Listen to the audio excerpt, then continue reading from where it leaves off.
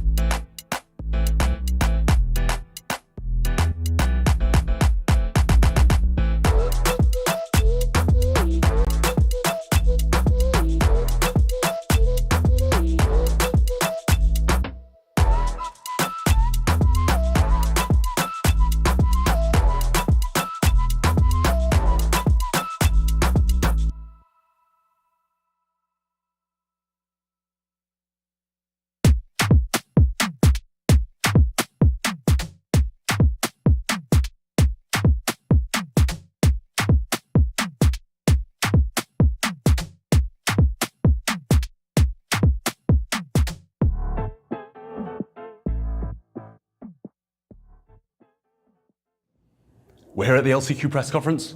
It's about to start.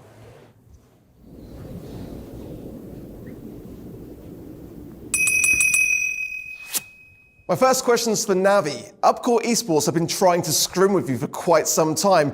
Would you like to respond as to why this hasn't happened yet? Hey, what's up with you guys?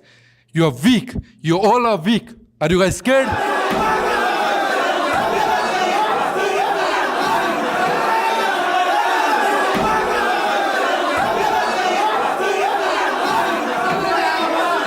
The tournament hasn't even started yet and it's already mayhem.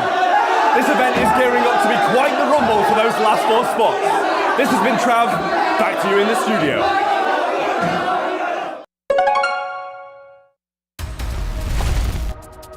This is your time. This is your chance. The question is, what are you gonna do with it? Think about it. Why stop now? I was just getting started.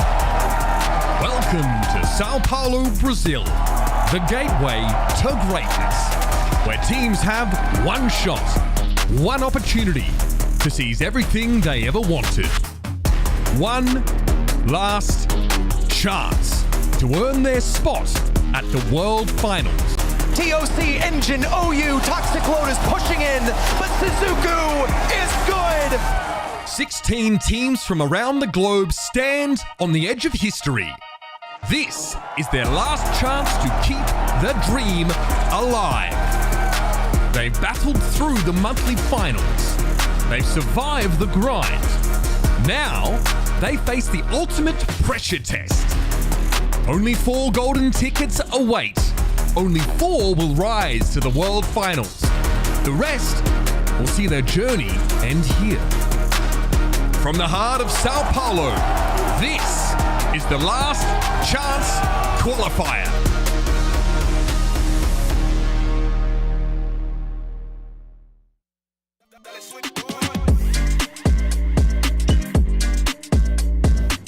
Salve, salve, BGS 2025!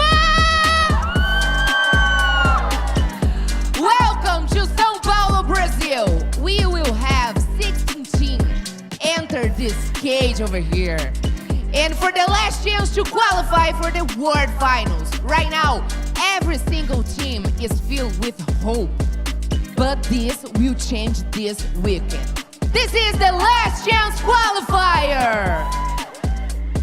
Estamos ao vivo, diretamente de São Paulo, Brasil, com o campeonato de Brawl Stars The Last Chance Carnival, Qualifier. football, capybaras, and Brawl Stars. Bienvenidos and welcome to the 2025 Last Chance Qualifier, live from Sao Paulo.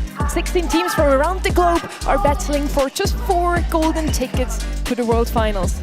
For the next 3 days, Sao Paulo becomes the beating heart of Brawl Esports.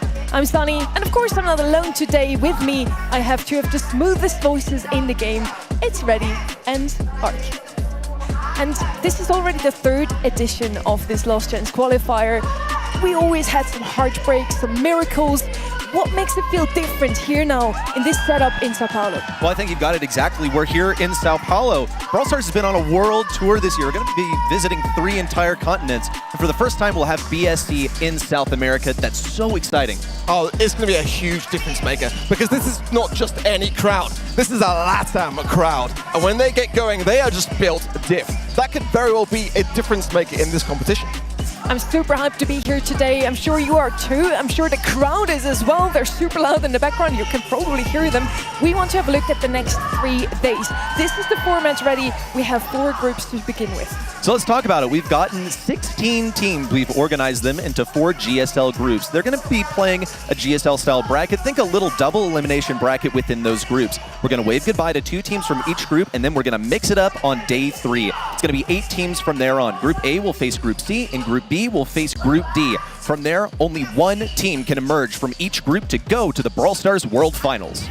And these are the groups, the most stacked groups we've ever seen at an LCQ. For many of these teams, this will be their first chance here of being able to contend in an LCQ position. For Toxic Lotus, for example, for the mainland China region, this is the first time that they've had to earn their spot at the World Finals. And in down in Group C, which many say is the group of death this year round, for Navi, for Reply Totem, you know, they are no strangers to LCQ. They know what it takes as an organization to go all the way and claim a golden ticket. It's going to be a very grueling process for Crazy Raccoon as well. We didn't expect to see them here.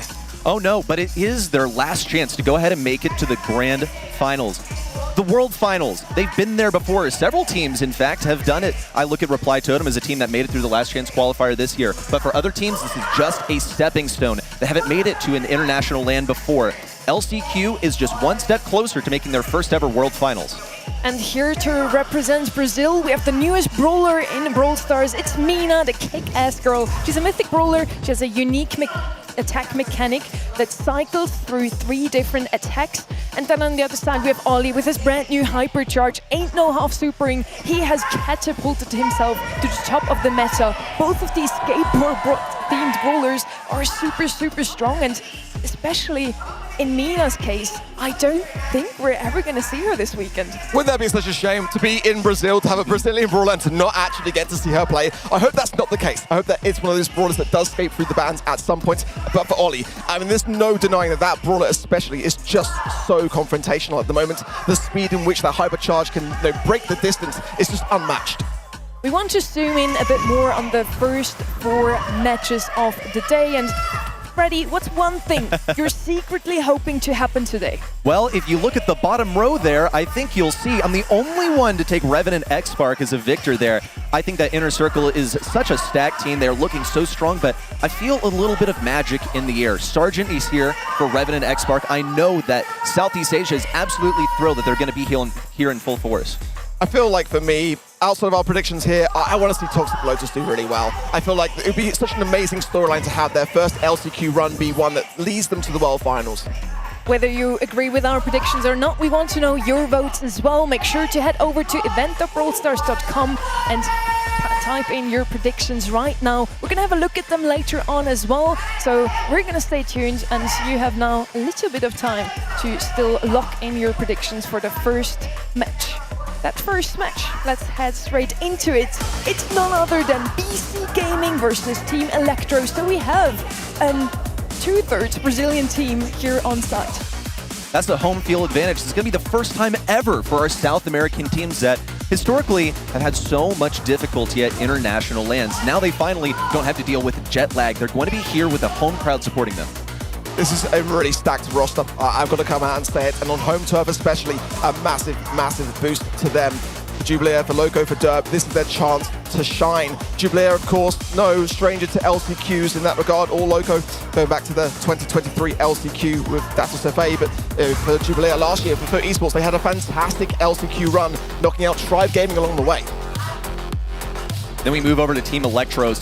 This is just one of the key stories of this entire tournament. Team Electros is a team that barely even made it here, of course. They made it through due to sort of a snafu with Elevate, and Rafiki is going to be the only real remaining member of that original squad at the beginning of the year, as Livy joined mid-season and Diego Gamer is to fill those shoes of Bilal. It's such an interesting team we're looking at here. A bit of a mix-up, but I feel like they still can stand strong on that stage. Is Livy the only one with some LAN experience, though? He has the most of all 6 players on stage, though, with 8 LANs under his belt already. And now we have a little look here again. On the left-hand side, we have this BC Gaming roster. They represent Brazil. They're playing on their home turf. This could very well mean they have a good chance to win today. I feel like, again, it is going to be that 4th player for the team. It really is. I think that the crowd is going to really spur them on. Again, a very advanced team in that respect. Got great credentials under their belt. Dirt being the newer player in that regard. A bit less experienced, but nonetheless, I feel like, as long as you're able to embrace that energy and bring it forwards into your gameplay, that's going to go a long, long way here. Definitely 2 players here that we want to keep an eye out for. Derp on the one side. This is going to be his first LAN showing, his first BSC appearance here at the LCQ in Brazil, in Sao Paulo. And then on the other side, again, Rafiki. We're seeing here they did not really think they would be making it into LCQ. They did not have as much prep time as other teams ready. You feel like they're still going to be ready for today? I don't think people are ready for what Team Electros is going to be bringing to the table. I think that there's been very limited time to get this team to mesh as a roster, but even still, they're great individual players. Rafiki and Livy have had plenty of time to deepen those synergetic connections, and then you also have Diego Gamer coming in from a World Finals qualifying roster. And we don't want to beat around the bush much longer. We are ready for our teams. We want to see those very skilled brawlers on stage. So let's welcome them to stage right now.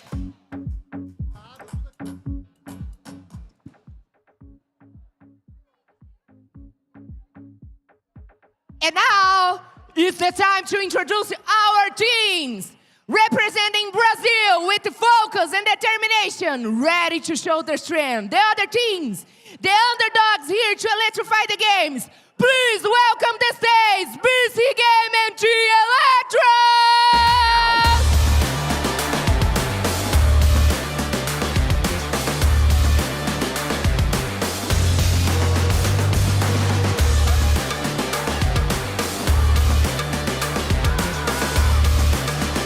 They're entering the stage and the cage that we built around those 2, ready for the cage fight. And yeah, especially Derp here, we're having a little look at him. He looks a little nervous, but he's still ready to throw down. Nervous is definitely like on brand because this is his first ever postseason ever. This is his first LAN ever for the guy. But he is a standout player from this roster. The other 2 have, been in international competitions before, usually actually going out in the early rounds. It's time for Dirk to prove himself. This is his first chance. This is how he's going to establish his reputation. And on the other side, we have Team Electros again. Also here, the Unk as Livy that brings in the experience. What do you feel like has been his last words to his teammates coming onto the stage? I think one of leadership. I think when you look at Livy's journey this year, it's been one that he's really had to battle through, starting the year, of course, with the Elevate roster with Punt and Zar, and then that disbanded, leaving him with no team after starting the year, being dropped from Tribe Gaming. A really, really tough position to find himself in to get to this place at all, and now a real opportunity. I think that they've got a very strong squad. It's just have they had the time to really come together as a unit. We see many people in the crowd rooting for BC Gaming. Makes sense since we have 2 out of 3 Brazilian players here in this roster. Team Electros, though, has our votes in the predictions. We all said they're going to take it. Why, Rick? It's been kind of a split decision, and this is one of the harder matches to call. Here's what I think. I mentioned that I think there are teams that belong here at LCQ. They're just outside of what's World Finals worthy, and then you have others that are on the come-up. And I think Team Electros is very much one of those teams for which Last Chance Qualifier is just a stepping stone to an eventual World Finals. The only caveat is that they're not here in full force with their original squad. Ducky's missing from the beginning of the year. You've also got Diego Gamer filling in for Bilal, so it's going to be tough, but I think they just might be able to eke out a victory.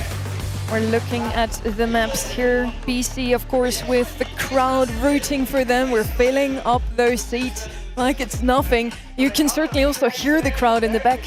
And Team Electros on the other side, two players that have never played at a LAN event. Diego Gamer would have had the chance, of course, with his previous roster Elevate at Brawl Cup. Unfortunately, he couldn't join due to visa issues. Now, though, he looks like he's not even that nervous. He's ready. And I read in an interview with Aslevi that he feels like Diego might even like the crowd. He might even use it to his advantage. And I met his parents, they're lovely, lovely people. A very, very polite guy, and I just love to see someone like him who's just worked so hard and achieved so much this year get another chance to qualify for a second time to the World Finals, let's be honest, and not avoid the elephant in the room.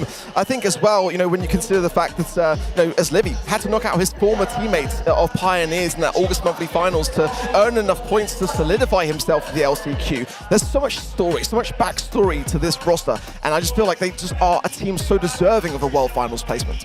I think we couldn't have chosen this very first match to kick off the LCQ today better, because those teams both have had some up and downs this year. Both of those teams have had some roster switches. Jubileo joining the roster also mid-season because Doritos drops out on the side of BC Gaming. He has been a great addition, as Livy as well though, so I really couldn't tell you how this is going to go down. I do feel like Team Electros has the edge here, but it's, yeah, honestly like a 51 to 49%. A really, really close one for sure. Just on the note of Team Electros, how difficult it was for them to make here, it felt like they were fighting some like supernatural forces just to make it to the stage because of so many setbacks over the course of the season. We've made mention numerous times of how, they're not here with the original squad, but, somehow the Brawl gods are at play. Diego Gamer eventually makes a land, though, in an untraditional way. There's so much at play here for Team Electros. I really, really am looking forward to seeing them play. It's always nice anyway to have South versus North America. Who's going to be the true America, The players are getting ready. We're just waiting for them to be seated. Electro starts into this as 5th seed from NA, BC Gaming 3rd seed from SA. That should technically mean they take it, no? 3rd seed beats 5th. It's so hard to tell when it comes down to being on the world stage, doesn't it? And how those regions are going to compare. I think one thing for me, for BC Gaming, was their key match versus Alpha 7 Esports in August, where they were just 3 points ahead of Casa Brawl at the time. So winning the match and securing it in the indirect fashion for Casa Brawl, I think that made a massive difference in sort of how that South American team prospect at the LCQ was going to take form. And in regards to that as well, Brabo, who was playing for Alpha 7, has now joined BC Gaming as their coach. So I think that speaks volumes for this region and how close-knit it really is. Well, I think there is definitely some unity around. We want to see our region do well on the international stage. And in previous years, of course, we have had to wave goodbye to some of those world spots for South America just because they haven't really shown up and done that well at the World Finals. So if it's got to be anyone, I'm looking at BC Gaming. They're top 4 in their region. I would honestly say aggressively top 4, unfortunately, because every single time they face Loud or SKC, with one exception in March, which was a weird one, they did manage to take a victory there. But besides that, they've always been top 4, haven't really managed to take down the front runners in their own region.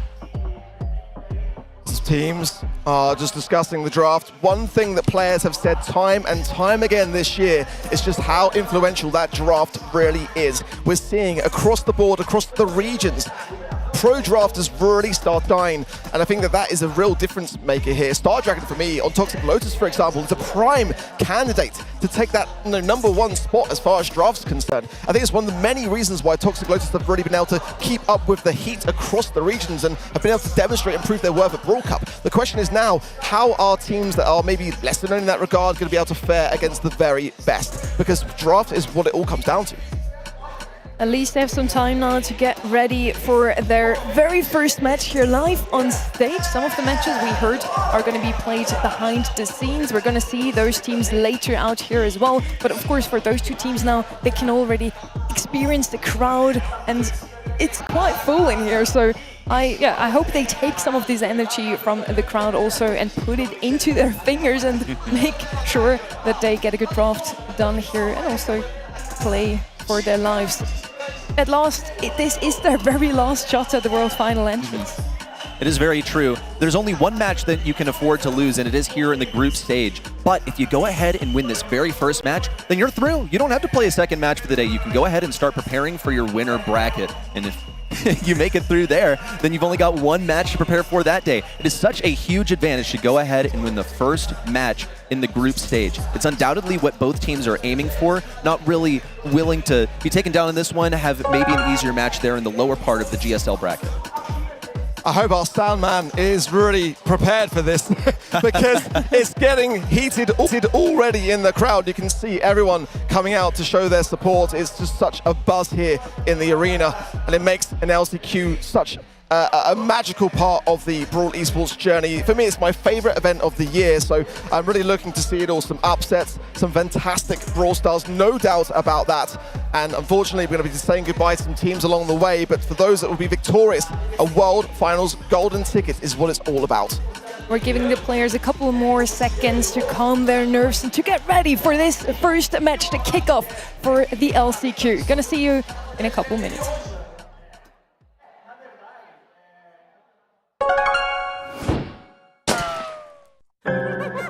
Trick or treat, trick or treat! Oh, this place gives me the creeps. Nothing to fear if I'm here, milady. Maybe we should have gone to the lava swamp. Trick or treat! Well, what will it be then? Trick! Oh, I have boo-boo tricks for you. Say hello to my friends on the other side. That's not good!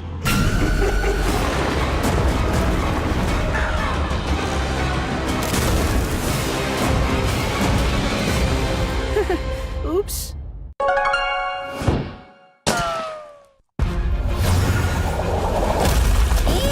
Lascou agora. Lascou nada. Vai que dá. Calma aí. Te acompanho.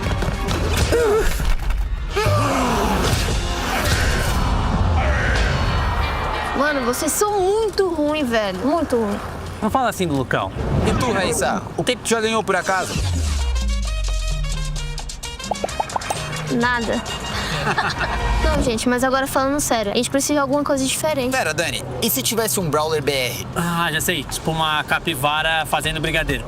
Não. Não. Um negócio mais com o nosso jeitinho, nosso gingado, assim. Eu acho que a gente precisa de uma mina da hora.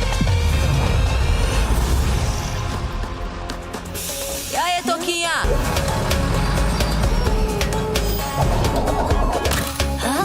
Mete o play, olha.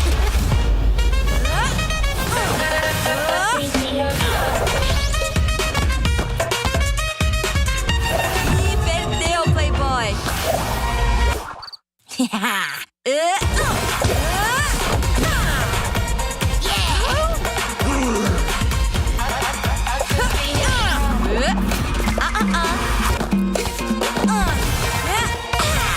Toma essa!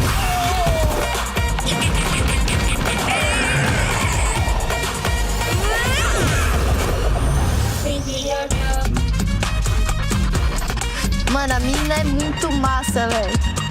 Tá legal esse vídeo. Gostei. Gosto. Windows and welcome back to the LCQ. I hope you took this chance to lock in your predictions. Get over to event.brawlstars.com if you haven't yet. Also grab some snacks and drinks. This first one is already going to be a banger. It's going to be so exciting. We'll get to see what one of South America's top teams does versus a North American team that really only started to show up in the second half of the season and only barely scraped by to get here because, well, one of their companion teams was disqualified from the World Finals. There you can see 79% in favor of BT Gaming, the home squad for this region. 21% for Electros. I think it's very skewed. I think that Electros are better towards a 55-45 in my opinion, but nonetheless, it's what we come to expect being in home turf. The home squad definitely came through here for BC Gaming. Let's see if they can actually take this one. I also want to see if we do have Mina or Ollie open, at least at some point today. They're both banned out on this one. Lumi's going to be the first pick. In Pinhole Punt, you really just want mid control. Maybe then, when you get a takedown, you can score. I'm looking at some of these bans, and look at the story that it tells. BC Gaming getting rid of some of those optimal first picks for Team Electros. You can see that Team Electros really actually wanted that Ollie because they went ahead and banned Buster. They pick up that Lumi because it's going to be a super solid mid. Makes it a pretty miserable matchup for anyone to play. She's going to throw down those maces and then let them sit there, right? Let the frozen areas simmer in case anyone marches forward. But here comes the Otis. This guy got a major buff recently. It's come into the meta massively so because of Bonnie, and being able to mute her out upon that landing is going to be quite influential here as well. I think Finks here could be a fantastic brawler idea too if Team Electros want to consider going with something along those lines. Kenji as well, very aggressive in that regard. Going to be a gust. That could be quite nicely actually combined with a Kenji as well. So I wonder, and it's going to be that very thing. I love that for Team Electros. Super aggressive comp here from the side of Electros. They have some range with Gus and Lumi to take care of that mid-control. Kenji with a bubble from Gus will be able to just go ahead and to make some space for his team. Now, BC Gaming, I would like to see something with a bit more range as well. Bonnie, of course, brings it, but she's also going to be a target, an easy one for Gus to farm super. I'm looking at some of these matchups. I think like a Cordelius could sneak in here. Hank is going to be the way to go. Okay, so very, can shoot through those walls, which is really the important thing that I was thinking about over here. Play around some of those lanes. So we'll see what Hank is able to do here. Undoubtedly, if we go to overtime, then that super is going to be absolutely massive. Not only that, but if Kenji gets right on top of him, that is bad business. You don't want to get hit by every single one of those fish torpedoes. It's a great time for that final pick as well. Cordelius is a brawler which has been really coming into the meta strong, and that Hank is now going to have a bit of a better time amongst things. I do love this Electros comp though. I think Lumi, especially being that first pick brawler, it's still in such a devastating place. We saw it so little of her at the Brawl Cup, and I think it's going to be a brawler which could be that first pick now that Otis, brawlers like Mina are so strong in the meta. Well, here comes the first push in from Team Electros. It's Rafiki to get in. Loco needs to be denied that super. Rafiki bounces off the wall. Is Livy and Diego Gamer with a wide open goal. And they'll run down this clock just a little bit too. You saw BC Gaming immediately implode as a composition here. Team Electros surrounded them and crunched them into their spawn. Good fast about to start, but look at this. Derp stunned out, and the aggression now shining through for Team Electros. Gus shield as well as the Kenji splice from Rafiki. I love him on these kind of brawls. A lovely dash for the ball off the line by Loco. A mute just in the nick of time there for BC Gaming. So close to a goal there for Team Electros, but they've got all the positioning that they want. Really, the tempo is going to surround Win as Livy throws down these gadgets. He's got sort of the left lane now focused down, and Loco's gradually pushing forward. On the right side, Jubileo. Whoa, that super is baited. Rafiki has to abandon, though. On the left side, Diego Gamer receives that super. Derp now pushing in as Livy's looking for the combo, and Rafiki helps out with that kill. It's 3v1. Now Jubileo is going to be staggered on the respawn. Diego Gamer's got plenty of shield looking to walk it through, but once again, dead on the goal line. That was a very important hypercharge there for Loco, but now stunned by Livy, and a perfect morning star there. Continued aggression for Rafiki, considering to dash in, hypercharge for Livy, but no super. Maybe he's one shot away, but he's not been able to earn it, so a little bit of a waste as Derp jumps in and punishes him for it. Derp's still alive. Rafiki's trying to change that hypercharge style onto Loco. That's one down. Now receiving the pass. Rafiki with the Hozumaki healing just in the nick of time to score the goal. And the first game goes to Team Electros. Rafiki is so dangerous. You cannot turn your back on him. And he just kept going time and time again, and there was only so many times the BC Gaming could stop him in motion. They've got to have to really knuckle down this time to secure it, because again, he's just so slimy. Look also how those lane matchups have changed. We'll see that initial takedown for BC. Whoa, that's an early goal for BC Gaming! Jubileo knew exactly the lane matchup that he needed. No longer on Rafiki, and you can see Rafiki go over the right side, but it's just a prediction. BC Gaming also knew to play musical lanes here, stick Jubileo onto the left side for a much better lane matchup, and you'll see Rafiki rotate over there too. And that was the goal, to wake up the crowd for sure, as we thoroughly expected. And that's what BC Gaming need in this position. Being behind is not what you want to have in your first set. There's Livy low here, a jump in as well. He's been able to ring around the Rosie here. The ball now with Loco. Can he get it forwards to Jubilee? He needs to actually heal himself up a little bit here. Fat Splatter not going to connect with this Livy, who's low on 61 HP. Here comes Rafiki on the right side, soaked up that first bubble from Jubileo, was attempting to push in, but why is the guy fighting a 1v2? He's way estranged from his team. It's not going to be a goal for BC just yet, but they're in the correct position. Jubileo's charging up a bubble. He's got the torpedoes to punish any sort of Kenji that might find himself over there. You can see Jubileo's rotating away, trying to get over to Guts. He's stunned, and now here comes the ice from Lumi. It's just going to serve to back things up. Rafiki also baited out here. Going to pop that super, attempt at more damage from Loco because that is his main enemy here, but still cannot get that kill down. Team Electros are not in control. There's a hypercharge coming on here for Derp, but he needs to be able to earn back his super to be able to make use of it. A body jump into the goal mouth would be devastating here for Team Electros, who have got to now play defense. Loco as well, having no mute, is going to be troublesome. He can't go as aggressive as he would like to on that Rafiki lane side. Jubileo there, just coming in, finds the connection now to Diego Gamer as well, pushing forward still. Derp coming in for support. This is the prime opportunity to pass the ball through, and it's straight to the hands of Jubileo, who scores it. All tied up here in set number 1. Team Electros have a real match. They surrounded and crushed BC Gaming in that very first game. BC knew exactly how to respond. They fire back with lane swaps. That is what they did the entire game. I call it musical lanes. You'll see Jubileo rotates over to the right. Not the greatest. Rafiki is over there. Rafiki's going to try and take advantage of this early game interaction as Livy's also attempting to assist.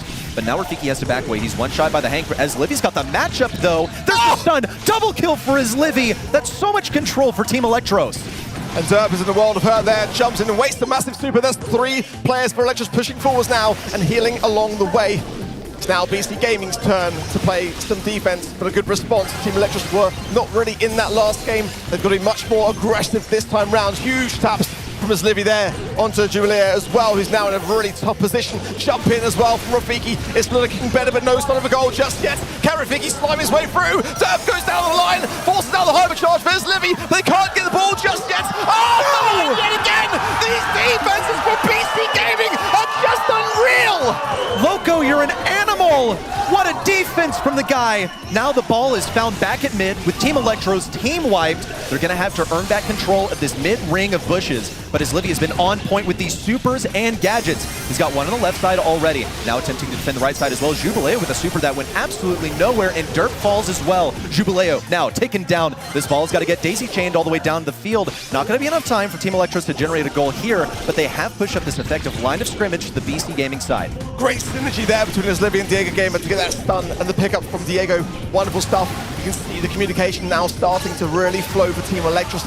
Back in a very affirmative position. And the clock just coming down to about 50 seconds. If they can get to goal here, they wouldn't be leaving much time for a response. Some great ice on the field now as well, forcing the hand of BC Gaming into a corner. Great taps, Diego Gamer in a fantastic flank spot on that right-hand side, and continued aggression from the Cookie Popper gadget, hypercharge now as well, and this should be the goal for Team Electros. Going to buy down the clock, as you absolutely should, leaving just 30 seconds for that response. Looking at the utility for both sides, it's only Jubileo with the super. Rafiki has one to respond. He's going to try and isolate Loco by the looks of things. Already gets that shield from Diego Gamer. Now in with the hypercharges, Livy looks for one. Jump away from Derp. Rafiki intercepts. The ball passed to the back left. Jubileo has to retreat. There's not enough time. Loco's got to heal up and gain positioning. It's going to be their third responding. Double kill for his Livy. Not a chance in the world of BC Gaming coming back here. Rafiki pops the hyper just to put some extra hurt on him for the final goal. And Team Electros, this team split apart at so many different times, prevented from coming here, have already kicked things off with a set victory. And that set was earned with some serious style points between the end as well. And going into the next set, that's what you want to have on the side of Team Electros. They didn't need a second goal, but they still played for it as if they were on a tied ball game. Look at the stats now coming through as well. A great game for all 3 members of Team Electros. 9, 10, and 11 takedowns for Diego Gamer there as well.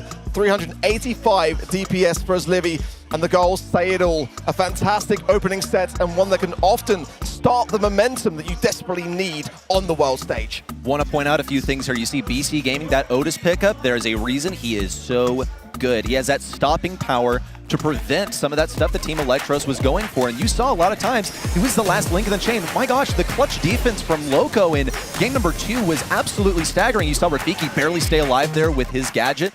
The mechanics have been on point. We had doubts about the synergy. It's only set 1, but I'm beginning to believe. I feel like there is definitely some fuel in the tank though for BC Gaming. They've got the crowd on their side, and these defenses were just impeccable. I mean, look at that. Unreal. Really, really fantastic gameplay. And that just goes to show how troublesome that first set was in regards to just how well Team Electros were playing. But if BC Gaming can kind of leave that first set behind, take the benefits and the positivity from it, but I think that there's still plenty of sets which could go the other way. It's just a very tough way to start things off for BC Gaming. They're going to have to very much reset mentally here. I'll tell you what, though, they got a game victory. That means that they do have a horse in this race. They weren't completely, taken down in that draft phase. They still can do it. We're going to be moving to Ring of Fire for set number 2. This is going to bring a different dynamic from what Brawl Ball had to offer. Brawl Ball was all about movement. Ring of Fire, it's all about control. But in many cases, those movement brawlers do have their home in getting inside some of those bushes on the enemy side. And Ark, we were talking about this in the green room before the show. You mentioned that South America loves their movement brawlers. They just gravitated time and time again towards brawlers like Stu, and again, Mina is that very same idea. Another reason why I feel like they're going to want it, but I don't think that anyone is going to let them get their hands on it. That's the difference. And I think that, when we see things continue towards the later part of the day, it's that kind of troublesome brawler that might not be the best brawler everywhere, but teams don't necessarily want to take the risk.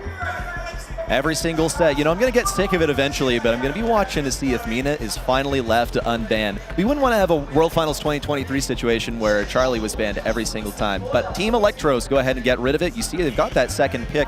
That's the indicator. You never want to let your enemy have it as the first selection. Note also some of the other things. Colonel Ruff's banned by BC Gaming. Colonel Ruff's is so good as a 2-3 pick because you can go ahead and pair it with something like Ollie, for example, which is just awesome, even in a long-range map, because now Colonel Ruff's is even better. You can get good lane matchups on this map. We'll see Crow as a first selection. You brought this up as one of the top picks right now. It's going to be great for just getting some general control around mid. And a very LATAM brawler pick as well. It's been one of those which they would champion even when it wasn't meta. So I like the idea of it. The slow, the poison, especially with the amount of bush on this map, makes some sense. Team Electros, some big heavy hitters out of the way, but I like an Ollie on this map. I think it wouldn't be the worst of ideas to consider it heavily. The hypercharge is absolutely devastating. Bonnie going to come in for their first brawler pick, and certainly one that's got just so much more agile now since the rework. It is pretty much, in many of the maps and modes, a first pick worthy brawler, so I've got absolutely no quarrels with that whatsoever. But I want to see some aggression, some up close and personal brawlers coming in for Team Electros, because Rafiki, he is that guy. And Ash, something like a Buster would be great as well here, I feel. That would be, what I would be thinking. Yeah, Buster, and I think especially as a last pick, like just in case BC Gaming go ahead and go for that Ollie, don't want that snatched away from them. Byron is now here to play. This guy is a mainstay in the meta. We talk about like what's meta right now, and guess what? Like 2 years we've been in a hypercharge meta. This guy's got a hypercharge recently. It's absolutely nutty, and he can also heal like teammates with it. I think people keep forgetting that because it's just used to insta-nuke other people. That really speaks volumes as to what you were saying about saving that kind of tankier brawler for that third and final pick. And by doing that now in the second pick Byron, I think that BC Gaming have really got to batten down the hatches with a big tank counter here. I mean, B wouldn't be the worst idea, going to go for the Kaze as well. I like that brawler pick for them. That's going to allow a lot of flexibility to just really go for that jugular in those bushy areas of the map and just flank around. Not really necessarily worry about the deaths, but just ensure that you get at least a trade. Coming in now with a third and final pick for BC Gaming. Kaze, she's all about pressure and assassination. And guess what? I see something that's, well, one of the major vulnerabilities for Byron. He doesn't have any sort of CC, no way to blast things away. So are we really concerned about feeding him a super? Not that much. He's going to get it anyway. It's all about taking down that Byron. That's the lifeblood of the team. Byron's going to be played in a way that supports another brawler. I don't think there's really time for them to about face and go for something different here. They're going to go ahead and be facing a Gus here. BC Gaming know what's up. It's all about the synergy for these guys. And a good, solid mid. They're going to stack a couple guys at mid by the looks of things. Could they go Meg maybe here? I think the Gus is maybe a bit of a deterrent of that very idea, but I like the idea of this Byron. It gives them some flexibility. Buster, yeah, I said at the very beginning, because I feel like that brawler is often forgotten. And certainly in modes like Hot Zone, having that shield, having the ability to deflect, and when you can see the big picture looking on the other side of the field, there is no thrower. They are the biggest deterrents of a Buster, and they have the time to consider that tank wisely. It's very dangerous what Team Electros have cooked up here. Yeah, I also look at like Team Electros' bans. I mentioned it already, but Ollie left completely open here. Rafiki is an excellent Buster. In fact, I think every member of this team can go ahead and play a Buster, but they didn't really mind facing an Ollie here. I'm gonna go ahead and say that. They didn't leave, Colonel Ruff's banned on their side. BC Gaming went ahead and did that for them. Let's get into it. It's set number 2 here between BC Gaming and Team Electros. Team Electros already up by 1 set. BC Gaming not gonna go down so early. They're here with a renewed fire after that first one. And already, first shield goes out. Jubilee on that right-hand side will fall. And again, all 3 members of Team Electros playing together as a unit. This is why the Buster pick is going to work so fantastically well. They're just all clustered on that mid, playing the objective. Despite the fan storm here, they're still going to be very much protected by Rafiki. And Rafiki, look, he's gotten the hypercharge pretty much for free by staying close to his teammates. Going to look to take down Jubileo, who intelligently uses that super to get away, as Livy solos Derp, who gets his super on the next hit and blasts him away. But Team Electros still have this aggression. They have the positioning on the point. They are fighting a 1v2. Diego Gamer's trying to get that takedown, and Loco will be successful now. The hypercharge, that's healing and that's damage, but he's just going to use it for healing. It is a classic Byron and tank strat, and it's working so well for Team Electros as they play as pretty much a big blob.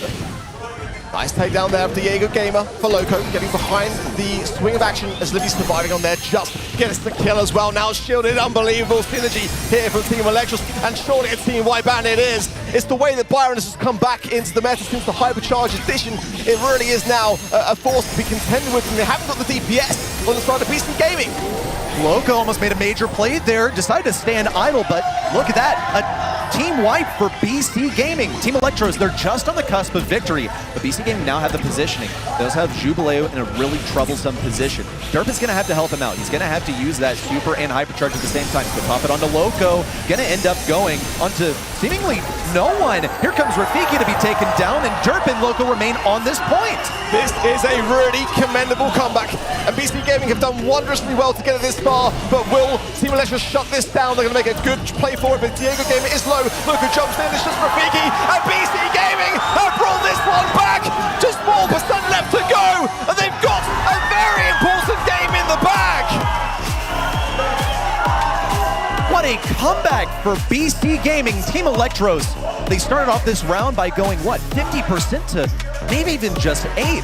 And the way that they stuck together in this big blob, it was like watching a Gar.io. They know how to stay in a circle and give Rafiki that hypercharge for free. And it worked. I mean, as soon as they were remotely challenged for that position, they popped the hyper, they popped the super, send Rafiki forward, but it dissolved. They were baited out of the super. Loco knew exactly when to go for the hypercharge. Once again, Jubileo taken down immediately. It's just like what happened in game number 1. And that is Brazilian experience in a nutshell, isn't it? Just not really being deterred by the situation, always coming in there with a smile on your face and giving your all. But now, Team Electros 25% on the zone, and now being a little bit more cautious this time round as well. Rafiki gets popped there by the cookie popper gadgets of the Gust, and forced back himself. Good tap from his Livy. Hypercharge for him. Can he find the connection? No! A bit of a waste and good taps nonetheless. But it's the gadget there of Rafiki, the slow-mo replay, which comes in clutch.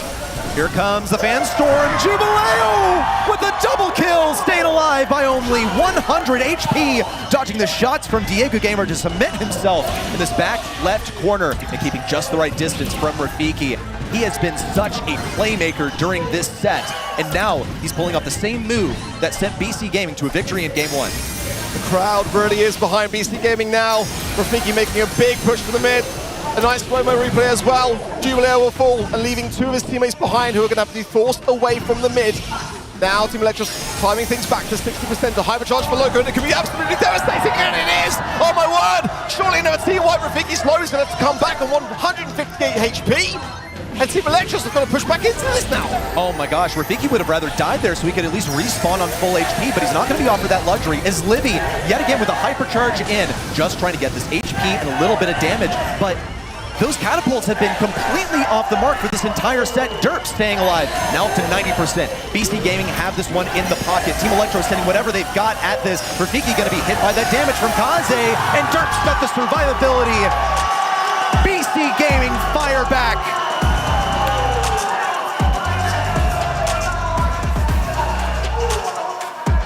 The crowd erupting for their home squad. And what a commendable comeback each and every step of the way.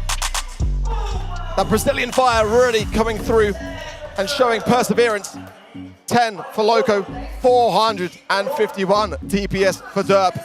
He really did give a great matchup to Livy. Livy missed that shot towards the end as well, which is quite devastating. There may have been an open door for Team Electros, but BC Gaming really showing their worth in this set. I don't think Team Electros, whether they really identified it, because I watched the same thing happen twice. You see Crow jump in, they're all stuck together. Hypercharge from Crow is going to pierce everyone in that radius. It was their undoing 2 times in a row. And in game number 1, I watched Rafiki get baited for that shield, and then just like clockwork, Crow was on the case, dealing damage to the entire enemy team with the Hypercharge. Hats off, I gotta say it to Crow. Loco, a maniac for his performance here. What a great match to start the day. You can just see how closely matched both sides really are here. It's anyone's for the taking. Team Electros, a fantastic start. But BC Gaming fighting back under pressure is what you love to see. And now going into this third set, it's going to be Hideout. It's anyone's for the taking. As we get ready for Hideout, I want to remark on one of my major criticisms of BC is that, honestly, throughout all the monthly finals that I watched them in, they were good, but they never really blew me away. They never really struck me as a team that's making it out of the last chance qualifier, that has something special here. But after what we just witnessed in that set number 2, I'm beginning to believe, not entirely convinced BC Gaming, but I got an inkling of an idea that they've got what it takes. This does really need to be a Team Electros set for me. I think with the crowd so heavily behind BC Gaming here, they cannot really afford to drop another set. Maybe it's okay to go to the 5th and final set. No one really wants to be in that position, but under the circumstances, I think they'd settle for it. But this has got to really be one for them. Otherwise, turning things around to take it there themselves, it's going to be a really tough ask. Very much is. There's a lot of different stuff that you can play here as well. Some brawlers that are not usually too highly ranked can rear their ugly heads over here. You know who's not appearing? Mina. Will she ever is really the question. You can see BC Gaming have gone ahead and given this ollie to Team Electros. Team Electros banned out that Byron, but Colonel Ruffs is wide open. And let's talk about Colonel Ruffs. What makes him so good? Well, first of all, we're in a hypercharge meta. It's all about getting that hypercharge to those busted brawlers so they can have that without having to earn it. Second of all, now he's got additional projectile speed in the last patch. It means he's going to be able to fight those long-range interactions way better. But as long as BC Gaming never give a good Ruffs lane, then it's completely off the table for Team Electros. Young going to come in for BC Gaming now.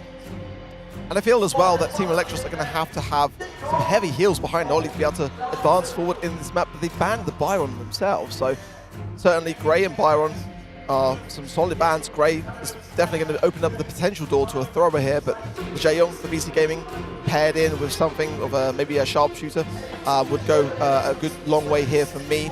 Let's see how they kind of feel about the situation themselves. Angelo, that's a great sharpshooter. It is, and you know what? I saw some cheese with Angelo. I saw Kit Angelo, something that we haven't seen in the bans just yet. I think it's a pretty intimidating one. It's not a noob killer.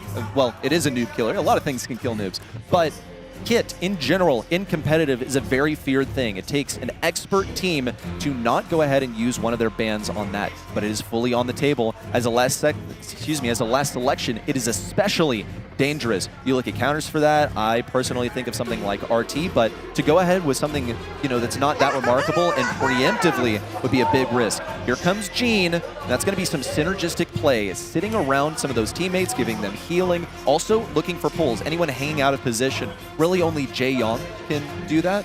And I think also just like looking at what we've seen so far from these teams, I'm still anticipating who is going to get that blue star first. By the looks of things, it'll be Derp right now. He'll speed himself towards it, but there's still room for someone else to go ahead and claim it. I feel like maybe Team Electros would have liked to have had the Jaeyoung synergy with that Ollie pick. Bell going to come in. So settling then for the healing of just the Gene. It could place Ollie in a bit of a tough position here. I think maybe some aggressiveness from Team Electros, maybe some deaths before having that hypercharge might be on their playing card. And in Bounty, that's a really tough game mode to do just that. You're going to be giving over stars continuously and losing the objective in the process and just banking on that big turnaround towards the end. So BC Gaming with the Charlie is a direct shutdown there for the Ollie. I feel like BC Gaming have got a fantastic comp. The only weakness for me, really, is that slow reload speed of the Angelo. They've got the maneuverability and the versatility of having that Jae-Young in the mix and the defensiveness of that Charlie into what is a really quite a brutal brawler in the meta right now with the Ollie. But the Bell is a safe pair of hands. It's going to definitely enforce the idea that BC Gaming cannot cluster together. So I like both sides. The Ollie is going to be dependent upon how much they can weevil around this Charlie.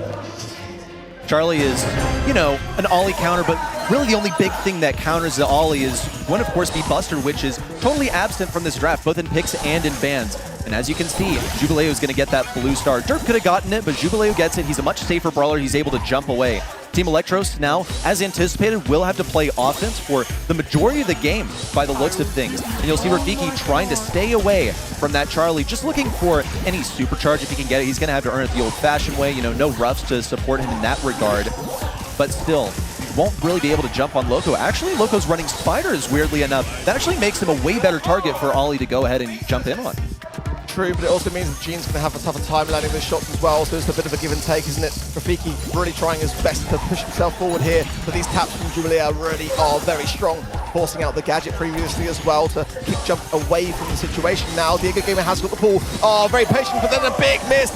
Maybe should have gone for that a bit sooner, but nonetheless, Team Electros will stay in position. Rafiki now pushing forwards with the super, will find the hypnosis down to Loco, and that's got to be a takedown, surely. There it is, but now he's got to be evacuated on the right side. Here comes Search and Rescue. Diego Gamer with that healing radius to get him in the safe area. And Rafiki, off of that interaction, has also gotten a super of his own. Now, BC Gaming pushing forwards and looking to find that connection.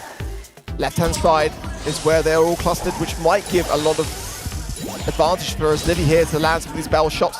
But it is just the one star that separates these two teams. So if BC Gaming can time this right and just get that final, oh, I was going to say final kill, and another missed magic hand by Diego Gamer. They can't keep doing that. Not at all. They barely got any time to afford here, just 10 seconds remaining. Rafiki's gonna go for it, solo on the Derp, but where's his support? Here comes Diego Gamer on the right side for the kill. Jubileo also in a dangerous position, doesn't have the DPS to get rid of Rafiki, and here comes Diego Gamer with the hypercharge just to keep it safe. That final aggressive push in from BC Gaming falls flat on its face because that's not what this comp is designed to do. They are purely defensive, and when Ollie's able to go in aggressively and be retrieved by his teammates in the same go, that is the win condition for Team Electros. Soon as Team Electros had that first sign of a kill, they did a very good job of staying firm with it. They've given up the blue star yet again. Going to allow BC Gaming that at least. It's Rafiki and his Liddy double starting this right-hand side lane. Loco's so low here. He might go down, he does. And Rafiki's not done yet. He's going to go in. Oh, Weekend Warrior comes in clutch for Derp. What a great time for that gadget to come through.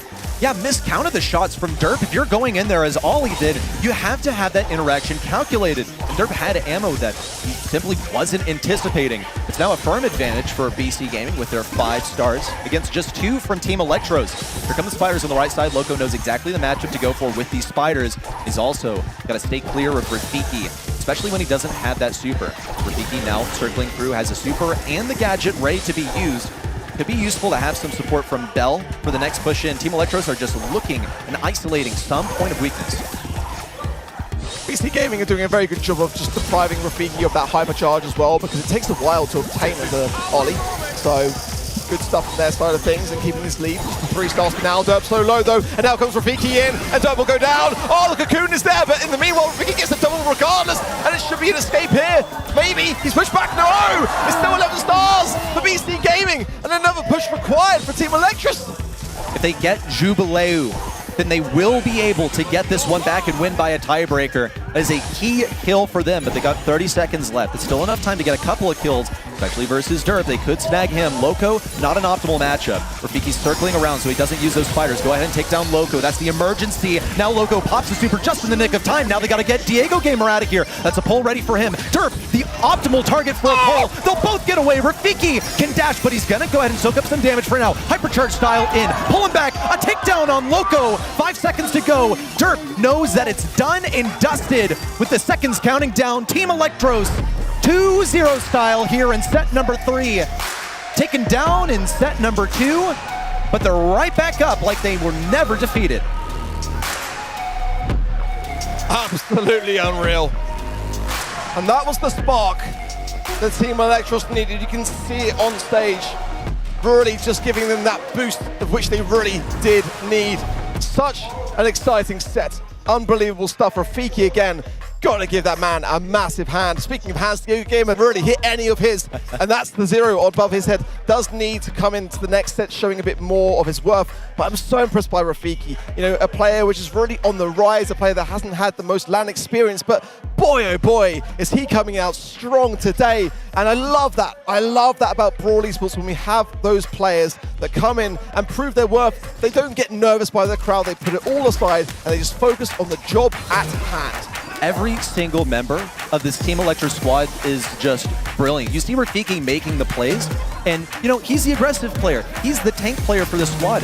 A lot of teams have actually struggled with that in the past. How do I enable my player that's really the best at tanks? And I think Diego Gamer has been an excellent lane support. He's so stable. And then you have his Livy, just a phenomenal drafter and holding his own lane in the same time. We'll see Rafiki and Diego Gamer, this pairing on the right side. Interesting considering that Diego Gamer is the newest addition to the team, and seeing them play together on lane, I think once more quells the doubts that Diego Gamer, is he really going to fit in on this team?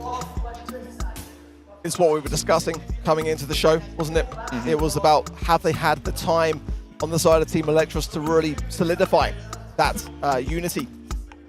And that could have just been an offset for him. Just give him the chance to show a bit better. Maybe G's not the best of brawlers for him, but really in this meta, where Team Electros are thriving is with the up-close and personal brawlers. And that's where BC Gaming need to put a stop to this. They've got to be able to really focus much more attention in out-drafting Rafiki specifically.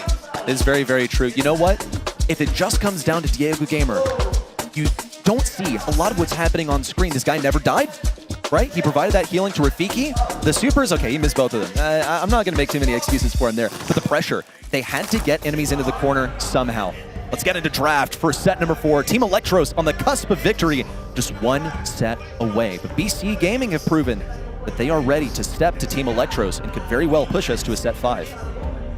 Lumi banned on both sides, the Kit, the Kaze, the Cordelius, which I think will show a lot more later today. It's definitely one of the biggest brawlers currently in the meta.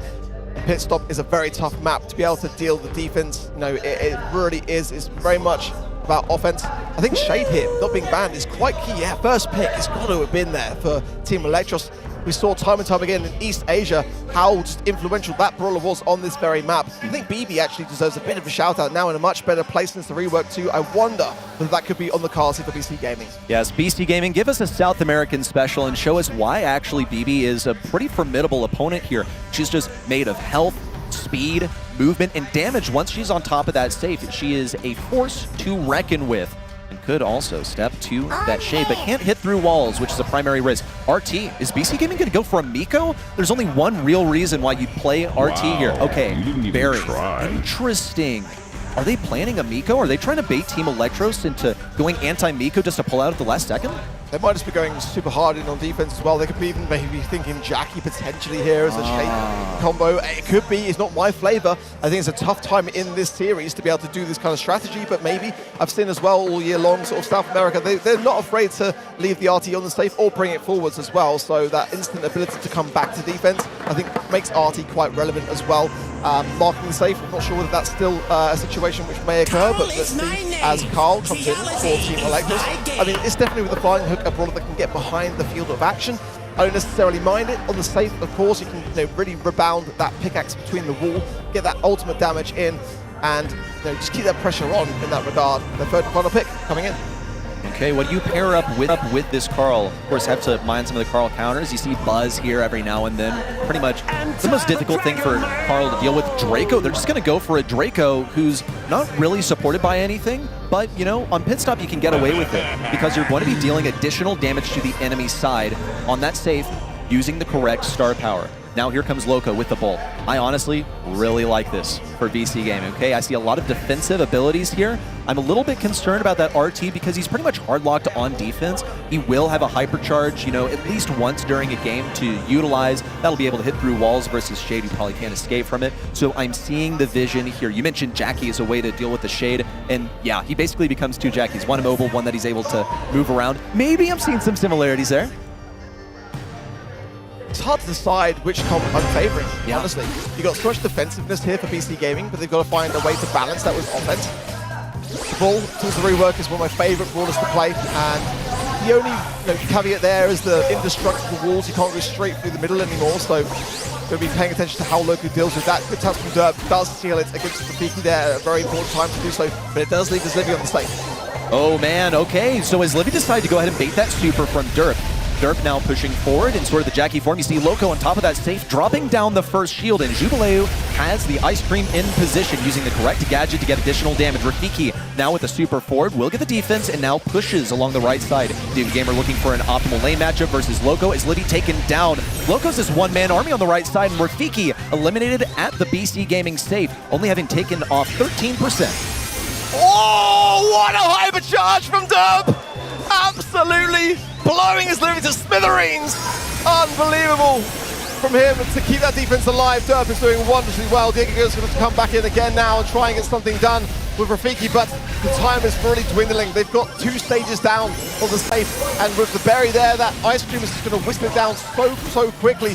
Now they're almost down to the 1 stage left as Team Electros are bang in trouble. This is not looking good for Team Electros. They're almost down to that final shield. Here comes Loco around the left side. Such an awesome matchup for him into his Livy. And now the hypercharge from Rafiki. Looking for 1, now for 2. Onto Barry on the top right. Diego Gamer also attempting to play defense versus Loco. Even had the hypercharge, but Loco is him when it comes to these dashes. Is Livy trying to tank some of these shots and will get the defense. It's down to just 2%. Derp knows that he can get this already. Hypercharge forward, and no connection. Diego Gamer still attempting to defend, but it's a fruitless effort. Jubileu has that last tick of damage. Is BC Gaming taking us to a set 5? I think if you ask the crowd, yeah, they're taking the whole thing. Unreal though. I mean, Derp on those defenses, it was actually Diego Gaming he took down on the Shade, but it was just such an immediate response. And every time he was able just to continuously lock down his opposition and go on the aggressive towards the end as well. I think that was, again, something that South America are quite keen to do, get that balance. But I think Electros is shaken a little bit by this. It's not quite going their way. Let's see now, a big advance on his left-hand side now, utilizing the Ice Cream of that berry for Loco to be able to advance forward to try to get onto the safe. Rafiki playing this break on defense now, the flames coming in and going to force out the heal of the berry gadget too. These flames are not really tickling BC Gaming because these heals are just too strong. They're on point, and Loco's able to break down these walls. Whenever Shade is in an open area, it is a massive risk. You have to wonder whether Team Electros felt like it's too dangerous to leave this open. It's not going to play well, but we just have to go for it. Well, Diego Gamer's looking for a little kill here on the Loco. That's going to be sort of an attempt from Jubileu to keep him alive, but it does not come true. Now Diego Gamer, finally, some damage on that enemy side. Derp attempting to get in range also, but now the hypercharge round from his Livy is going to be the priority.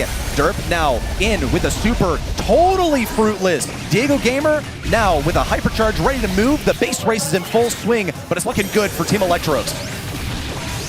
Damage rains in, and that is enough for Team Electros to be able to equalize this set. So a match point for them. That is huge. I don't know whether they feel less convinced by this comp, but that was a much better way to approach the set. If they can just get 1 more in the bag and deprive this 5th and final set occurrence, because if it's there, I feel like the crowd is going to ignite BC Gaming. It can be so tough. This has got to be the place to deal that final nail in the coffin. Match point, and Team Electros had figured out how to play into this BC Gaming strategy. That's how they took it down in game number 2. They knew that they had to play as pretty much a big blob. They're looking for those early game interactions to go ahead and get some supers of their own. Is Livy now pushing forward? This is actually looking really close to game number 1. In fact, this exact thing happened on the left lane in game number 1. But Rafiki unusually has stuck around the right side, and he's going to be dodging these shots from Derp. Meanwhile, on the home front for Team Electros, it's a lot of damage coming in. Now, past that 75% mark, and the first shield is baited out.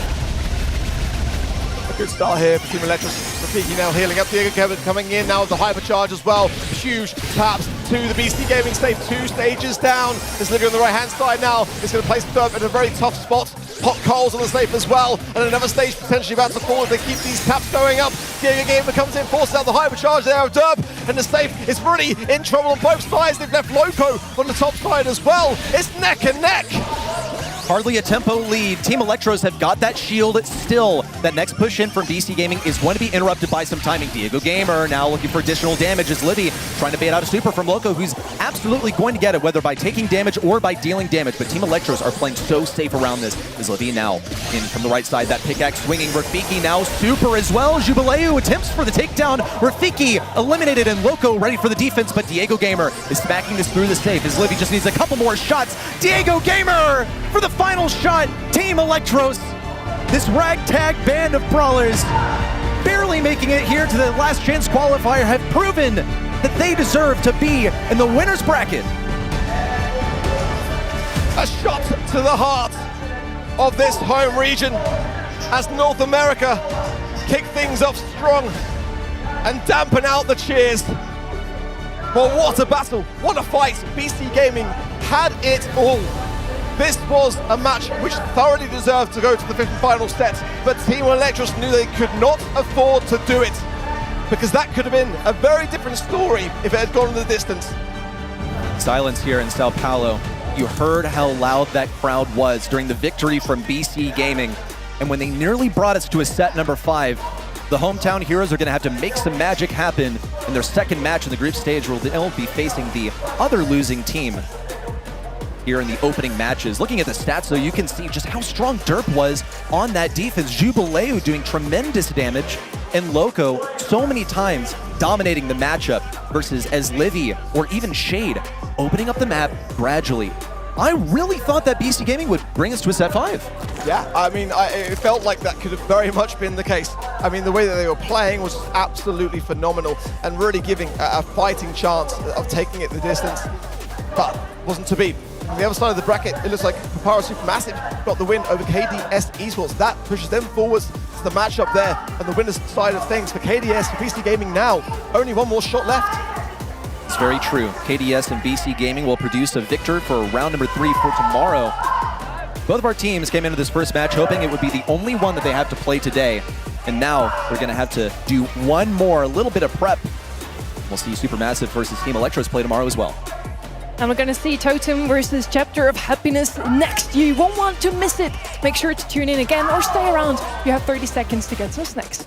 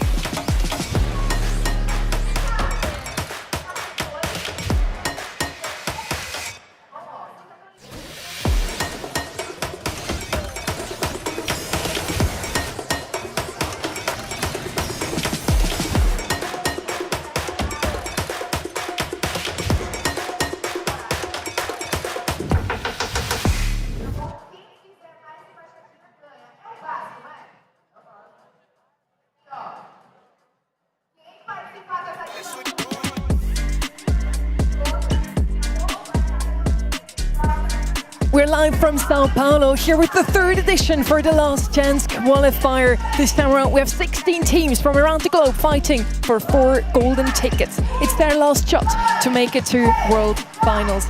And yeah, if I was training for half a year or even more for the whole season to make it to World Finals, I would want to make it today ready.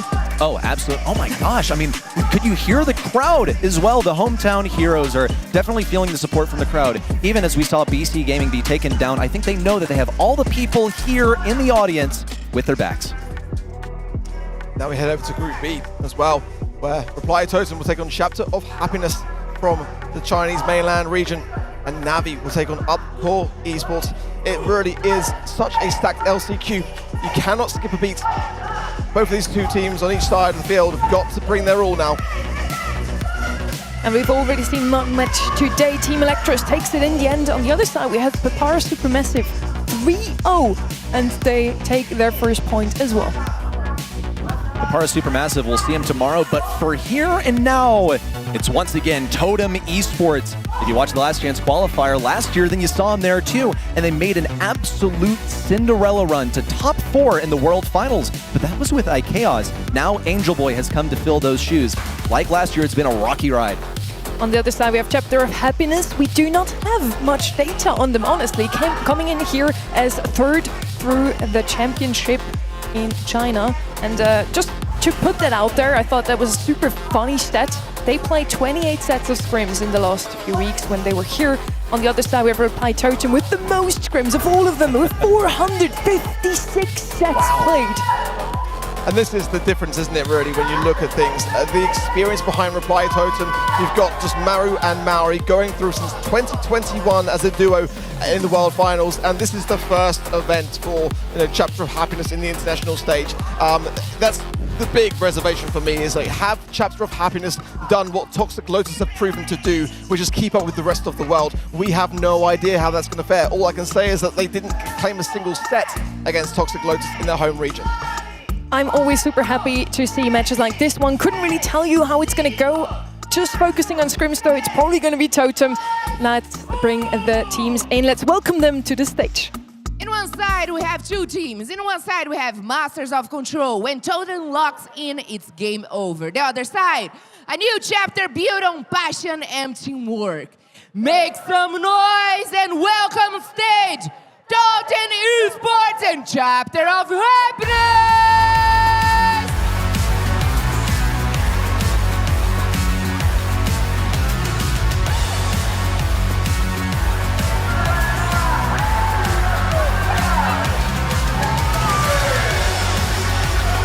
Reply Totem versus Chapter of Happiness, EMEA versus China. As you mentioned before, we have Toxic Lotus that absolutely popped off at Brawl Cup.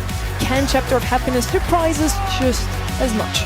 Plenty of surprises here. I think I'm expecting to get surprised in the middle of the match as well by Chapter of Happiness, considering that we have so little to go by in terms of scrims. I mean, they popped up only in the second half of the season in mainland China. They're a total unknown. Diu Qiang, 10K years in Valentine. Meanwhile, across the road, it could not be any more different. Totem, an absolute dynasty, not just in EMEA, but in Brawl Esports as a whole. They are 7th in their region, didn't qualify for February and August, and still made it to LCQ. They can thank Humble and SK's performance. They got those 2 spots for the EMEA region at World Cup.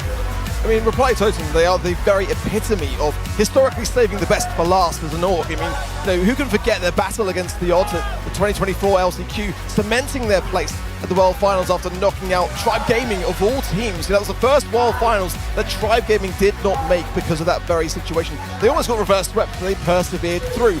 And Angel Boy, was the shining star of all the players at LCQ 2023. He knows what it takes to earn a golden ticket and see it to those World Finals. So if there's anyone that can do it, it's him.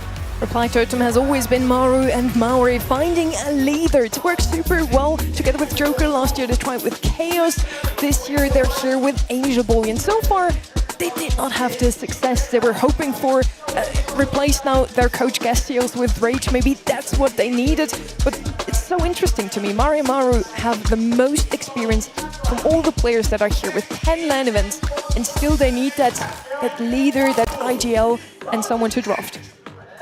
There's so much to talk about in terms of this team formula. Reply Totem, for the last several years, have succeeded with this formula of Maori and Maru, and then they get a cracked third to pop off. I'm just not really seeing it manifest just yet here from Angel Boy. It still seems to be a work in progress. They make it through LCQ, and they've got some time to work things out before Worlds, unless we're going to watch it unfold on the stage here. Oh my god. That's a juicy pick. Yeah. Yes. First showing a trunk today. I did not expect that. What up, Chopper? We were discussing it behind the scenes as well, if Trunk was going to be a brawler, which we would see. I think this is not the map. I said that I would expect to see it maybe in Dueling Beetles, but I think it can work in Ring of Fire. It's just going to be a very tough thing if, at this stage of the draft, that's my concern. The bans pretty much the same as we have seen before as well. Mina's going to be banned out again. Ollie would be opening here, technically a very strong brawler. We talked about him coming into today. But what I'm looking out for here is Meg, exactly. Meg, pairing her with a Byron or a Jae Young is super, super strong in the map with that healer in the back, never even dropping out of mecha. She's going to be one of the best brawlers. I'm honestly surprised to not see her banned out here. Going to keep that range versus Trunk as well. He's not going to be that much of a threat. Just all about that control. You say Byron, I think there's a real potential for that to happen. Ruffs, okay. So they're going to go ahead and give a hypercharge over to her brawler. What exactly are they planning here? Ruffs has actually been a very Totem pick lately, but I'm still curious as to how exactly this is going to work out. Are they going to try a Ruffs and Meg mid, or maybe they're just trying to take it away from Chapter of Happiness so they can pair it up with a Byron or something? Ray going to come in for Chapter of Happiness. I quite like the Ruffs. I think breaking that little L wall could maybe be a place that they can start to tap into the trunk leading into the map. So Gray going to be having those TPs coming into the middle of the map. I think that that's kind of like the cheese comp that they might be starting to cook here. Now have the trunk go in with the Gray and maybe add something like a Jackie or just something like a Doug into this equation to keep them really riding in the mid. And that wouldn't be the worst of ideas. Go in with the Frank instead. But I feel like that's what you have to draft against a lot of this outsider region, because having a bit of cheese comp, it could be the way to win it. Let's see if we're still going to see our healer here on the side of Reply Totem. Both Jae Young and Byron still are available, or something a little bit more aggressive. I would love to see a Kaze, for example, against the Frank. Not too shabby. And they also have some survivability with it against the Gray when he decides to co-him aggro. We have a couple seconds left here for Reply Totem's last pick. They're going to go full tank counter with Colette here against the Frank. Not something I expected, but honestly, it can work. Definitely flashy. We've seen this played on Ring of Fire. It's been a while, but I think the last time I remember seeing it was Tampa when he actually got a team kill. If you watch Kenny's video, then you'll know it's recorded as one of the biggest plays in BSC history. I was kind of expecting an Otis, I'm not going to lie. Since he got that buff, he can actually 3-shot a Frank now, so it's an important interaction, be able to stun people coming out of that teleport. But now it's all underway. Reply Totem, this org, this duo of Maru Mari that has been in every single World Finals since 2021, and Chapter of Happiness, the newcomers from a region that has still yet to show us its best. This will be the toughest match of Chapter of Happiness's career thus far. And already, Reply Totem looking very, very comfortable. A nice break on that right-hand side, leaving over that buff to Maru. That Colette pick, which is going to do wondrously once the Frank. And already, Chapter of Happiness having a tough time even getting out of spawn. A lovely double takedown there for Maru. That's a huge aggressive play in from Maru. We're looking also at the team composition here. Angel Boy's supposed to be the pop-off over here. He's going to be giving that hypercharge to Maru, and that's what they're going to be doing. Really, really crafty. Reply Totem has earned a reputation for doing this. Now they've got Drage at the helm, helping them out with this draft. Mari now with a diff on the Valentine, but he's got to be ready for when another enemy teleports in. Mari now on the left side taking the flank. Maru in with a super. Yu Chang looks for one. What? A team wipe from Trunk, and Chapter of Happiness is in position. Ants litter the map, but I don't think Totem are going to be too deterred by a great pinch to get straight back into action, and they've got a substantial lead. Maru there gets sucked in by the Walking Cane, but stays alive to circle super wondrously well from him, and staying on the zone, objective in hand. Reply Totem get the first game. Well done, Totem. Don't mean to spoil the story here, but this is what we expected. Reply Totem showing up in full force. Wounded warriors as they may be, they're still a top-tier team. Maru, this duo, they've made every single World Finals since 2021. I cannot overemphasize that. But I was quite impressed by that team wipe from Trunk, so I won't lie. I think Totem kind of know that they already have this one in the bag. They're up here pushing the buttons, just doing what they need to do, because I think they've already won with a draft diff. It was a very, very smart draft. You got to give a lot of credit to Drage for that. I think this Colette was great, fantastic. Maru just having an absolute ball here. And despite their Chapter of Happiness having a pretty decent start, it's already dwindling. And now Reply Totem take an affirming role in the mid. Here comes Maru, pops up 10k years on the left side, didn't quite hit him on the return from the Colette super, but still, Reply Totem are in firm control. They have a couple of rough streaks under their belts. Angel Boy and Maru both combined to take down Trunk on the left side, and now Maru around the right side is ready to receive a hypercharge. Or is it going to be Maru? He's trying to do it mid-super and manages to do so. It's 2 hypercharges available for Reply Totem, but they're not popping them just yet. No, not until they really need them. That's another treat from Colonel Ruffs, just in case someone, you know, dies and has to come back and respawn. Maru now with the hypercharge of his own, and Maru combines. Reply Totem now count up to 75%. 10k years they're going in. I mean, to what avail? It was going to be a certain death. Hypercharge for the Frank of Valentine does get some work done, but it's not enough, really. You can just see here, Chapter of Happiness really have met their match so far. Maori staying on the zone as well, just buying valuable time for his team, knocked out of mech, but now the respawn will see him straight back into it. Just 10% needed for Reply Totem. Maru's got that super make it 2, nearly 3. Yu Chung takes him down on the left side now. Angel Boy pushes forward. That's exactly what they needed. The celebration super from Maru backs down on the right side. Totem are off to a phenomenal start, breezing past Chapter of Happiness in set number 1. There were some moments for Chapter of Happiness. It wasn't a complete steamroll. We've got to have some reservations there. I think Reply Totem coming out the gates very strong though. Look at that, 16 for Maori on the Meg.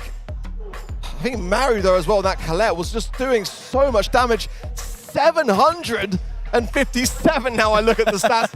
What? That is ridiculous and so deserved. I mean, I think Maori there are being exposed for stealing the kills actually. Yes.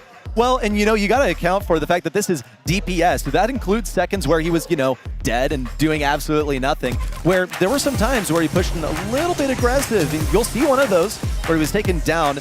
And Maru, of course, comes in to clean up in this moment. And the little Meg form still got a couple of shots off. Maru was on point with these supers. Look at that, nearly a double kill from him onto Valentine. Then as Diachung came in, it was easy for them all to deal with.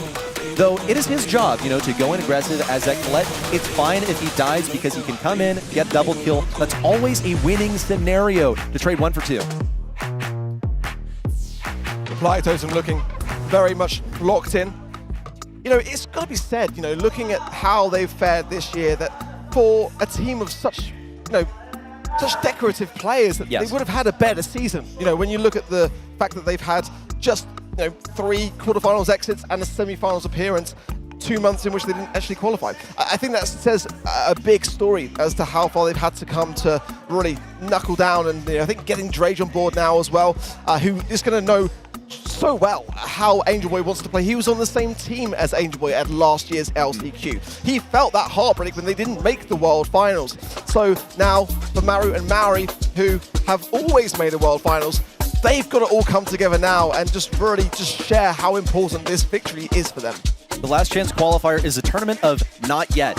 You're not yet at the World Finals. Are you World Finals worthy? Hey, maybe not yet. And I'll tell you, Totem is another one of those teams that strikes me as, have they really found their footing? Not quite yet. Where is Angel Boy's role in this team? In previous years, they've had iChaos, they've had Joker be the pop-off player that coordinates the team. Angel Boy, I still got question marks about the guy. He's a phenomenal player. He has gone absolutely insane. We still talk about LCQ 2023 2 entire years later because that is the level of impact that he has left on this game. He's trying to do it once again, make it through that Last Chance Qualifier, unlike last year's performance. Reply Totem, we're going to go ahead and snag this Ollie. Buster is on the table for anyone who wants it. Note also some of the bans for Reply Totem. They've gotten rid of that Colonel Ruffs. It's so useful for enabling one of those hypercharged brawlers. Yeah, Ollie's the most picked brawler on this map throughout the teams of this LCQ and their scrims, so no surprises to see that brawler come through. Ruff's ban out, quite a rarity, but I think it makes a lot of sense here. So Cordelius comes in for Chapter of Happiness, a brawler which I think has made a real stamp on the meta currently as well. So good to see that one come through. Janet could have a potential appearance here. I think Charlie as well could be another idea to shut down this Ollie if they want to double down on it. And Drage speaks very highly of Cordelius, so I mean, looking there, maybe I'd like to have got it for themselves. I think Janet as well would be a fantastic pickup because see, Deathcap Trap is a new map in the rotation. Now, people are always going to be upset with changes because it means that they have to rework their strategy and they got to do something new that's uncomfortable. But also just the feedback that I've heard from players on Deathcap Trap is that you're so vulnerable to just getting jumped on at the moment. It could be Kaze, it could be Ollie. In the case of Chapter of Happiness, it is going to be Ollie, so they need something to stop it. Cordelis is a great method to do so. Janet, I think, would be a really safe way to deal with it. You've also got, Charlie over here. Previously, we saw her run Spiders. I think she really, really needs to run Cocoon here so that she can play a mid, because I don't know why Chapter of Happiness would really be saving a mid for their last pick. And they did choose to double down with the Charlie as well, which is interesting. That might deter the Hank away from Reply Totem and consider it on the side of Chapter of Happiness. Reply Totem Lover Max as well, a brawler which is not really in the meta, and I feel that could be a fantastic way to really add additional speed to the Jae-Young or a Sandy. The Sandy kind of combined with heals and speed can do so much work. Bonnie as well, potential. Maybe not so much now that the Charlie and the Cordelis is in the side of Chapter of Happiness, but if they want to just kind of brute force the situation, it's there. All the Gust, combine the Gust with the Ollie. Griff going to break open everything, which might be counterintuitive. I mean, you want the Ollies to be able to ride off the back of the walls. Even the Star Power can give you additional speed by doing so. But it seems that they're going to have somewhat of an open side and just communicate it. Keep some of the map closed, open up the rest. Yeah, I think it's going to hurt Cordelius most of all to have some walls broken open. Don't really quite know how Angel Boy is going to get his super. They may opt to break open half the map. Sometimes you'll see people pick up Griff because they actually plan on breaking absolutely nothing. Here comes Lumi. This one could catch Reply Totem out, just in a bad position, because she's going to throw those maces forward. Then as soon as someone even slightly underestimates her range, she's going to pop that gadget. People are going to slide forward, and they're going to be out of position. It's going to be perfect for Charlie to cocoon and get those gems, or maybe for... Oh, interesting. Was it the opposite way around? Nonetheless, look at that audience. Wow, it's so wonderful to be here in Brazil with the fans. Yeah, the energy is just so awesome. Everyone having a party, as you'd expect. Yes. In Brazil, a carnival, no less. And I mean, this is just day one as well. That's the crazy thing. Yes. The more time goes on, the more is on the line, and that crowd is only going to get louder. So stick around. It's going to be a very, very enjoyable ride. Now, for Reply Totem, they've got to be ensuring that they do not drop this set. Keep the pressure on Chapter of Happiness, a team which haven't really had that LAN experience. Reply Totem are a team which, are able to, kind of stand the heat, draw out the timer, and keep their dream alive just by, just being present in the moment. Chapter of Happiness could very easily crumble here by dropping another set. I'm holding my tongue here because I still really want to be impressed by Chapter of Happiness. This total unknown coming here to the Last Chance Qualifier as a third seed from mainland China, a region that actually until Brawl Cup didn't really impress us that much. I still, though, to this day, remember the World Finals in 2023 where we saw these players on Toxic Lotus, who will be playing elsewhere in the bracket, take 2 threes against the opponents that they lost to in the group stage versus both Revenant and Luminosity. So Chapter of Happiness, if by any proxy, they should have something here. We saw some minor plays, but I just saw gaping holes left in the draft. Colette, you don't really see that often because guess what? Drafts are usually pretty airtight at this level for something that's pretty off meta to come in and totally wipe your team like that. But just to clarify, players are not yet in, so you're not missing any of the action. I can see Maru in the menu, so I think they're just going to be resetting the lobby. That allows us to chill out with the crowd, and I'm all for it. I mean, again, I'm really loving seeing so much energy there. Is that Dance in the background there? I saw Dance earlier. I went to give him a fist bump, but he grabbed my fist. It was the most awkward thing I've ever experienced. But great to see him here supporting his home region. He's had a fantastic year, Dance, by the way.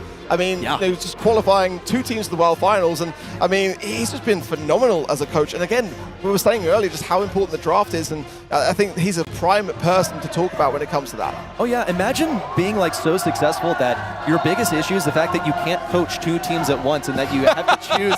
Yeah, SKC go to the World Finals, and wait a minute, now SD Men's go to the World Finals. What's going on, man? We're in game. Reply Totem already up by 1 set versus Chapter of Happiness here with the Lumi on lane. Will they impress us here and show us what the 3rd seed in China is made of?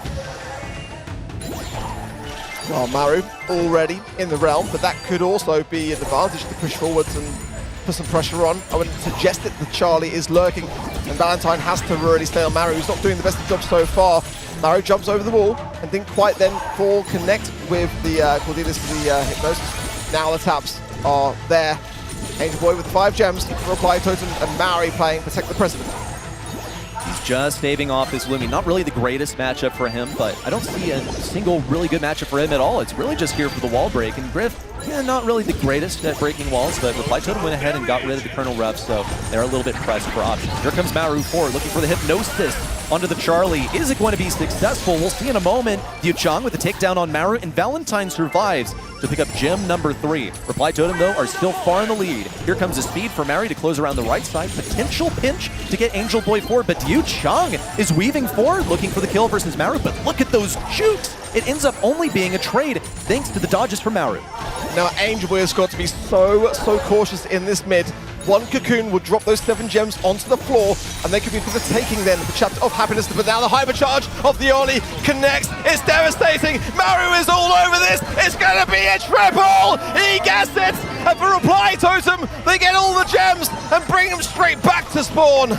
Angel Boy safe and sound. Look at Chapter of Happiness. All they've really got to their name is this hypercharge from Lumi. He would much rather have a super to pair with it. She's going to get it. Now speed forward. Maru looking for the Hypnosis. Wow! Making a kill with Mauri on the super. Reply Totem with yet another game under their belt. And they're looking phenomenal right now. Pretty airtight, these guys. That Ollie hypercharge is not something to mess with.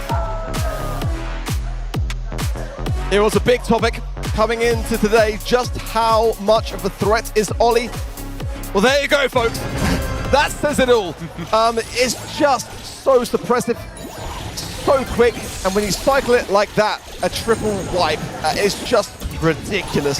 Reply Totem now have got to be feeling very good about this. They cannot get ahead of themselves. Again, with Charlie on the other end of the field, the gems are always in potential peril. And I'll also point out that she went into the Cocoon when Ollie super forward, but the entire force of Reply Totem converged onto that Cocoon to disrupt the enemy gem carrier. You see Yu Chang in the correct position, being the counter to this Ollie, just trying to stay within the radius and away from him, not feed him that super. He's doing a phenomenal job so far, I'm not gonna lie. He's got the super as well, but he will eventually get pinched out by Angel Boy. The thing is, with Charlie, she can survive. She can play anti-Ollie, but besides that, she's really not that great of a brawler right now. When you don't have the spiders to move forward, it's even worse. Well, again, slow and steady for Reply Totem until the time in which Maru and Mauri have to pop off and give the space for Angel Boy to get those 10 gems in the pocket. Maru in the realm gets the Hypnosis off though as well and should secure the kill, which allows them to continue forwards. Gets them a little Hypnosis onto the Charlie, who's forced into the Cocoon, but the gems are spilled. Mauri in a massive world of hurt. Should he survive? No! The Morning Star of the Lumi secures the kill, but can they get the gems? They're still there. Reply Totem have been able to just hold things off for now. And so, oh, the Cordelis comes in clutch. A countdown for Chapter of Happiness, and this could well turn into a game. They've popped both of their hypers, but Yu Chang has a super. He's going to have to use it when Maru supers in. Here he comes around the right side. Could also take down Yu Chang. He's in the realm. Just 3 seconds to go. Maru over to the right side, trying to take down Valentine in the Cocoon. No! 160 HP keeps him alive and gets Chapter of Happiness a game. This team of newbies from a region that has yet to impress us at international lands will get a game off of these veterans of Brawl.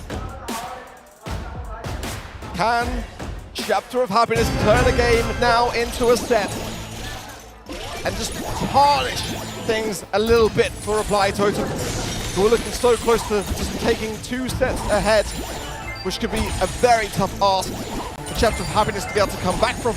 Straight into the mid for Angel Boy, now working a bit more aggressively forwards as he's got time to do so. Charlie has knocked the Cocoon and now siding with Maru to get this Cordelis whittled down. Maru in the realm comes out on top. That's going to put a lot of pressure now on this Chapter of Happiness defense. Oh yeah, and even talking the metagame right here, Reply Totem seem to be leaning forward in their gaming chairs, so to speak. They are not about to take that loss lightly. You see Angel Boy in such an aggressive position.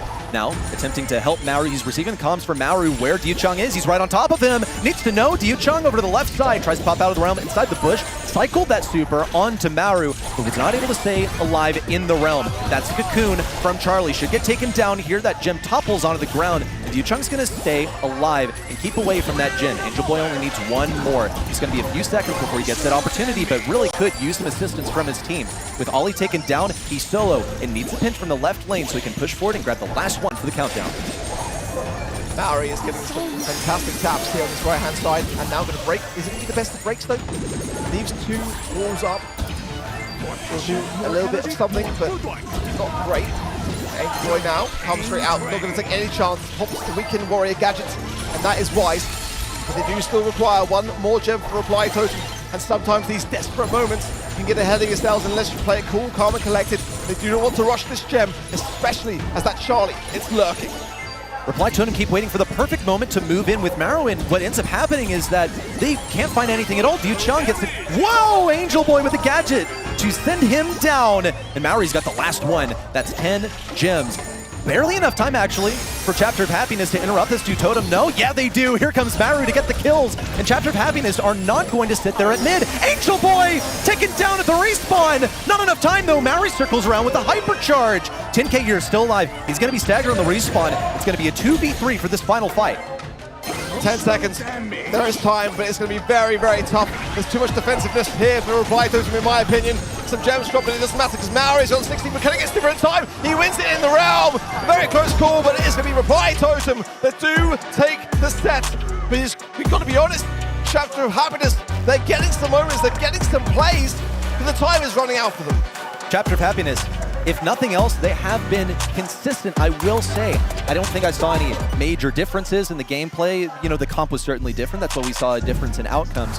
But when it comes to Reply Totem, I want to put the onus on them for letting that happen in game number 2. They were too far pushed up. In game number 3, they course-corrected so majorly. You can see that Maori was so timid to move forward into Yu Chang, and for good reason. He picked up the most kills on the squad, pretty much putting the rest of the team on his back in some situations. Well done for Chapter of Happiness. They've gotten one game. That's a stepping stone, but they cannot afford another mistake. One more set loss, and it goes to Totem.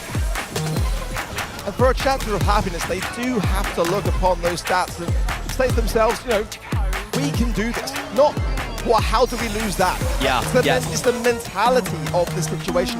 And that's where Experience really does shine through in the most, decorative players and teams.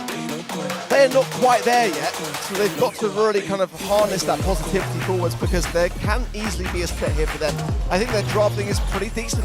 I mean, they chose to double down with the Charlie and the Cordelis, and it worked pretty well. It made Reply Totem think much more, twice around going into the mid. They couldn't go nearly as aggressive. So there are moments here which make me think there could be a set at least coming in for the Chinese mainland region. You'll notice that Totem, they were only willing to fight 3v3s. They would never fight a 2v2. They just wouldn't take the risk, even though it's actually a pretty calculated fight over there. And I think, once again, that just comes back to one of the core things that I've noticed about Totem is that they're playing differently than they have in previous years. They have to have someone that goes aggressive, takes the risks. I wonder if they really trust themselves that they can still flourish in these aggressive scenarios. Well, they're not going to have a choice here on Sunny Soccer. I would much rather be on offense than on defense on this map. Look at how odd it is. I've had opinions about Sunny Soccer for a very, very long time. Split things up. You've really only got 2 lanes over here. Oh, now it becomes 4, but never 3. Such a complicated map that's going to trip up even the most experienced people. Rob now coming in, and let's see what the bans will be for Sunny Soccer. It's a Brawl Ball map. This is actually the highest win rate game mode for Reply Totem. So this is an opportunity, massively so here, for them to get ahead here, to bring some of those tanky brawlers back in, maybe have a healer behind it also. It's a map which, again, I'm looking for Otis here as being one of the most picked brawlers. Even Mo making a few appearances here. It's going to be Mina banned out and the Ollie. No surprises there, and the Lumi for Chapter of Happiness. The Lumi, the Kit, and the Shade for Reply Totem banned out now. The first pick for Reply Totem, they've actually been playing Meeple here, which is a really interesting brawler pick in their scrims. Cordelius. Again, I said that Drage has been saying some massively important and impressive things around that particular brawler since LCQ, and it was the first pick. There's the Mo, yeah. It's an odd brawler which is coming through just a little bit more recently ready. They're going to pair it with the Frank. Looking for that Frank counter pick? Still, I want to see an Otis over here. We've seen a little bit of it in those scrims. It is so strong right now. Bring us this stun and show us something special. And Chapter of Happiness, they really seem to love these tanky, aggressive brawlers, but it just did not work out at all on Ring of Fire for set number 1. There's the Otis from Reply Totem. They know that they can catch that Mo coming out from underground. They know that they can interrupt a Frank as well. And I guess they're going to let him be his own undoing as well, because he will be breaking down some of those walls, of course. What else will Reply Totem? Are they just going to play counter to this tanky, aggressive stuff from Chapter of Happiness? It's what I've heard. You know, word on the street is that in China, they love to have some tanky brawlers, and they simply run at you. It's going to be made a lot more difficult by what Reply Totem has chosen over here, given that they've gone with some of the biggest counter picks in the game. What will the final pick be here for Chapter of Happiness? They've got to consider this Kenji big time. They haven't really got a response for it just yet. It could be a Charlie in that regard, considering that the Otis is not really for the taking. Or a Willow could be quite good for defense. Tara, they're going to come in, and not necessarily the brawl that I had in mind. It's decent, it's good, it's not in a bad place whatsoever, but for this map, you know, it's just going to be okay, I feel. It's going to be pretty decent into the Kenjis. There's certainly something to think about, but Reply Totem have got the aggression. Frank is definitely going to be that brawler for Chapter of Happiness, but it's not really the kind of meta brawler pick that I'm expecting to see at the moment. No, not quite. With the Tara final selection, it has me just a little bit concerned for Reply Totem, because once again, one of my main criticisms is that they have been prone to falling into some pretty timid scenarios, playing very, very calculated, when they, honestly speaking, can afford risks. Well, look at how they're playing now. Maru now switching lanes with Angel Boy. They're opting to put Cordelius on mid. Seems to be a better matchup for him. Maru's gradually winning down to Valentine. Even gets the mute on him. That's a good one. Angel Boy with a roll forward and no defense. And that is why this map is so hazardous. You can shoot the ball from midfield and get a goal. Well, Valentine does have a super here, but forced straight into the round by Angel Boy, leaving Maru and Maori here on the field. There is a Tara super. This could be a great time to consider using it, and Maru knows it, goes in for that reason. Doesn't come out alive though. That's troublesome. Hypercharge done for Maori, just the right timing as well. Onto the perfect candidate of the Frank. There's a hypercharge now for the Tara too, and on a map like this it could be quite devastating, but it looks like Totem can make a run for it regardless. A shot from midfield and Maru scores it, and as quickly as that, a 1 minute game and a match point scenario for Reply Totem. One game off, Reply Totem once more getting deep in the last chance qualifier. They did it last year. They made it deep in the World Finals as well, taking 4th place. Folks, are we watching the beginning of yet another Cinderella story in Brawl Esports? It's a little bit early, but they can make a splash by taking a 3-0 versus Chapter of Happiness and then dropping one game along the way. Let's see. There, Chapter of Happiness can do something to claim at least a set. If not, it will have to be just a game or maybe two if they can take it to a little bit longer in this series. Maori coming back in off the spawn. Great taps there from Maori onto the right-hand side as well. This Frank is troublesome. Oh, look at that. The realm was there just to evade that Frank super. Perfect precision from Angel Boy, continuing the assault, leaving them over 1 HP, and the ball goes in for Maru. Just one more goal, and Reply Totem will have this one in the bag. You gotta love land, man. Maru gliding forward to receive the dribble to himself, but here comes Yu Chang, and he's got a hypercharge to use as well. Wisely supers the ball over to the left side, knew that he was going to have that in the drill form anyway. 10k gears forward with a super, doesn't really amount to much. Now he's in the realm. Angel Boy's gonna let him sit there, but Valentine's got other plans. Ooh, tried to get Angel Boy coming out of the realm, but was completely off on the timing. And that's just because this is a team of newbies. They lagged that game since Yu Chang, nowhere to be seen. Reply Totem take the match 3-0 in sets. One game dropped along the way. These veterans of Brawl are once more on a warpath to the World Finals. A dominant series for Reply Totem, taking no chances. Just the one game dropped, but pretty clean for the most part. Definitely some blunders on the side of Chapter of Happiness towards the end there, just allowing the straight run for the goal of Maru. And just again, a bit of a lack of experience, possibly some nerves as well. The Chinese mainland not out just yet, but it is looking bleak. It's not looking so good for the region as a whole. You know, if we talk about seed number 3 from mainland China, as I've said before, a region that has only wowed us with one team yet, and guess what? They've been, as I say, the most winningest team for a pretty darn long time, and it shows why. Chapter of Happiness just did not show us their best. I hope we get to see better out of them tomorrow, but from Reply Totem, I think we got to see most of what was going on. They're good, they're solid, it's still a work in progress. They got pretty timid there in Gem Grab, I'm not gonna lie. It went the way we kind of expected here. Reply Totem takes the win here. Navi does so as well. They're going to be facing up next here in round 2 for Chapter of Happiness, it's not over yet either. They're gonna go up against Up for Esports in the lower bracket. Ark, you feel like Reply Totem or Navi is gonna advance to day 3? It's a very, very closely knit match that. When you look at the Navi roster, historically, they've really struggled at LCQ last year. You know, we saw them go out in the very early stages of the group stage. For Reply Totem, they've got to really harness everything. It's not been a great year for them. This is the chance to bring it back. Up next is going to be Experian NXT versus Casa Brawl. Make sure to stay tuned. We're going to see you in a few seconds.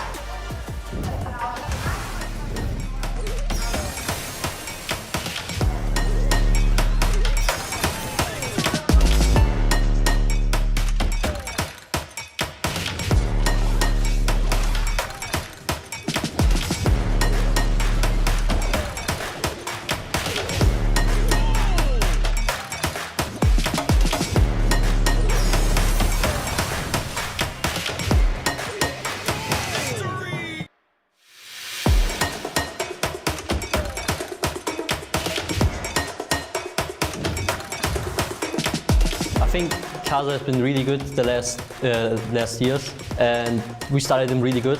We know nearly everything about them, so I think it should be good. Welcome back to Sao Paulo. Still live with the Last Chance Qualifier. We had a couple of matches already. 2 of those we showed. Reply Totem just took the win 3-0. And now we're going to look at another EMEA team. It's going to be Experian NXT up next versus someone that is playing on home turf. Casa Brawl, looking strong. And obviously they have the most fans here. Everybody's rooting here for them. And it's so interesting. Usually they're always the bad guys next to Loud. Every single LAN event they played in this region, they've been the opponent for Loud. Here now, Loud isn't here, so they are the only ones that the people will be rooting for already. Oh, undoubtedly. I mean, we hyped up BC Gaming in that first match of the day, but Casa Brawl, this is the full Brazilian roster. I'm expecting not 66%, a full 100% turnout for these guys. It's one of those matches which is going to be very tough to see how it's going to fare. You know, for Casa Brawl, they're on home turf. They should have that as a big buff. For Experian NXT, they've, in my opinion, had the weakest performance of all teams at the LCQ, with just 2 quarterfinals exits to their name. But in the EMEA region, it's highly considered to be the toughest region to break through in the entire world. But, you know, there's a reason why they came first and second in the Brawl Cup, right? And it was such a close fight for them as well. They just slid into LCQ. They're super happy to be here, stoked, all 3 of them. This is their first LAN appearance. Arthur at the side of those 2 Spanish mechanical geniuses, Rob and Amos, and I'm super excited to see them play here today. I hope they're not going to be too nervous. On the other side, we do have 3 players that have quite some LAN events under their belt already. Motep with a whopping 9 LAN events. They're not going to be nervous in front of this crowd. Oh no, I mean, let's talk about just the most recent LAN that we saw them all at back in 2024, just last year. Peck and Motep were playing for Foot, and of course Doritos was a mid-season roster change with BC Gaming. Let's talk about Experian NXT here though. We'll focus on Arthur, who is a prodigy in the region. He's just 16 years old. He's barely able to compete in Brawl Stars competitive. He got the first pro rank in Austria. He's representing his region proudly. So it's the old guard versus the new kids from the academy. They're part of the Esports Player Foundation, and they want to show that all that training has paid off. Arthur has been in that foundation, I think, since he was 14, 15. Wow. He already told me last year, as soon as he's going to be 16, he's going to qualify for a monthly final. Well, they even made it to an LCQ. So I think, Arthur, you can be proud of yourself. Alongside Rob and Amos, they have a chance. And now we want to see those faces. We want to see if they're excited or nervous. Let's bring them in. The first team, the next generation of talents, is here. The next one, welcome to their house. And nobody leaves unless they come back as champions. Make some noise and welcome to the stage, Experian NXT and Casa Brawl Esports!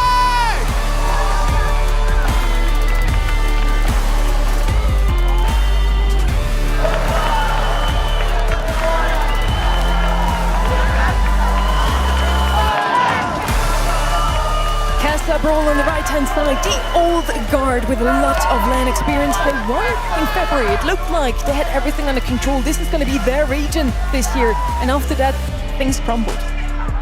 No jet lag. and the whole crowd supporting them. The hometown heroes could bring it home and keep it here, but they perform well versus Experian NXT. New kids on the block. We've got Wounded Warriors. They've fallen from grace, making the last chance qualifier instead of going to Worlds like they did last year. And then, of course, Experian NXT, possibly here as a stepping stone, especially Arthur, a true prodigy in the EMEA region. I want to touch on the roster change as well for Casa Brawl, because they dropped Jubilair mid-season for Doritos, which, you know, who when compared to his teammates has got like the least credentials, you know, when you look upon their experience at World Finals and such. But that's the reason why I feel like he's going to be hungry for it. You know, he was at the LCQ, fell short in 2023 with Datos FA. I think he's going to make good on that scenario. It's definitely not going to be an easy match, in my opinion. I think that for Experian NXT, they might have some nerves that they've definitely got to put aside. Definitely feel like with Doritos, they've brought in a player they needed, looking strong here on the stage today, being backed by all of the crowd. I don't see many people waving any NXT flags over here. But yeah, Doritos, the leader that they really needed, I feel. And let's see how's the draft going to be as well. NXT, of course, also has Enzo at their side. I'm sure he's going to have something up his sleeves as well, as he has already coached teams like Totem 2 years ago, Zeta Division, 2 World Finals. He should be able to help them. My goodness. Sorry, I'm just so fixated on the one flag that we see in here. You see Experian NXT's got 0 flags. Oh, wow. Oh, yeah. Only 1 for Casa Brawl. It's massive. It covers an entire set of bleachers. And look at that. Nah, that's the whole world. I think that's the whole world thinking EMEA is a superior region. That's what I think it is. I'm surprised to see that. We saw BC Gaming had like whopping 79% of votes. Now Casa Brawl with only 40%. No. What happened to Aaron? Mina's like, oh, the band immediately is going to be picked up. This is her premiere at a LAN. And she's going to be picked up first. Why does NXT not ban her, Ark? I mean, I'm all for it. I'm all for it. We can at least say for certain that Mina is not going to have a 100% ban rate. I mean, that's what I'm all for. The question now is she going to have a 100% win rate, you know? And I think for all intents and purposes, Casa Brawl should... I mean, we were saying already about this very region. They love those utility brawlers, those agile, fast brawlers, and that's one of them. Straight in the hands of Casa Brawl, which Experian NXT should have definitely banned. This is Experian NXT handing that over to Casa, saying, you want it? If you don't, then we're going to pick it. This is their plan as the team with the last pick. And now really the question becomes, how well did you prepare, Casa? Did you think that Mina was always going to be banned? Or did you put in some hours on the brawler just to familiarize yourself? So, I don't know, you might have to play it on literally the big stage. It's a mythic brawler, and she's so interesting because you have these 3 attacks. She cycles through them if you do it in a quick enough succession. Now, we're looking at the bans here that Meg is going to be banned out, Draco. A few of the top rollers we have also seen before here. Ruffs, for example. Finks, something that Ark mentioned, super good on this map. What's still open here would be Jaeyoung, for example. Some heals that can go with 8-bit. And I don't see him in the top 20 of rollers on this map. It's a bit of a head scratcher for me, not gonna lie. Haven't seen 8-bit on this map for a long time. Yes, you can TP into the map and get quickly off the spawn despite your slow and sluggish walking pace. But it's not really a brawler that just comes to mind when we talk about what are the strengths of this very map. Penny, it's not necessarily new meta on this map. I can see it being a threat, certainly being pocketed in that L-shaped cavern. But they are very odd final picks, if I must say. New meta. Love hearing about all that stuff. Let's talk about that Penny.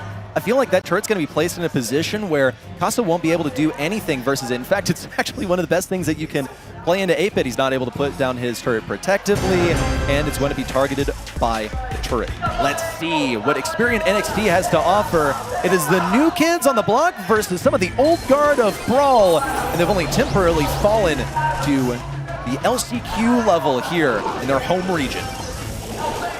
Already some good aggression, but immediately Pekka coming in to clear house. And that is a person who's going to be so dangerous on this kind of brawler. Some of Pekka's best moments last year came from brawlers that get up in your face. Mortis and tankier options as well. I think it's going to be right at home with this Mina pick. already. Casa Brawl starting to inch further forwards towards that 40%. Now Rupp gets to move forward as well. We'll see Amos also cycle over to the left side, but there's nothing really to deal with this turret. They don't have the range for it. You see also Bell and 8-Bit were picked together. Absolutely classic carrying to keep that 8-Bit safe from one of its most difficult counters. And you'll see Pekka clean up on the left side so easily. Rupp just going in solo. What's the guy going for? Did get the kill onto Doritos. That is value right there, but it's so unusual. You can see the desperation in Experian NXT's gameplay. Now there is so much weight on the shoulders of Experian NXT. Pekka just clearing up that left-hand side wondrously well, but a great mark from Amos. It must be said, but it's just one man. He gets two, but Motep still is there on the zone, tapping into Arthur with the help of that damage booster with that wide radius star power as well, allowing Pekka to come back now and finalize this first game. And a convincing one of that. Casa Brawl didn't break 20%. That turret did not provide any value. It was too little too late. Casa Brawl kick it off with a win.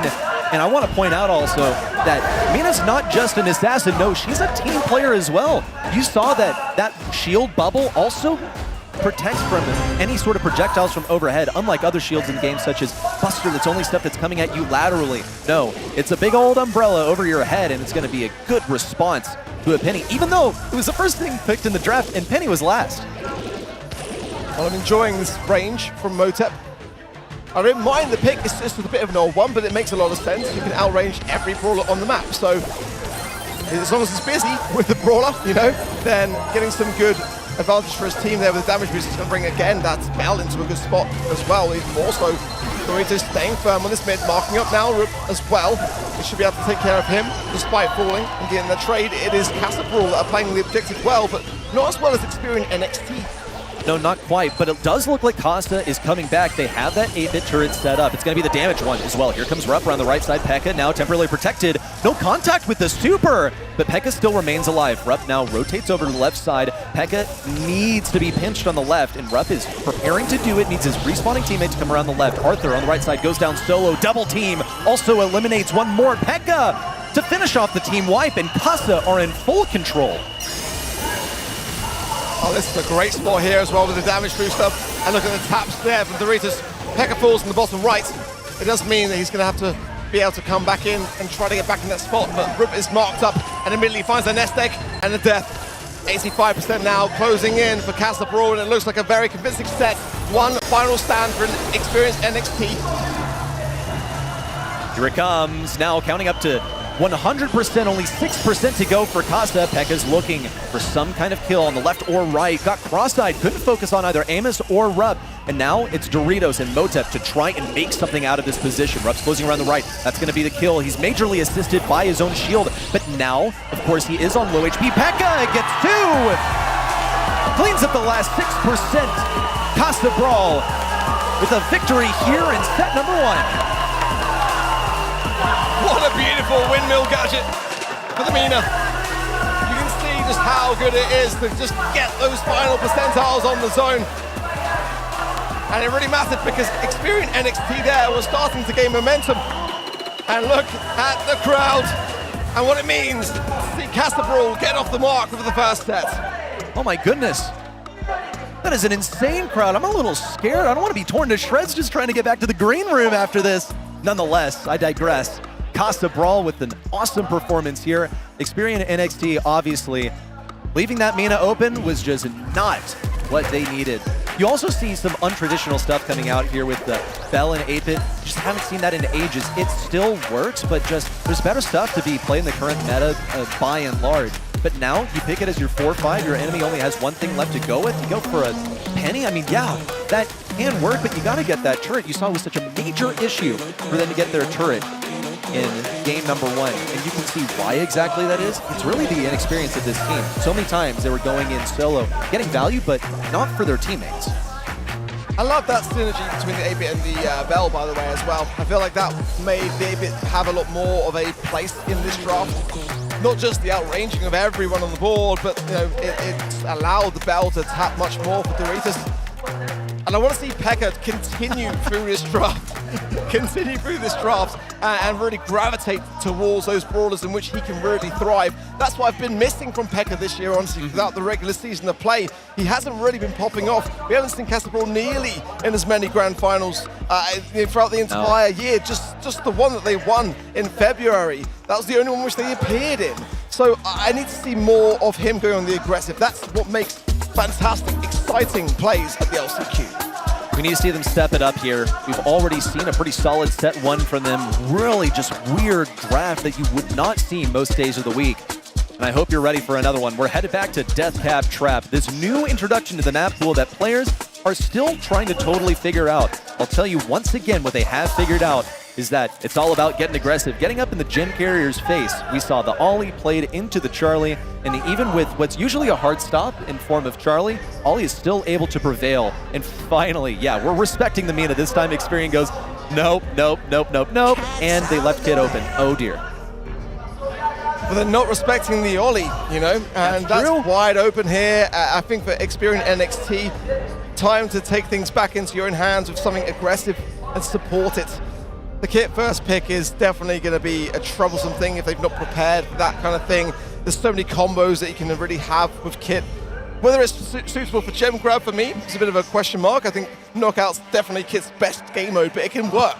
That's the point. And attaching and dropping the gems in the process could be a factor which Experian NXT have got to be cautious around. Cordelius is going to be their first pick, and I think it's a good way to start things off as that insurance policy for tanks. Yes, you just got to be safe. Also, you've got plenty of walls to play around. It wouldn't be so good for Kit if they decide to break open walls, so have to respect that as well. But see, the issue with Kit first pick, well, for the people playing into it, is that it's so versatile. You can first pick it, bait out anti-Kit strategies from the enemy team and go like, actually, you know what? I'm just going to play as a combo. Are we going to go like Kit Janet, you know, something a little bit cheesy? After seeing that untraditional 8-bit and Bell in the previous one, I wouldn't really put it past Costa to go for something pretty old-fashioned like that. Bell wouldn't be so bad here either. Stable mid into that Bonnie should be able to mark her up, get some pretty serious damage, though, once again, concerned about who that Bonnie is going to be jumping onto and whether they'll have the metal to shrug her off. Will Casabrawl go for Ollie because now the Cordelius is in play. I think that was the idea. It is their biggest brawler pick in scrims with 17 plays. But with the Kit, you know, now is it going to deter away from their idea? That's my question mark. They've kind of committed to it. They kind of have to go for it, and they do go for it. The Ollie will come out now, but I think Experian NXT are a bit onto the strategy. I think that's why they went with the Cordelius first to see what would happen, and now they've got the answer. I still got to say, by pairing the Charlie as well, which is the best counter that Experian NXT could have had under those circumstances, I'm loving what Casa are cooking. Well, I have to wonder, you know, at this point, do we just see like a Janet? She's able to jump away, she's able to fly away. There's like counter, you know, strategies for everyone on Experian NXT, and I'm almost tempted to say that Experian wanted Casa to go with that Ollie. You know, they, you know, kept it a little bit safe, you know, no roughs pairing, of course, so that it doesn't, you know, get picked up by Casa immediately, and they also left it open. It's a first pick worthy brawler. Here comes Shade. I'll tell you why this is so good, is because it's able to attack through walls, no wall break here. Should also be able to clean up the spiders easily. My main concern with this brawler is absolutely the fact that Ollie can still hypnotize through walls, and that Kit, when he jumps on top of that Shade, is going to pop him outside of a wall, which is the opposite of where Shade wants to be. And in we go. A very tough set this will be for Experian NXT. But if they can break some of this momentum and silence the crowd just a little bit, place some doubt into their minds, they'll definitely fill themselves with more confidence and taking an affirming role in the mid. Great taps from Rup there. Finding Doritos twice there, despite the invisibility of the cardboard box. So a good start off the mark.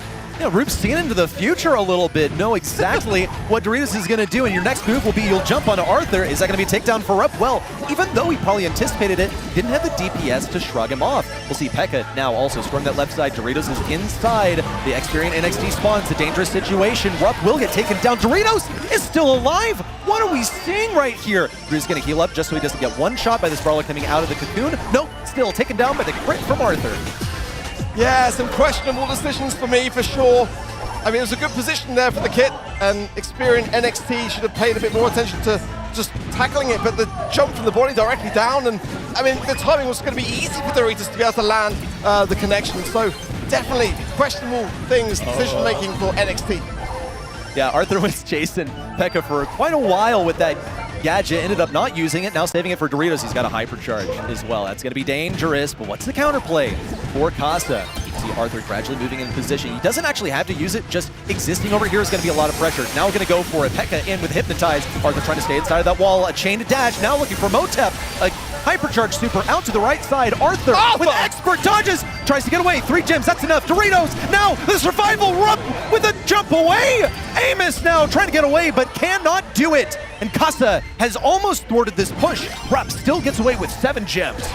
Arthur playing out of his mind. Again, a 16-year-old that has made the first debut to LCQ in the first year of competitive play, and that was unreal. Pekka coming in with the hypercharge now, and this could be devastating. The hypercharge connection, the hypnosis, the gems drop, the cycle as well. Pekka is just persistent here, and now Arthur falls. Gems back to Casa. What a steal!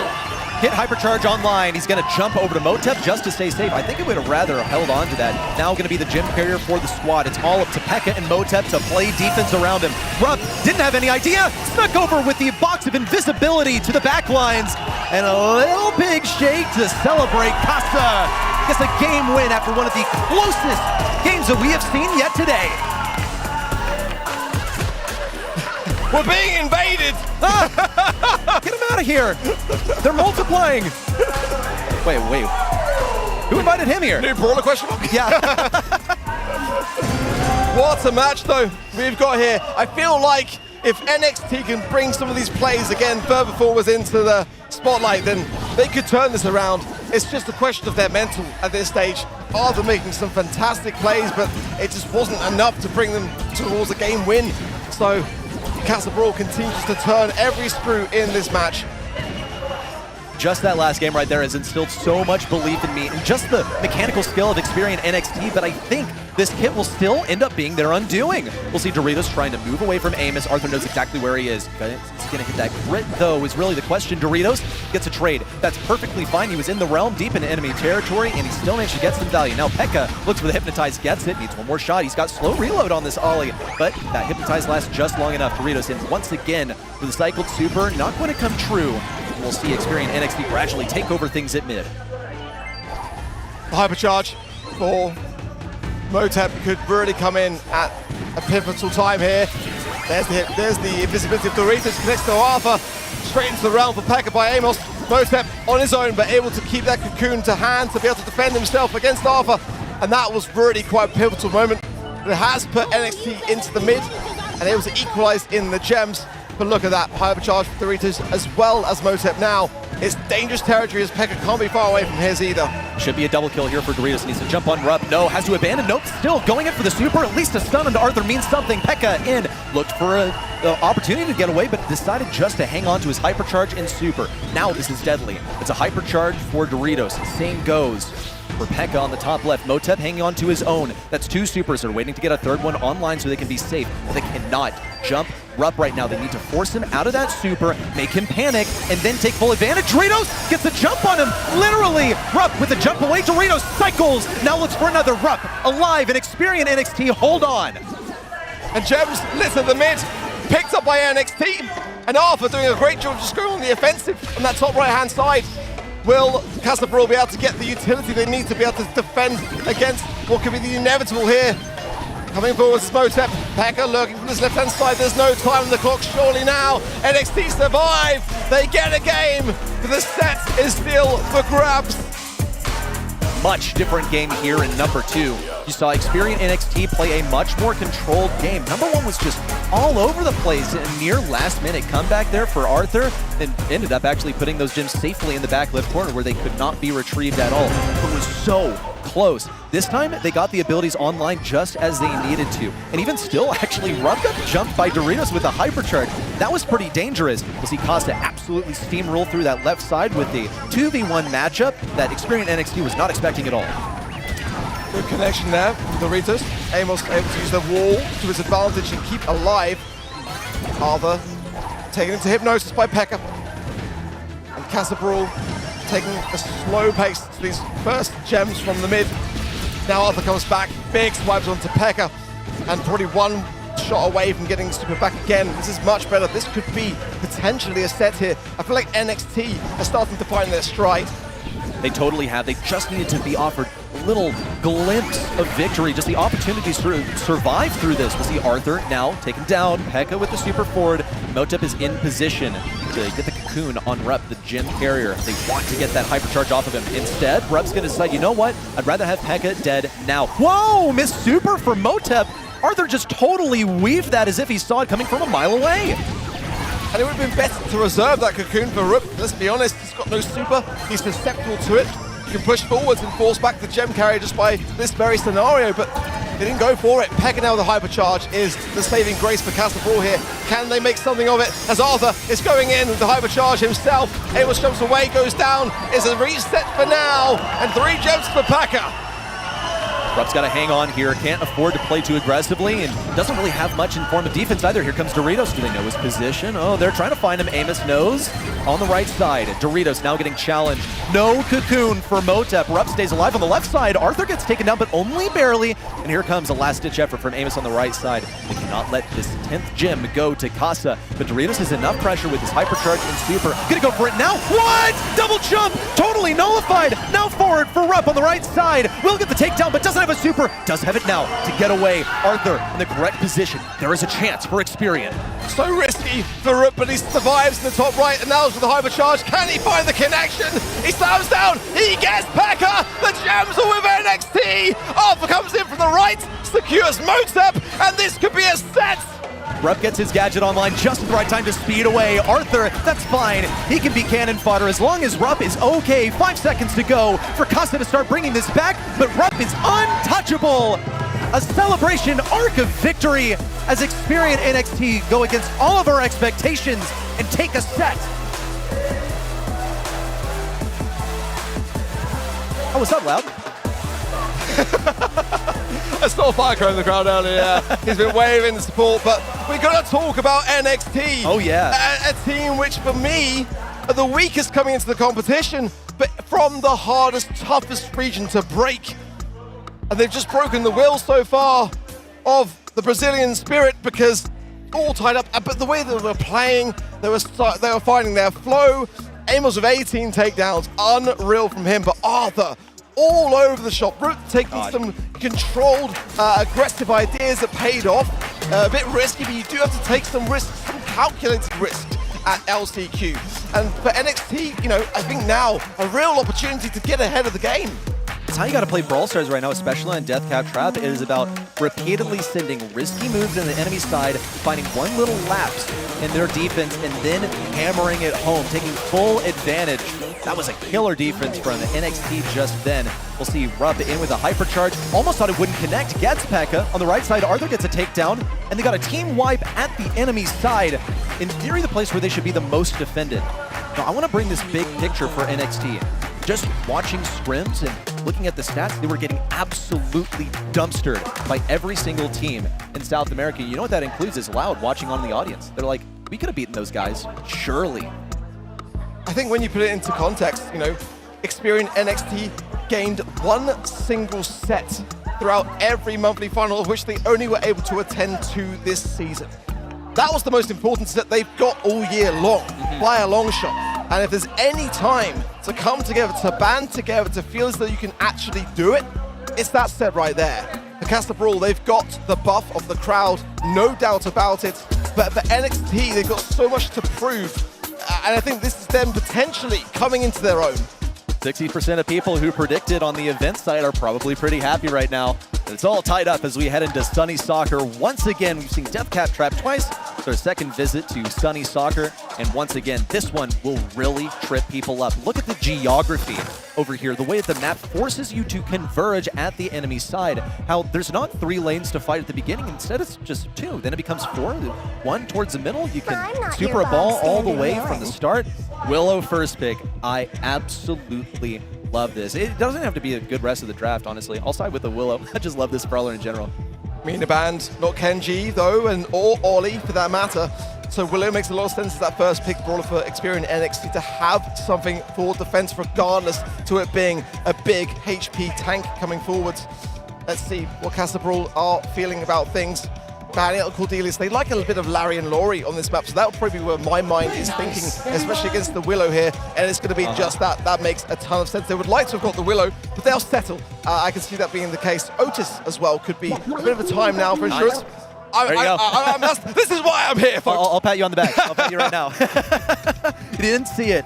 But yes, Casa, okay, so they've gone for this Larry and Laurie. You don't often see it that early in the draft. Usually it's a great thing to conceal for the last pick, so you don't get countered too hard. But Casa, they're not interested in playing that thrower v thrower game. They want to save their last selection for something that is more powerful as a counter selection.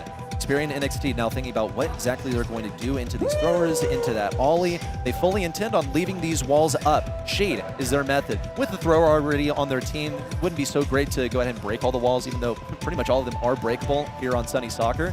And they're going to try and do this again. It worked out for them decently well there in the last set. The only set they've won so far here. And undoubtedly they'll put Arthur on that one as well. They love their tanks. Primo is a weird one, which they love to play a lot in scrims, but they've got Otis on the other side now, so has that made them change their mind in that regard? I wonder. Mo as well, another team which like to experiment with that brawler. Jae Young is going to be the Mo. I don't mind it, I'm growing towards it, but it's still early days for me to be convinced too much by it. Yeah, something I'll say about Mo is that you can catch people off guard. Otis is going to need really, really good timing to catch Mo as he comes out from underground. You've got, of course, Larry, who now needs to fear someone coming from underground. He chucks stuff over blocks, and here comes Mo to dig underneath and surprise him. He's got that hypercharge, which is such a severe threat as well, and he'll be able to get that super for free if he passes it forward, supers towards it. He'll have another super to shoot it into the goal. So there's like some, cheesy stuff. If you catch people off guard, then you can get a cheeky goal in there. Now Hank, to slow things down, play passively. It's a huge counter to Shade. I like ideas on both sides of the field here.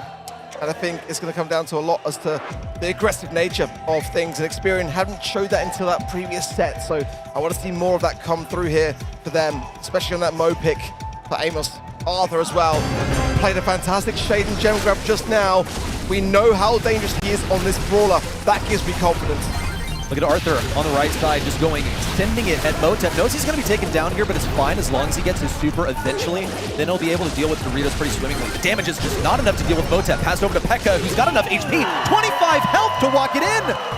What do you know? Such a close interaction for Acosta to get to the first goal.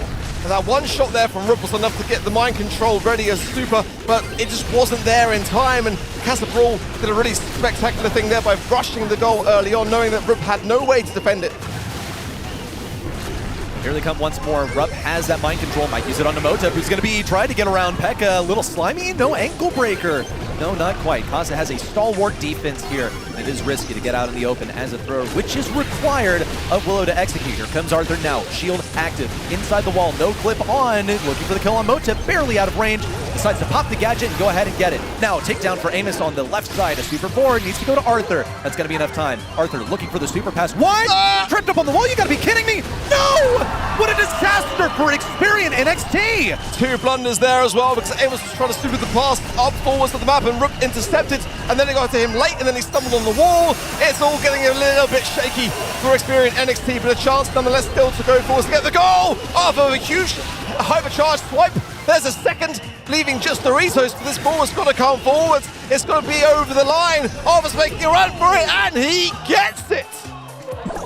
Tied up ball game here with 50 seconds left on the clock. Costa firing away that fat splatter on the left side already to try and diminish the value on the left lane. But Rep still remains alive, though battered and bruised as he's forced to back away. Arthur on the right side going to get some assistance from Amos in close range. Torpedo connects. Now Costa moves forward as a wall of HP and damage. Rep goes down. It's an easy walk in there for Doritos. And it's a game for Casa Brawl. The crowd reignite the arena. And you can see Loud very happy with that. Oh, and they're getting loud too. Just listen to the crowd cheering on the hometown heroes. Casa Brawl, a team plagued by underwhelming performances throughout most of the season. They started off strong, but they seem to step it up when it matters most. They've got just that edge they need to take the advantage in this map and bring it to a 1 versus 2. Let's see. Let's see Roop get that mind control faster this time round, because he is their best chance for a defense for Experian NXT. Arthur trying to get the Hank within that radius field to be able to earn the utility off the back of it. Amos just dancing into the left-hand side with the Otis trying to not feed into that mute. Rook gonna bring the ball back, dives into the ground. A lot of damage on the way out though, he just survives. Castle playing this very slow by the way. They are. They do not intend on letting Experian NXT step on the gas pedal at all. The slow control play has gotten the kill for Samus on the left side. Here's the thing though, the more they are willing to take those hits, the more slow they are willing to play this, the more they stand to get punished once these hypercharges come online for Experian NXT. Arthur on the right side gets the kill. Whoa! Weaves a shot from P.E.K.K.A. It does get taken down eventually, but this could be a goal-scoring maneuver. Amos has the super. P.E.K.K.A. needs to be eliminated. That's mind control. Motab! And it's cleared by Amos to get goal number 1 for Experian. A much different start to the game. A much later goal as well. Castle just seem to be, I don't know, just taking a very different approach that's not paying off. They should probably go back to what they were doing in the first game, really, and just turn on the gas. Now, Glory comes out, gets a couple of shots in, but nothing too much to write home about. Rook does need super. Again, he's got the hypercharge, which is even bigger, especially in the position that NXT are in. Great lanes from Amos and Arthur, everyone coming into their own, and it's going to be another game. Experian NXT, bite back. From out of nowhere, Experian NXT, a team that had such few expectations. In scrims, we're getting dominated by South American teams, including the ones that have qualified for Worlds already, that are still getting up to speed with the meta right now. That's usually the benchmark for how well people are going to perform at this land, and Experian NXT just did not clear that bar. But versus Casa, man, are they putting on a show. This is as tight up as it gets. Till we see a set number 5, which, judging by what I see now, is just in the works. It's so neck and neck, very much like BC Gaming versus Team Electros in that regard, and I hope for the crowd's sake at least, so we don't see a second loss to the home region. That would be devastating to have 2 South American teams in that losers bracket, but let's see. There's plenty of time still to go in this series for either of these 2 teams. Pushing forwards now are Casa Brawl. Amos under heavy scrutiny here, down to 88 HP, but he comes out on top. What a play, because that could have been a goal for Casa even, pushing it forwards now, but Arthur's got a lot of work to do here, and he's all alone. Motab's doing a wonderful job, though, of keeping control and doing gradual damage. One shot on Arthur. Had to see it coming from a mile away, but also, you see Arthur was trying to stay away from P.E.K.K.A. because he's already got that super active. Got to be working as well on yet another one. Motab clears around the right side. It's got to be a pass to him. Rupp with a mind control. Now Doritos needs to look for a major play. No! No stun, no mute onto Arthur. He's able to pass it away. That was what they were counting on to score a goal, but they still have position at least. Plenty of time here for Casa Brawl. Arthur Lowe goes down just in time to get the heel off from the Lori for P.E.K.K.A. Can he find the pass through here? Intercepted by Amos, and it's blundered. Can he get to Doritos? It does just about there. The game now much more in favor of Casa Brawl. Experian's ready to fire back, though. They've got a hypercharge for Willow. Makes her invincible while she's in the middle of her super. See if it's utilized now. Motab would be the ideal target since he has the most HP. Gonna send it forward. What? No! No hypercharge, no super to combine it with. Motab's got the hypercharge active. The shield online. No! Hypercharge forward. Doritos getting dodged. Arthur trying for these shots. Wanted another super. Won't be able to do it. But what a save! Oh, if that would have gone in, I would have jumped out of the casting desk and onto the ground. Unreal. But NXT have got 20 seconds to find a response, and the ball is pocketed. It's going to be so hard, even with the mind control. Rook needs super to be having that combined with the hypercharge, and they're not giving them a glimpse from the side of Casa Brawl. They look safe and sound, and Rook now too low HP to do anything about it. Casa Brawl bring the crowd alive, gain the set, 2 sets to 1.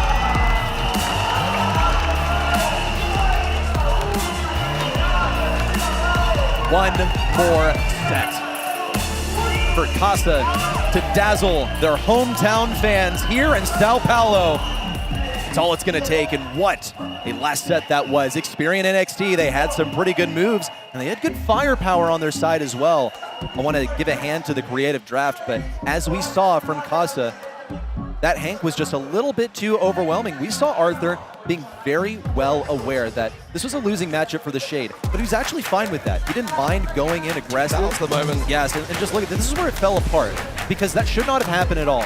That's just inexperience on stage, and in fact, you can't say inexperience without Experian. It was tough to watch. You know, prior to that as well, there was a bit of a build-up, which was another blunder as the balls tried to be super forward and intercepted unintentionally. Just, again, a tough situation for NXT because they're having some good moments, but some of them that should really be as straightforward as just kind of being, you know, on the money with moments like that, because you don't get many of them, especially not against a team like Castle Brawl. They've just got too much experience against you. I think the fact that, though, we're isolating like one moment right there, like, yes, this is LCQ, yes, the standards are so much higher, but really one key error for them is not really that much for a team that is simply come out of nowhere this year, their first year here in the BSC. Arthur, of course, a prodigy player that we focus so much on. These veterans are being seriously challenged by these new kids on the block. I can't say it enough. I think Experian NXT, even if they get taken down here, oh man, this will not be the last that we see of any one of these individual players. This has implications for 2026. Yeah, looking a little bit deflated there on the desk, and they put a lot of heart and soul into that last set. You can see that that one was one that packed a sting. They're still not out of the conversation, not by a long shot. They can bring this back as you go now into Hideout for Bounty. And historically, a map and mode that I feel does kind of favor South America a little bit. They play Bounty very well with a lovely balance of aggression and defense. But Experian NXT, they do have some odd brawler picks. Yes. And that's the one thing, the one reservation I have that Castle Brawl might not have been expecting. Things like Squeak, Byron, Hank, you know, Mortis even. They are a team that dared to try. Mina banned out here, no surprises there. Kaze and the G in the bans of the Byron, the Bonnie, and the Bell by Casa. So maybe Casa have done their homework. Let's go. Well, here comes Jaeyong. You talked about a balance of offense and defense and knowing exactly when to go for it.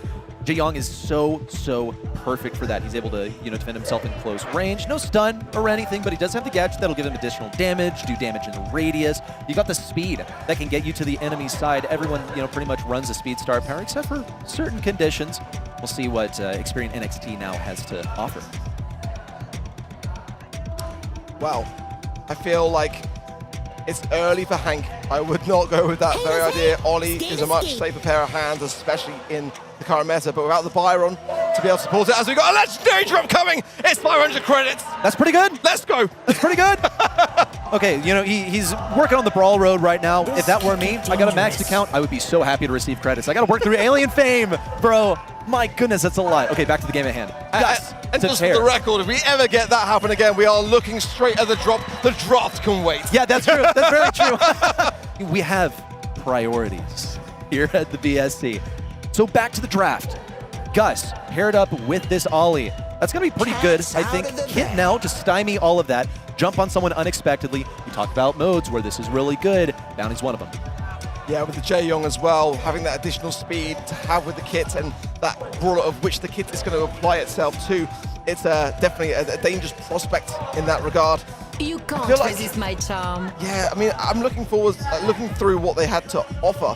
They went with the Charlie. It's not really going to have much synergy with the kit. I mean, I felt like they would like the Kaze, or the Ollie, or the Bonnie with the kit. Yeah. And there's none of that left available, so they've gone with the Charlie to try to deter against the Ollie. But what purpose does the kit have in this scenario then?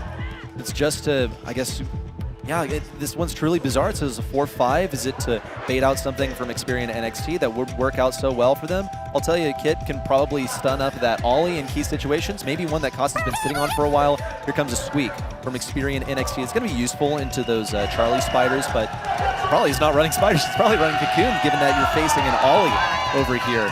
And just in general, Squeak is a pretty good aggro, good like damage dealer at mid-range. I see like how it could be pretty solid.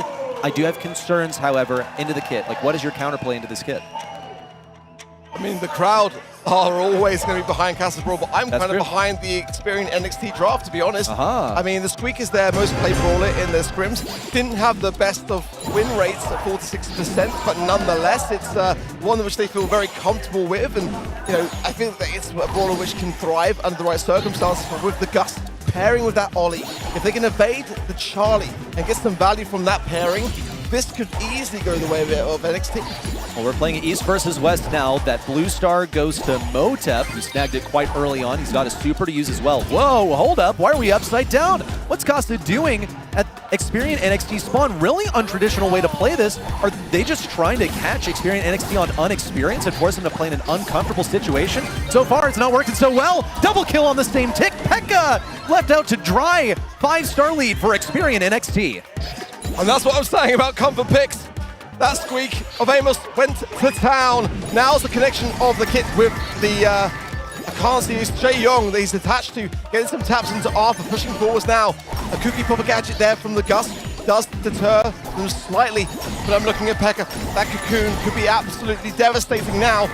They're taking their time, as they should, on the side here of Casa Brawl. They are behind by 5 stars. Whoa! There's a huge squeak connection yet again. Amos, he's killing it. Motep now coming around the left side. Ooh, do they know he's there? Is Arthur gonna find him? Okay, we've got a sleeper agent in the back left. They're completely unaware. Gonna look for it. Gets blasted away. Now killing Arthur. Can't get away, but it's fine. They've gotten some stars off of that. That is progress right there. They need 2 kills. Any 2 kills can put them in the lead and win by the blue star. Yeah, this is dangerous. Alpha going in now as well. The aggressive gets the hypnosis connection as well, but goes down. That's 1 kill that they cannot really afford. The cocoon is there as well. Amos coming out. No way! That's massive from Motep, rushing back to spawn. At NXT, they've got to find a kill. Doritos, he's low. He's got the blue star. Can they survive it? What an unreal moment for Casa Brawl! Kit deep in enemy territory is what it takes to bring it home. He got double hits. It was only a couple of swipes that he needed to get his super. And even though he was taken down, that was the start on the path to a victory. Experian NXT, my goodness, so close to keeping that one under control. I'll be honest, they might not recover from that. That came at the worst possible time. In the midway through a set now, which Casa Brawl have just stolen, literally stolen away. Such a shame for NXT there, because that was all controlled by them until that moment of time. So now, 1 star of a lead, but their mental is going to be all over the place. Gosh, you gotta be shattered by this point. So many times they've been just on the edge of victory and could not get it at the final seconds. Now Casa Brawl trying a different strategy here. They've got Kit combined now to throw some yarn balls towards Experian NXT. They're on low health. That's kind of scary. But Casa doesn't really have the range or the damage to punish. They're just going to hang on and get ready for their next push. Motep lurking on the right-hand side here. Of course, can go between bushes as he wishes with the cardboard box. There's enough of a slight gap to be able to do just that. So NXT have got to be very cautiously aware to his presence here. Now attaching. No, going in Viz actually. Gets some swipes onto Arthur, comes back and now attaches to the Jae Young. But then as quickly as that, de-attaching. Pekka's right-hand side has got the cocoon. And they're just timing their run here for Casa Brawl. They know what they need is a Kit hypercharge to get a kill and then get the heck out of there. And they're hanging on to these defensive abilities as long as they can. Pekka gets a hypercharge super. That's pretty good for offense, but it's even better when it comes to defense. Arthur is also raring to go. How close is he to a hypercharge? I'd say he's actually pretty far away. He's been sitting on top of the super for so long. Despite being new to the game, they have the patience that's required for greatness. Here it comes. Hypercharge in for Motep. Huge connection. Motep will find the kill and the steal of the stars as well. Coming back now. Arthur bringing Motep towards the spawn side, but it might not be enough. Will Casa Brawl get the stars? They do. It's GG match, and the stadium is literally shaking. Unfurl the Casa Brawl flag now. Brazil, this one's for you. A victory for the hometown heroes in Sao Paulo. This team is just one step closer to yet another World Finals. Came down just seconds in the end, but Casa Brawl are going to move on. They make the home crowd proud. And I'm sure they felt the energy. Playing on their home turf definitely was an advantage for them today. It's showed in the draft. In the games itself, Motep now with a whopping 3 kills, did the most on his team, but we see NXT actually had more kills, but in the end it's really just a trade-off. You want to have more stars in Bounty. Yeah, it was really tough. I think that NXT could have probably done better at securing that set even, but after the first game, I mean, Castle Brawl able to steal away in the way that they did, it just left them a bit shattered, didn't it? They were just not able to recollect their thoughts. With the nervosity out of the way, Experian NXT might be doing better against either Rival or Toxic Lotus. We're going to see who they're going to face up against next. Rival Esports 2-0 up so far. This match is still going on. I'm actually pretty surprised at this outcome. I thought Toxic Lotus would have the surefire edge here, considering what they did at the Brawl Cup, but maybe they don't have any more tricks to pull. And the Meshi, I know, is very well aware of some of the stuff that Toxic Lotus would pull usually. We're going to see who Casa has to face up next in round 2. Next up here on our stream, we have Inner Circle versus Revenant XSPARK, another banger. I'm super excited to watch those two play it out. And yeah, I'm sure you are too, so tune in again after a quick break. Senta no só pene. Boa, Peca tem escudo.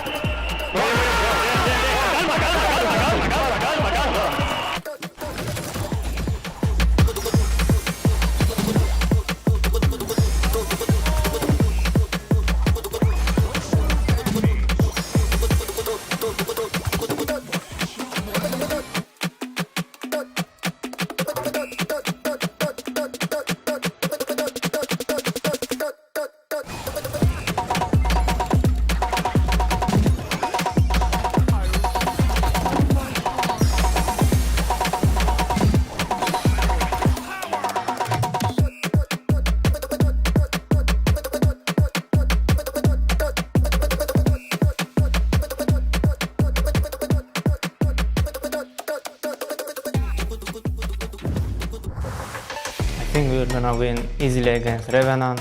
It's proven.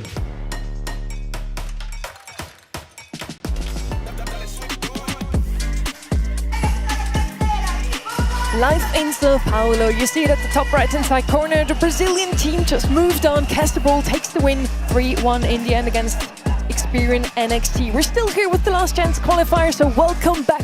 I'm so glad you tuned in today. Make sure to head over to events.brawlstars.com as well to lock in your predictions for the next match. It's going to be a close one. It's Inner Circle versus Revenant XSPARK. I'm still here with Reddy and Ark. I believe this is the last match we're going to witness you today, so are you excited for that one? Oh my gosh. It didn't even have to be the last match for me to be excited for this. You see Inner Circle, this budding team from EMEA versus Revenant XSPARK, a team that has not been seen together in full force for what, since 2023? We haven't seen Sargent at LAN for so long. Yet to be subbed in for Czar, that is what I'm most looking forward to here today. For me, it's Inner Circle doing full circle back to 2023 LCQ, and they just fell short. And I mean, they've put up such a commendable fight. These three players go back so far in time together, and that to me is smelling that unity. So Inner Circle already had a chance in 23 at LCQ. They did not make it into Worlds, but they do have another chance today. And then on the other side, we have Revenant XSPARK. They missed out on LCQ last year by just a single point.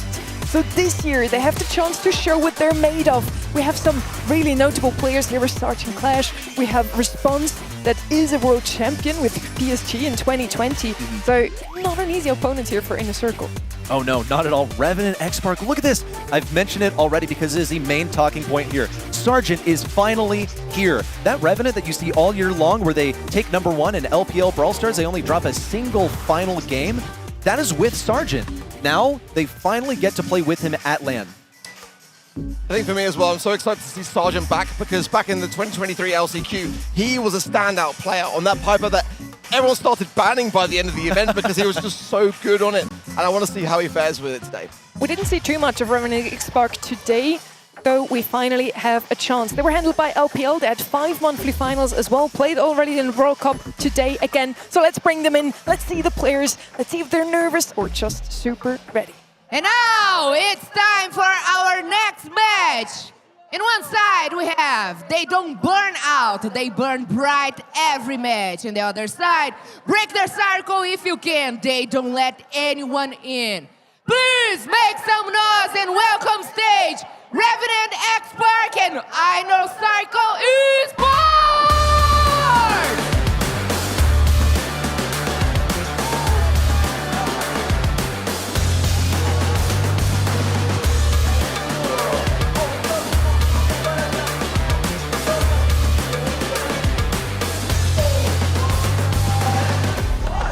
Casa, Brawl just took the win. Who is it going to be in this group now? Inner Circle versus Revenant XSPARK. We did see Revenant XSPARK already at the Brawl Cup, but there they didn't have all three of their players. They played with Zar.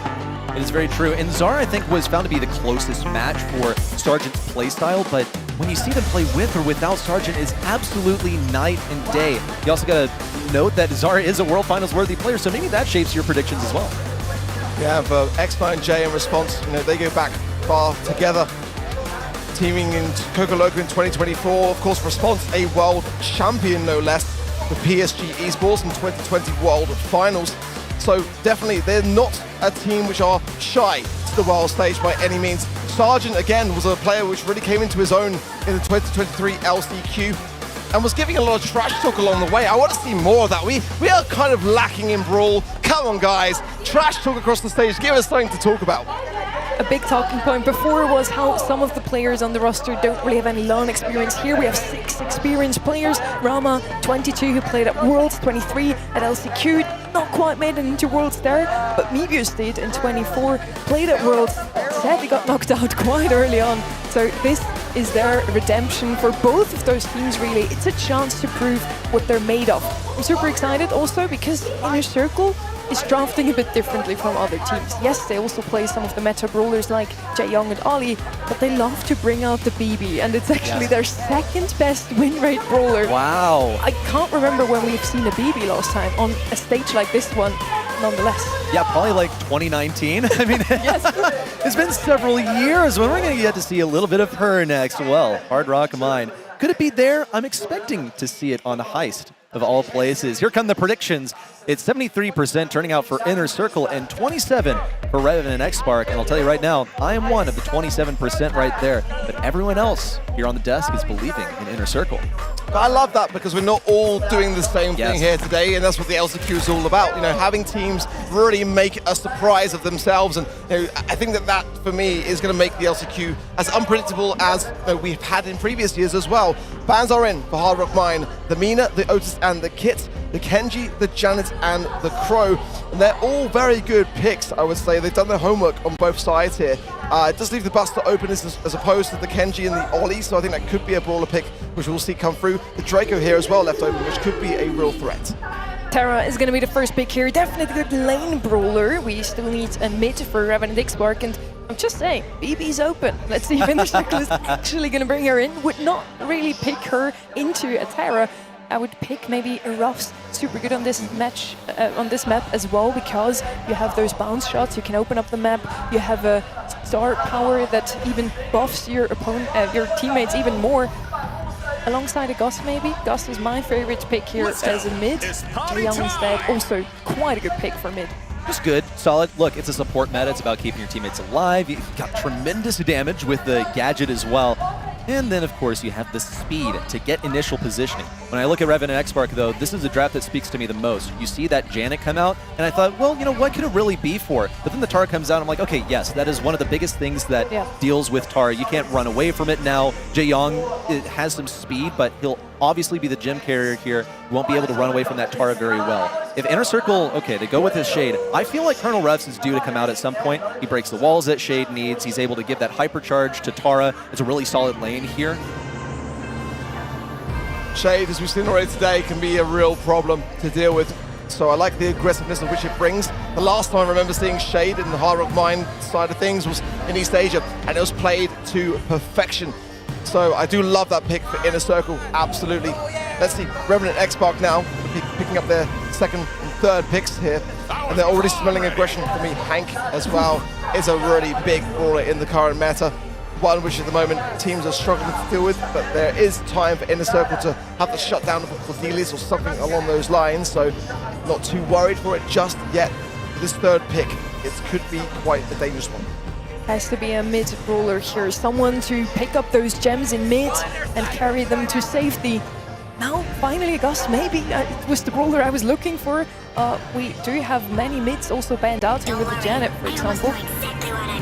Whoa! Drunk, what an interesting comp here. And I've said I'm eager to see in the Circles comp because they like to pick some outliers, but Revenant XSPARK with Trunk, Hank, two brawlers that I definitely did not expect. Well, I mean, they're really targeting this Shade from Inner Circle. They do not intend on letting it do literally anything. It's only got one good matchup, and that's into the Tara. And that's when those walls are open. Tara can break walls. Yeah, he's probably not going to be breaking that many. Going to be, oh my, you gotta be kidding me!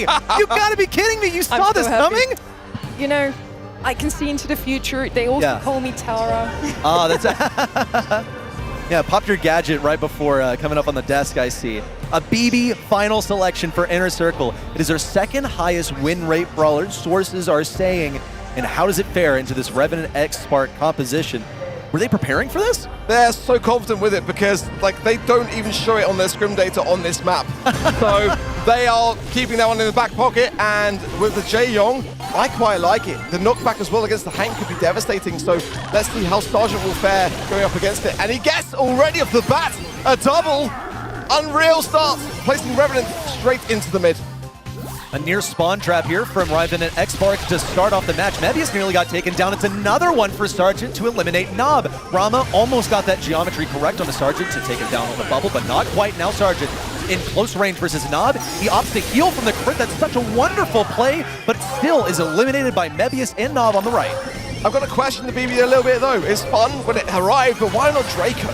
I mean, that's the brawler which can really have a much better time of things, as Rama's struggling to really do much so far. There's actually going to be Nob that's making a big play in the center here. Gems though stay with Revenant. Now, maybe it's going to spend some time in the mid. Hypercharge for Rama. Time to try to rekindle this slow start, and he does get the takedown for it.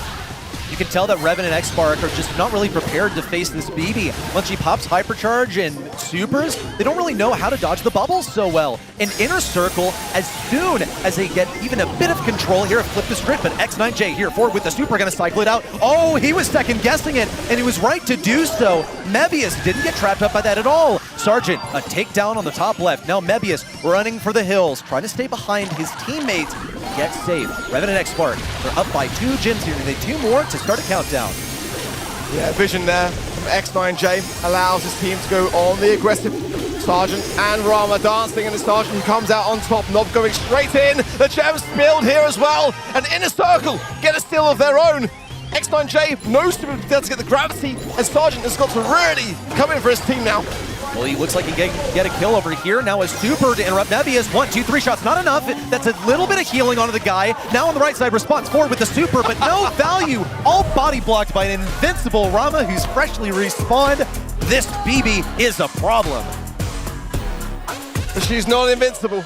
That's the thing. I feel like Sergeant had some great moments in that match, and he is the best candidate to go up against Rama. They're going to be dueling throughout this set, and I love that. And it's a question now of Sergeant having the response, having the reply. Taking the right-hand side lane now, and maybe it's already placing down some speed for Nob. Here comes Sergeant around the right side. He gets 1 kill, and he's out of there. Mebius will not be getting a kill with his gadget today, so it'll actually be sequestered in the back right over here. See Response also opting to take that mid matchup, just keep things slowed down. The Rama doesn't mind taking damage. In fact, he's going to send it up the right side. Sergeant also can heal, does it now, gets the 1v1 victory, and provides some pressure on a Mebius. And this is what I'm concerned about, as now Revenant with the Vision gear coming in, or the Vision gadget rather, placing themselves in the center of the map and leaving nowhere for Inner Circle to hide. 5 gems now for Revenant to 2 of Inner Circle. Not going in though at a time where Revenant Esports are low here. Response taking heavy fire, and Rama now the hypercharge gets 1, gets 2, can't find the 3rd, but that is already opened up a massive amount of space for his team. Inner Circle looking for a difficult position to remove. Here comes a hypercharge. Response walks right through him. Oh no, instead of collapsing, Sergeant in Response needs something. Almost got a takedown onto Nob. Another torpedo would have done it. A bit more damage from that bubble. Surely could have eliminated him. Sent all those gems falling onto the ground. Jay now has the Super. They're no longer in that classic Hard Rock Mine spawn trap. Once Jay gets position, he'll be able to pull Nob. Ideally, he's low. Mebius gets the heal onto them and keeps this team fight alive. I say let Nob go down. Maybe it needs the gems. Nob needs to go on the aggressive. I think they maybe blundered that a little bit there. Sergeant coming in, gets some good damage. Low HP for him now, and Nob goes in for the takedown of the kill. Does so well as Rama on top right-hand side, trying to get a few swipes. huge miss from X9J, but the gems go back to spawn. It's 10 seconds needed now for Inner Circle to reset this countdown. Inner Circle have a BB, and Revenant and XSPARK have got to be afraid. 5 seconds till we see this one connect with the back lines of Revenant and XSPARK. Sargent doing his best to defend. Nob now looking for the interruption on a response. A crit could have done it, but not quite. Game win for Revenant and XSPARK. We've got a tied up set 1. Very close towards the end though. A buzzer beater for sure. And Inner Circle just found themselves floundered. The gems with the wrong person at the wrong time. And they kept that person alive when he could have gone down. I just think the decision making wasn't the best. Let's see now who will take this first set. It's such an even matchup. Once again, near double kill for Sargent right off the bat. He did at the beginning of game number 1, ultimately didn't go their way. But Sargent on this trunk is a force to be reckoned with. We'll see Nob actually pick up 2 on the left side. And Sargent is freshly respawning to get a super in. Versus Nob gets the kill right in the crit spot. Excellently executed. Revenant and XSPARK, they're not really raring to go just yet. Waiting for an opportunity, waiting for the 3v3 if they can, and still trying to deal with Rama on the left side. That's down for Sargent, but he's down for the count. Cannot keep fighting. He's got the speed to be able to advance into the middle of the map. Now the ants dissipate. This hypercharge for Rama, popping it with Nob here as well. Trying to find the connections onto response. He's forced into this left-hand side pocket. Cycling is Rama, and a nice takedown secured by Mavis and Nob, keeping that pressure on, but response still survives. And X9J has got the gravity, has got the vision. Nowhere for Nob to go, but a death. He's got that hypercharge as well when he respawns. It's speed, it's the ability to no-clip through these walls, and he's already back. Revenant and XSPARK have to respect this. They need Sargent in position. Here comes Nob on the right side. Where's the Brawler that's supposed to counter him, still looking for the win. Response wins, and Mebius on the right side, trying to get back, didn't even have a gadget to stay alive. Sargent beelines to the enemy's side and comes out with 8 gems. It's going to have to be a huge reset here for Inner Circle with very little time to do so, but they found 1 kill. That's going to place Sargent and X9J into a tough spot here. Sargent goes back on himself, but gets the kill. A huge play, and Revenant and XSPARK will gain the first set. Revenant XSPARK did not win a single set at Brawl Cup. They're playing essentially a mini World Finals in the mid-season. And guess what? They didn't have their Sargent, and now he is here, and the difference could not be clearer. This man on trunk, oh my god, 17 kills. And getting a double kill off the beginning of almost every game played in this set. And this is what I'm saying about Sargent. You know, he comes in to an event, and we don't tend to often get the opportunity to have him present. And when he does, he is the man that is the playmaker. Sometimes that can go against them, because as we saw in the LCQ in 2023, when Sargent wasn't coming through, the team started to collapse. That's my only reservation. But it's his brawler picks. You know, Trunk, we have not really seen thriving at all today until this very matchup. We saw at the LCQ Piper, no one was playing Piper back then, and he was popping off with it. So I think when it comes down to drafts, teams are going to be so cautious around that man. Look at response, so cheerful. Man, this guy's had such a journey through Brawl Esports. He's a world champion from 2020. Whoa, look at that. It's a set number 5. Toxic Lotus could complete a reverse sweep here if they get the final set over there. And it has big implications for our group of death between Rival Esports and Toxic Lotus. But back to the match at hand, you see response? The jubilation, the smile on his face, that's momentum right there. And we've seen this team particularly be vulnerable to momentum. That's a crazy comeback, isn't it? Yes. I mean, being 2-0 and then coming back against Rival Esports, a team which many have said that they are just performing so well in scrims. I mean, people saying that they're going to go all the way here. The Toxic Lotus bring it back. I can't wait to see how that one fares.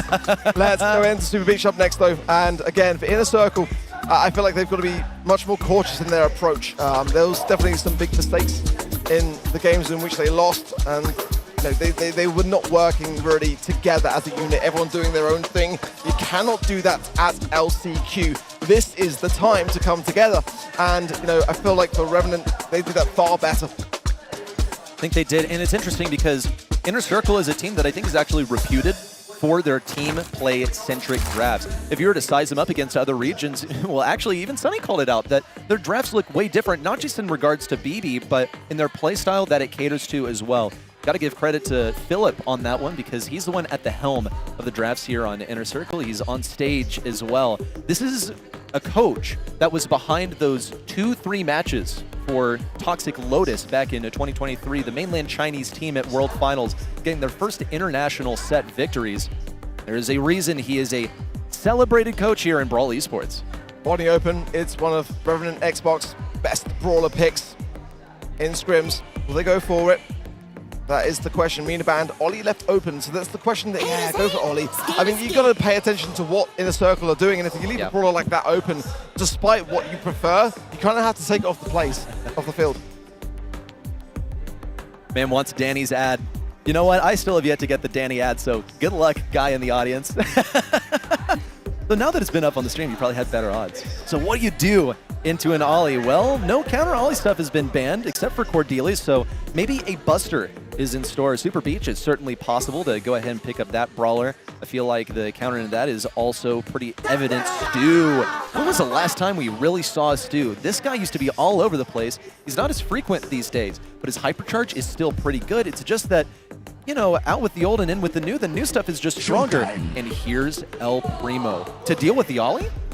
I mean, it makes sense because the Otis is banned, right? So they got a bit more flexibility and certainly can just break open the map a bit better, just try to use the suplex gadget just to cancel out what might be coming up. And Willow could be a good counter to the Primo. You're going to be feeding a lot into a brawler like that. I wonder whether Revenant XSPARK might consider something along those kind of lines as opposed to a B, because I think that the mind control in a map like this, you're going to be able to cycle it so easily. Charlie is what they're feeling as well. Could be a good shutdown to that.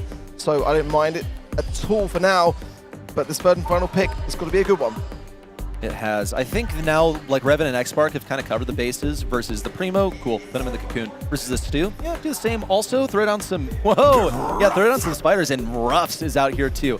Now, once again, there are a few conditions under which Ruffs has to be played for him to succeed. Number one, you got to pair him with a hypercharged brawler. We talked about it at the top of the show. Ollie is a hypercharged brawler. It's that is keeping him meta. Number two, you have to have a good matchup. Dude, versus Stu, back to when Colonel Ruffs was even introduced into the game. This has been a good matchup because he has sandbags. It's going to take a very good Stu to expertly aim and weave through those sandbags to even land a shot.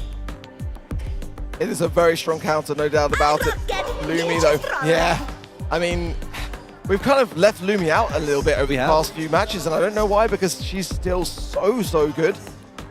Massively high win rate brawler, and one that can just have some great area denial with the ice and the Morning Stars with the slow, with the star power. It's still so dominant.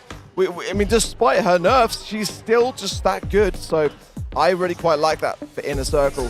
I'm reserved on this Primo pick and how that's going to fare. I think if it's like Mabius, then maybe that could be quite exciting to see. Yeah, it's going to be a bit of a make or break, I feel, with that kind of brawler. It's got a lot of, you know, it's not a very meta pick, but when we see it come through, it's normally for very good reason. And I feel like if you're going to pick it, you've got to be confident about playing that brawler. Oh, undoubtedly. Well, yeah, this is like BB 2.0. This is what we saw in set number one, now manifesting once more. And I'm looking especially to it dealing somehow with this Ollie, you know, maybe chucking it away in a different direction. Also getting some assistance from Lumi. She's able to make people slide out of position once she uses her gadget, but I feel like I see that more in these sort of control-based matchups where it's nice and slow, pop someone out of position at mid, get the victory off of that. Some question marks for me with the Primo, but we saw Inner Circle give us a good reason that they picked that BB, so I undoubtedly have the same expectation for this Primo. Again, my eyes are going to be very much on Sergeant. If he can pop off again for his team, it's going to do wondrously well and bring them 2 sets ahead, in my opinion. He is the playmaker. And if he's slacking, if he's sleeping, then that's the chance for Inner Circle to try to even up this set. It's going to be Nob on the Primo, Mavis on the Stu. Makes sense. Mavis has always favored those high versatile brawlers with the agility like Max. I mean, he's probably one of the best Maxes in the whole of the EMEA region, in my opinion. So I think it's a good pick for him, already placing a lot of aggression onto response. And this is not a good spot for Revenant XSPARK with ball pass through to Mavis. Spiderlings might have a different say of this, but nonetheless, a very clean start to the game for Inner Circle. Excellent team play for Inner Circle. I had mad concerns about what the bags plus the spiders were going to do into Mebius. And it was totally fine. Yeah, he wasn't able to take anyone down on the goal line. Left that to Rama, who's able to easily pierce through these things. That's why he's a good mid. Sergeant now getting hypnotized, moving forward once more. Double hypnosis. It's enough for Jay and Sergeant to take him down. That's a wide open goal. Mebius trying to be the hero. Send him to the rescue. No! Dashed out of the way!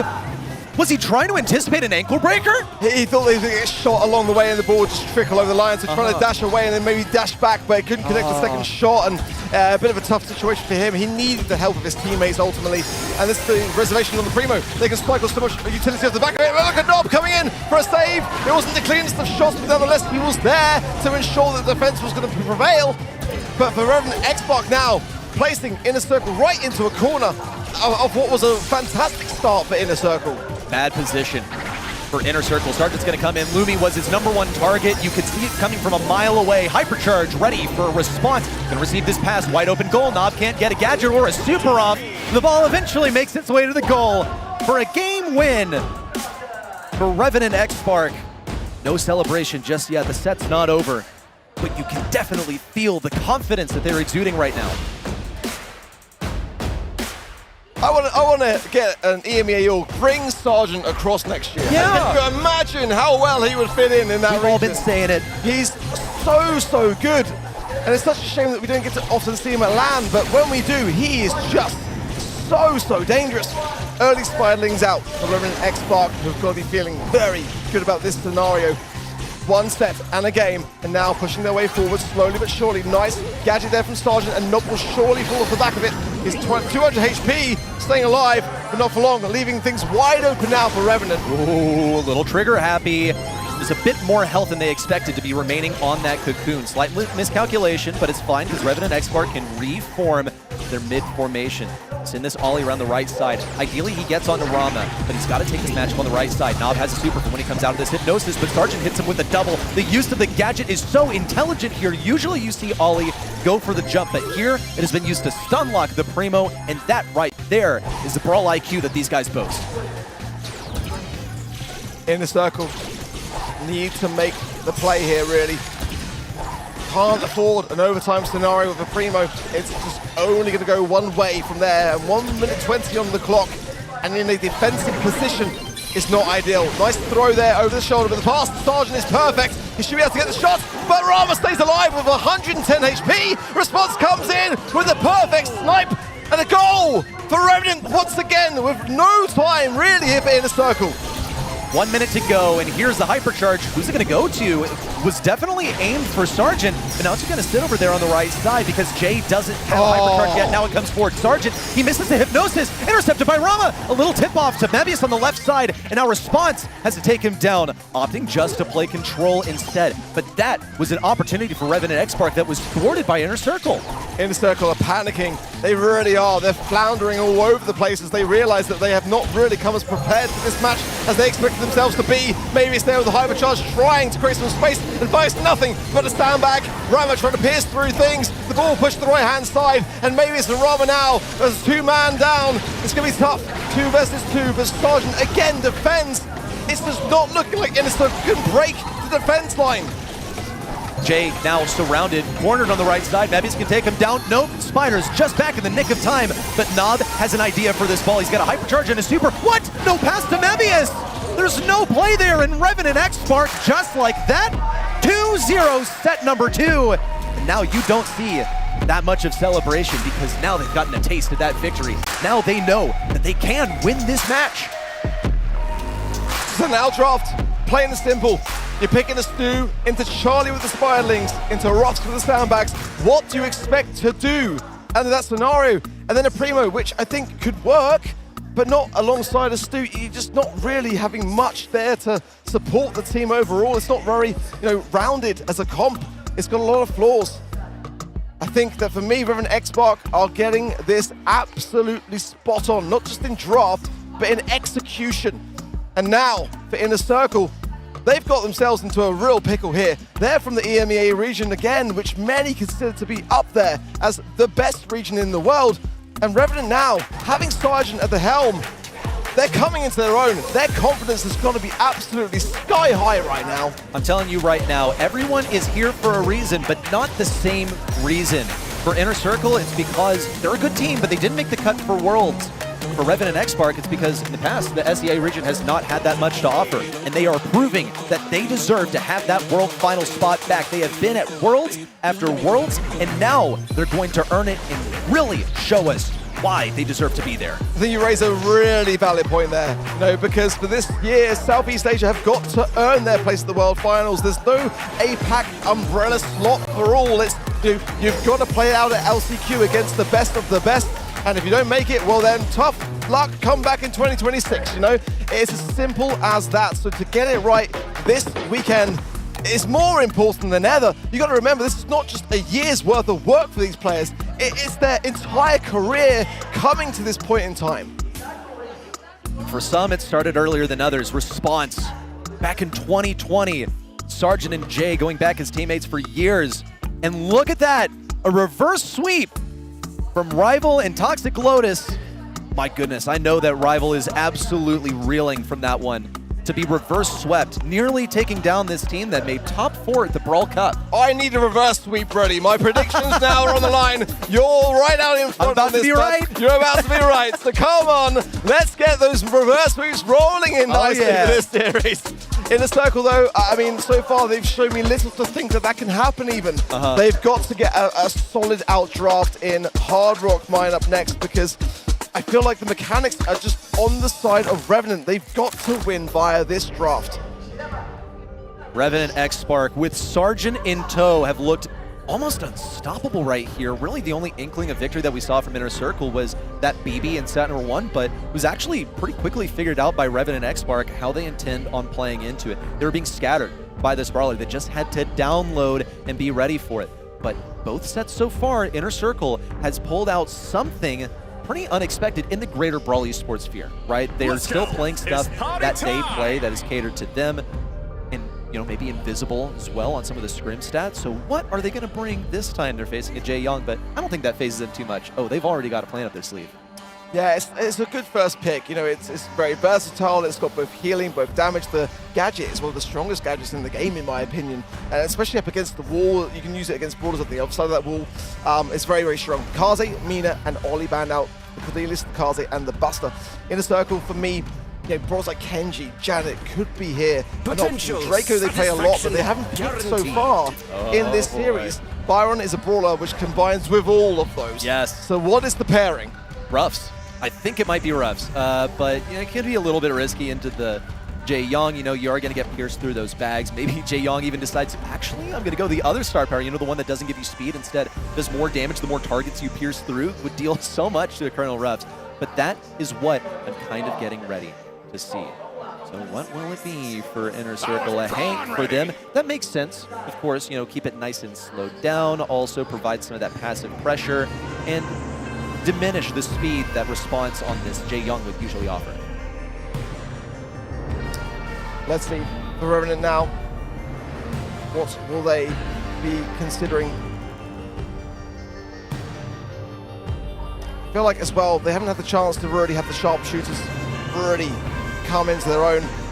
Combining it with the Jae Young, having that additional speed, maybe Ruffs. There we go. Yeah, I mean, that makes a ton of sense. And the brawler, which I feel at the moment has not really shined since the hypercharge either. So I feel like that's a pretty decent idea to have. But like you said, it's got to combine with hypercharged brawlers, and they haven't got one yet on the side of Revenant. Yeah, that's my concern. Oh, yeah. That's not the greatest of hypercharged brawlers to combine with it. No, it's not computing at all. You've got a Gene hypercharge to utilize. Maybe it's that they just want to take it away from Inner Circle. They didn't feel like they really had the option. So it could be a little draft error from Revenant XSPARK, or they got caught off guard, like draft win for Inner Circle by the strategic use of their bans and also by leaving certain things open. But Inner Circle have one final selection here. I want to remind you all that there is synergy between Ruffs and Gene, could be a cheese comp also with that Jae Young, because if Ruffs opts to go for field promotion and Gene is sitting on Magic Puffs, and I mean, one's getting healed, the other's getting buffed, more HP, more damage on Bounty, I mean, that's pretty important.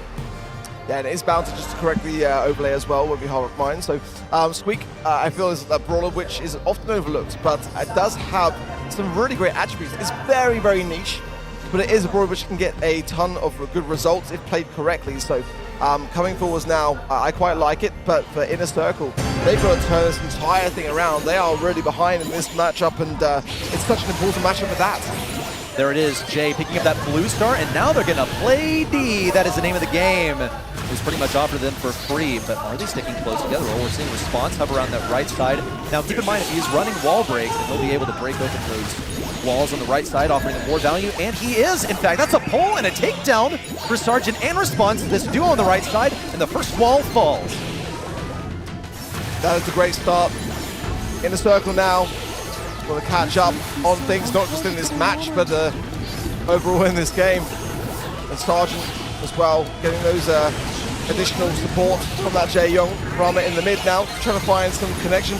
Does find the Jae Young of X9J.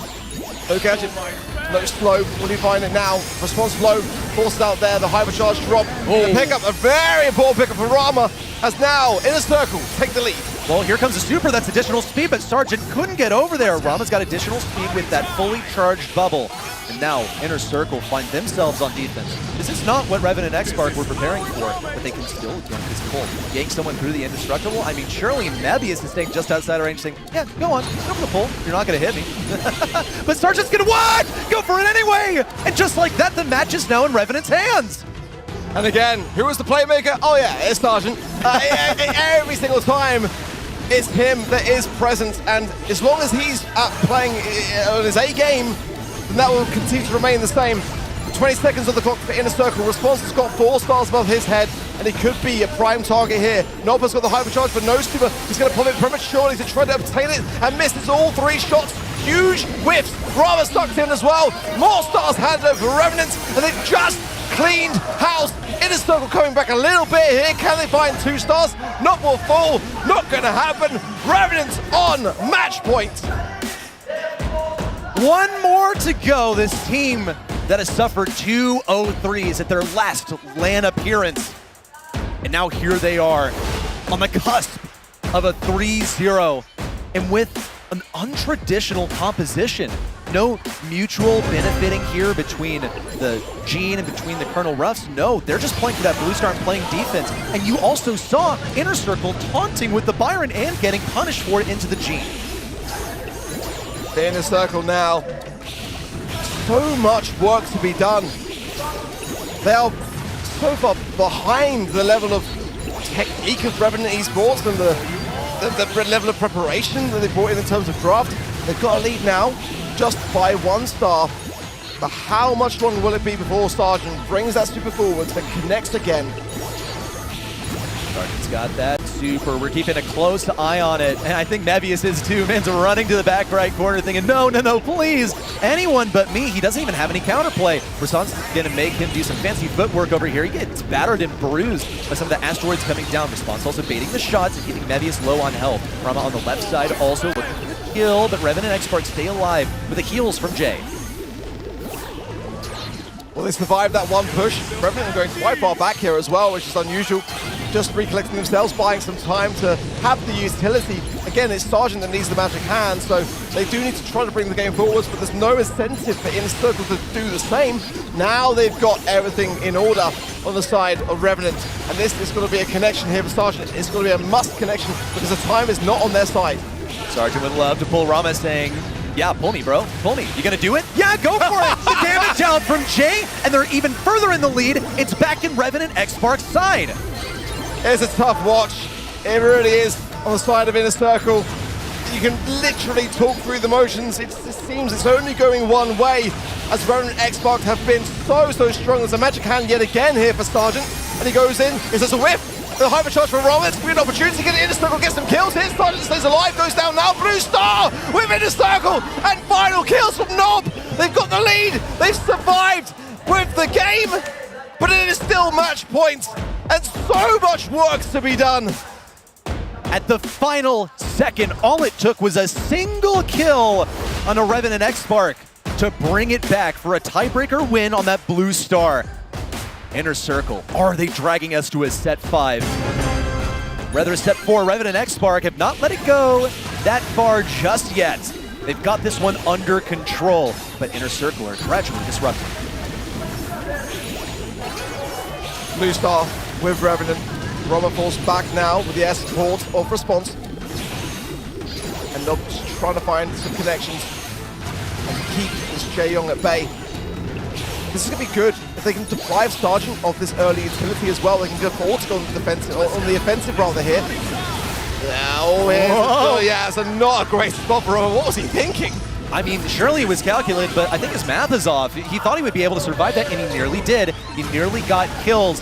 It was not enough. Inner Circle do end up getting one takedown, but they're still behind by a single blue star. But just like before, Revenant and XSPARK, they're on the defensive. This time they have even better abilities. They got Jaeyong's gadget ready. They have Sergeant's super ready to move. Mebius would be the ideal pull. Oh, he's just out of range. You can see how Inner Circles scatter. As soon as Sergeant gets close with that lethal gene, they know to move away. Can't push into this, that's the problem. Sergeant is just waiting to land the pull, and for Inner Circle, they've got to go so cautiously into the wind here. The Jaeyong able to keep that maneuverability in check. Sergeant is lurking forward the forwards. Nob might be the candidate, and it's actually a whiff for Sergeant. A huge hit for Rama. Heals from Mebius. Can they secure the kill though on the start of Inner Circle? It's their death yet again. Jay might fall here. The blue star yet again for Inner Circle might be the decision maker here. They won't even need it at this rate. They've got a 3-star lead.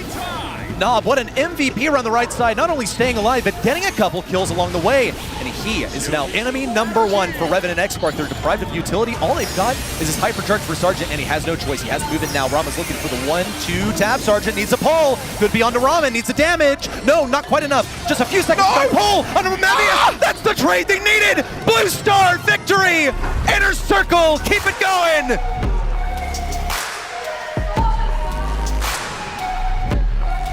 There's no time like the present to turn it all around, is there? We're in a circle.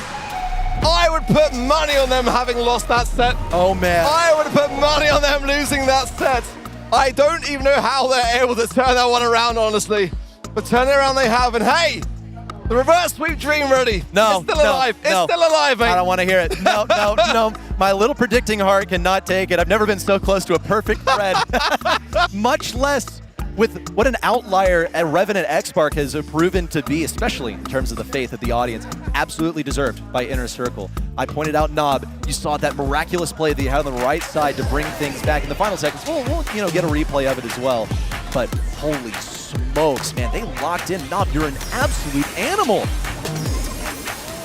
Unreal scenes here, honestly. And if Inner Circle can somehow turn this around, it'll be one of the most, unhinged things I've seen all year to be able to achieve. I mean, it really, really would. They're a bit all over the place, really. Yeah. It's not really calculated. They're not really working together. It's just all a bit wishy-washy all over the place. But then somehow they can get an unexpected result and run away with the goods. And Heist is the next map and mode, might I add. So they could do the same thing here again. Certainly, they've needed to have that lift, that boost. Right now, it was all going completely out of hand. They started on 1-2. 0-2, that was almost them going out in a 3-0 set sweep. Unreal, but they survive on.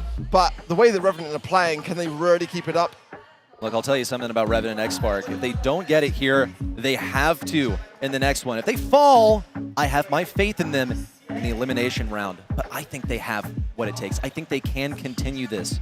Just my concern is if, once they're thrown off of their game, once they're, tempted, it's dangled in front of them, that victory, that qualification to day number 2, and it's yanked away by blue star tiebreakers. That has got to be so frustrating. Now we're headed into hot potato. And Revenant and XSPARK has already been given a taste of what Mr. Bet feels like in the face.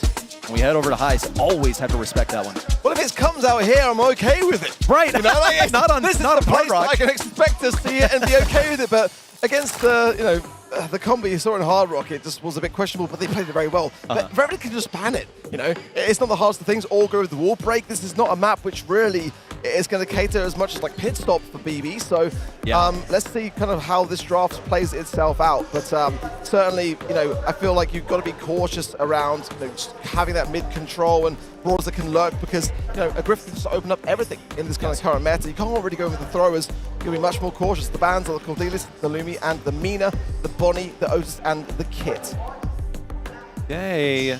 Now, Inner Circle.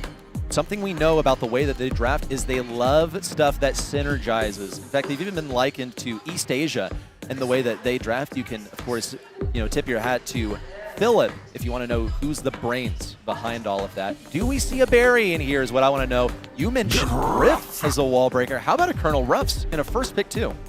Yeah, certainly. I actually quite like that, honestly. For me here, for Inner Circle, I'm feeling a pull, but at this stage in the draft, I don't know whether that would be a wise idea, or in all honesty. It's going to be a tough thing. Carl could be a bit of a safer spot to consider. That's going to be maybe a special, I feel, in that regard.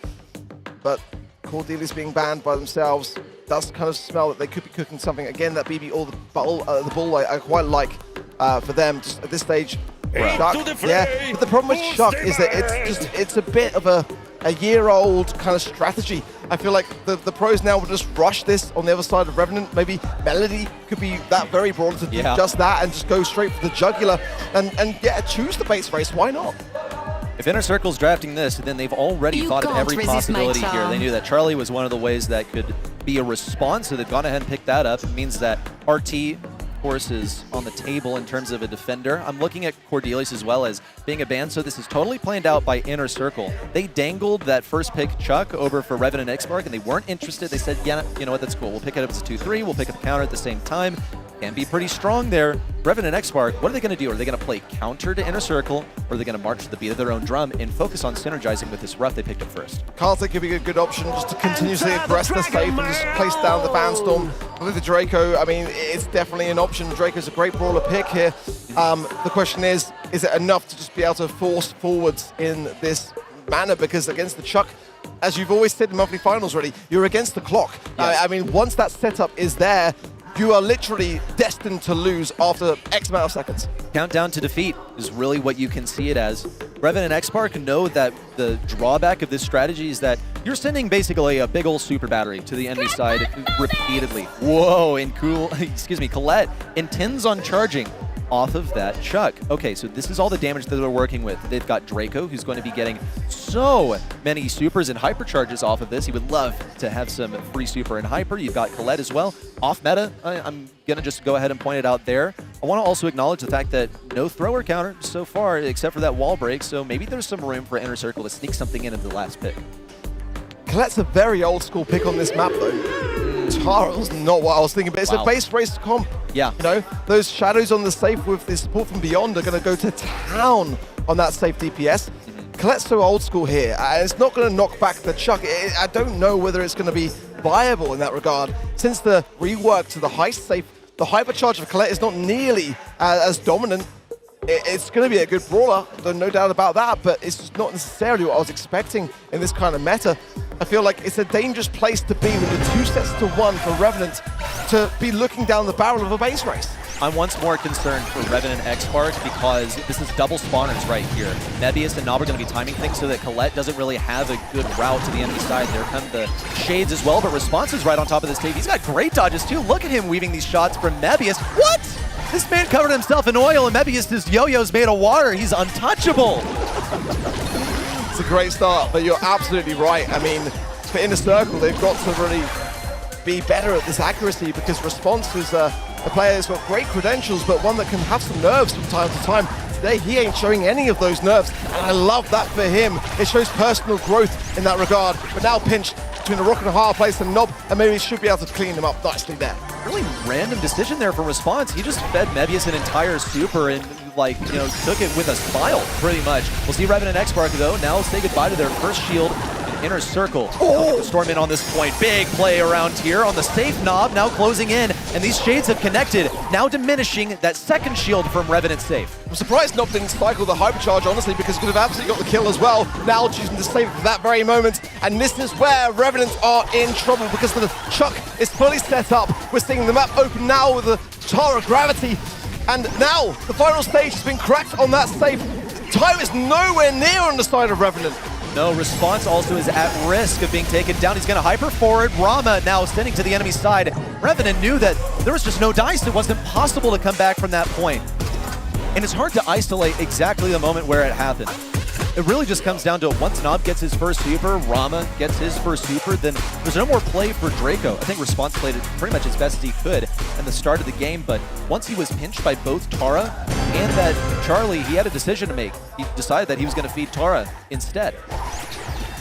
This was my concern coming in, is that Revenant are facing up against one hell of a base race comp, and this setup process is where they've got to get the damage in. And they got some good damage in the last game, but it wasn't enough. And this time around, they're going to get more at that early stage, and it's even worse than the previous game. So as far as I can see so far, this could well be going to a fifth and final set if they don't turn up the heat. Is no bueno for Revenant XSPARK because they're facing double spawners and the Colette is struggling so hard. There's not a single piercing brawler. Chuck is already set up, not a scratch on Inner Circle, safe in response, even if he wants to push in, that he's got to go through Mebius, who's undoubtedly going to put him in a cocoon, but only when it's actually necessary. 2 more shots in response. Once again, it's taken so many hits over here, but the right side has been cleared out. That's a good bit of progress here for Revenant XSPARK. They've only marginally got an advantage over Inner Circle now. Mebius did well there, under a lot of pressure, and knew that he couldn't get the shot on the left, so he chose to try to get the mid. Didn't quite work out, but he did stay alive, most importantly. Now the safe is getting shredded. Second stage cracked, and now Nob gonna get that Tara gravity in place. Goes down to the supply drop, but nonetheless, getting some taps from Mebius. Now Raba coming in. They're starting to really work together as a team, and I just don't see how Revenant defend now.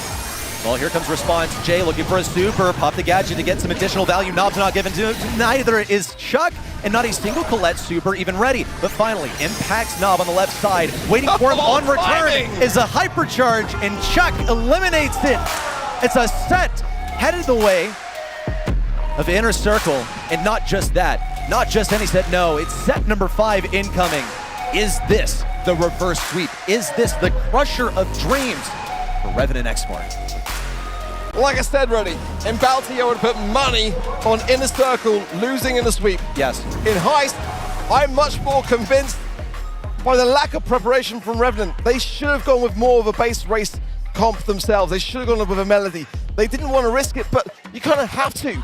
It's far more dangerous to be left open and you're 2 sets to 1, just go for it. I mean, against the Chuck, a brawler like Melody is, in my opinion, the best brawler to have, and it was open on the field. And the Kaze, they didn't go for it, and they've been punished. They've got to go back to their roots. This fifth final set now has got to be theirs. Imagine losing under these circumstances.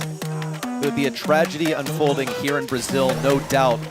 And the way that they lost this draft is seriously a deep cut. Double spawners that they're facing. They didn't have a single piercing brawler to truly deal with it.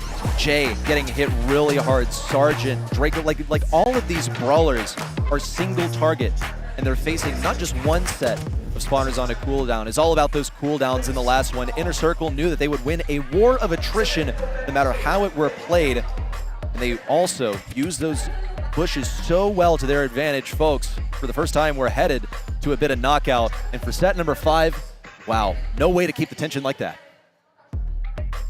What a matchup now. Inner Circle were just all over the place to kick things off. Now coming together better. And with the wind in their sails, most importantly, you need that in these moments.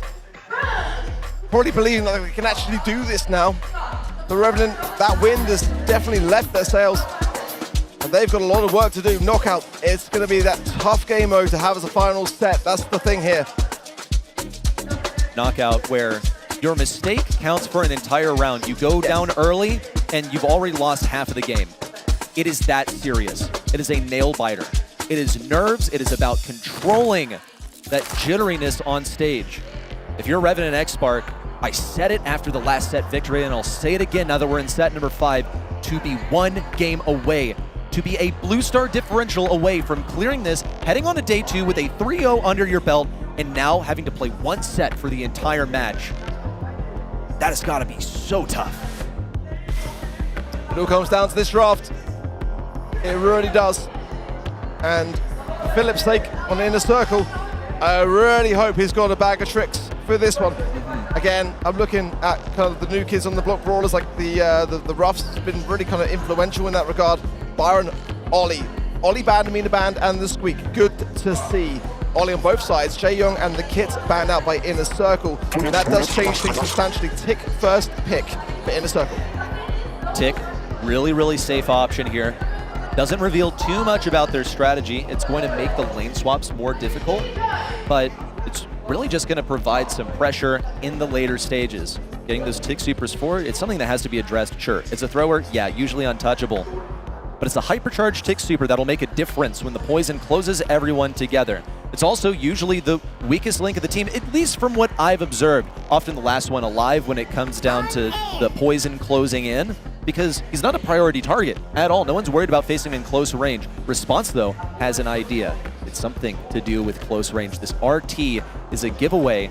They're going to be countering something that gets in close range, or they're going to be running something themselves. I like the RT pick. Absolutely. So Gene is left open here actually as well. Could be quite good for Inner Circle to be able to have that with the tick and something else to defend, but Revenant wouldn't probably mind it themselves here. It's always a good brawler to have. Angelo going to come in as a sharpshooter brawler, and they've got a sharpshooter player of Sergeant. That's a dangerous brawler to see under those circumstances. It's not really necessarily a Piper meta, but I don't want to speak too soon. There's a third and final pick still to come for Inner Circle now. Back to them, and some big decisions to have to make here. I think Gus could be quite a good shout here. Have that as something of a long range. The tick is susceptible to being targeted. That's the problem. You've got to have a solid pair of hands to defend against that, because in a 1v2, if you're a tick, you're not going to win. No, you're absolutely not. You just don't have KO potential as that brawler. Great shout on the Gus. Also indicates what Inner Circle is probably going to go for as their 5th pick in this draft, which is something that gets aggressive. Gus is going to enable that to get in close range. So Inner Circle, they're more gearing up for the end game here. Revenant and XSPARK, kind of a toss-up at the moment. Like, RT will have survivability towards anything that gets up close and personal, but also Angelo is looking for some of those easy pickoffs in the starting stages. Charlie for Inner Circle going through.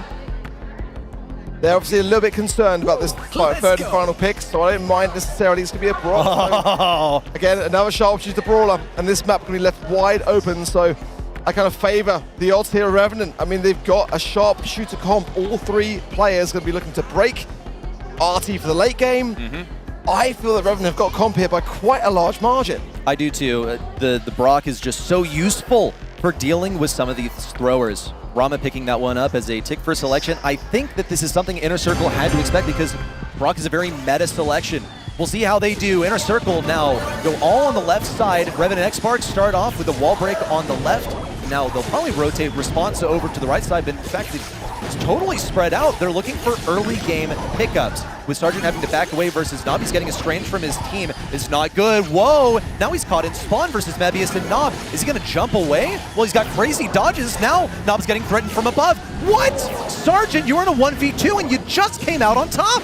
What am I watching, honestly? Wow, it's going to be a pickup for Mebius. It's a huge run of that. There's still 2 versus 2, and he's not in a good spot. And again, what did I say coming into this match? If you're a tick in a 2v1, you're not really going to come out on top. But Rama's going to try. What was the start of that match? It's knockout. You've got to value your life above all else. And just everyone was all over the place going on the aggressive. I mean, it kind of worked out better for Inner Circle if they'd just been able to secure the kill of Sergeant, and they didn't. They messed it up. Wow, and not a single shred of value given to that tick either. Ran straight into the poison, so he didn't do anything for the team, and, well, really, he could have died faster, because now some more walls have been broken down. Inner Circle, they're permitted to have this stronghold on the left side, but key areas have been broken up. Sergeant went for that big 4K shot through the wall, didn't really work out, and now we see why he didn't jump away, but he has that confidence to know that he can go deep and still not have to run away. He's going to lure them into the poison. So intelligent from Sergeant on this Angelo. Now poisoning Nob. He's down to his final life. X9J with the elimination. Rama gone as well. Revenant and XSPARK completely wiped the floor. This was my concern. It all came down to that draft in the 5th set. When Inner Circle started to gain momentum, they had to get this one right, and they just simply haven't. Not yet, at least. There's still time, but I just don't see against the comp that's so long range this going many other ways. The spiderlings for Nob are going to be quite key in deterring Sergeant. If Nob can make that happen against that matchup, then good for him, and maybe it's a 3 versus 2, but I think for Rama, he's dependent so heavily upon Mavis and Nob staying alive. I'll tell you another thing is, I don't expect Revenant and XSPARK to be offered a 1v1 for Angelo anymore. No, they know not to contest this guy on a sniper. Sergeant also knows that he's pretty safe as long as he doesn't get tapped up by Mebius with a gadget, popping that ghost open to deal additional damage. Sergeant's going to go for the Pierce on Nob. No! Oh! Rama, perfect timing on the shield. Disgusting Pierce. And now Mebius healing up on Rama, but that was so close to them both going down there. I mean, it really was a beautiful gadget from Sergeant. Nob going on the aggressive, spiderlings coming out. He gets the tap, but he couldn't find the second So Sergeant will survive on with 700 HP, now healing. Response out of position here, Mavis knows it. Trying to find the corner, trying to get the pinch. Great, still in there for Rama, stays alive, but now 2 versus 2. Mavis gets a great cookie from a gadget. 2 versus 1. Sergeant here should fall, and he surely will, but stays alive, 60 HP. Goes down to Nob. That's what we expected, but Inner Circle need more things like that to go right for them if it's got any chance of being tied up now. And even still, that was best case scenario for Sergeant because he got his hypercharge and super out of that. Knew that he was going to give some value to Nob. That's perfectly fine. He's got the hypercharge and super. Looking for a kill. Has the Pierce to get through some of those spiders for a finishing blow. On the top side, we also see Revenant XSPARK just slowly keeping the control. They had to deal with Rama, equipped with his hypercharge and super. Sergeant's decided, yeah, I'm going to go for it. But who's it going to be onto? Pierce through the wall. No! Oh! He's down for the count. Inner Circle now in a 2v3. These shots are so accurate from Sergeant, but Mavis finds one, but again, Roman is 1 versus 2. He's got the hypercharge. Pop it now! Pop it now, why not? I mean, okay, he wants to save it. He's going to save it for the next round, but that's a dangerous place for Inner Circle to be in regardless, because they are 1 round away from going down. And Sergeant is just looking so good on this Angelo pick. This is going to be a tick hypercharge, a winning one at that for here for Rama. It needs to be. Sergeant also is close to getting his hypercharge. Probably only needs 1 more shot to get it.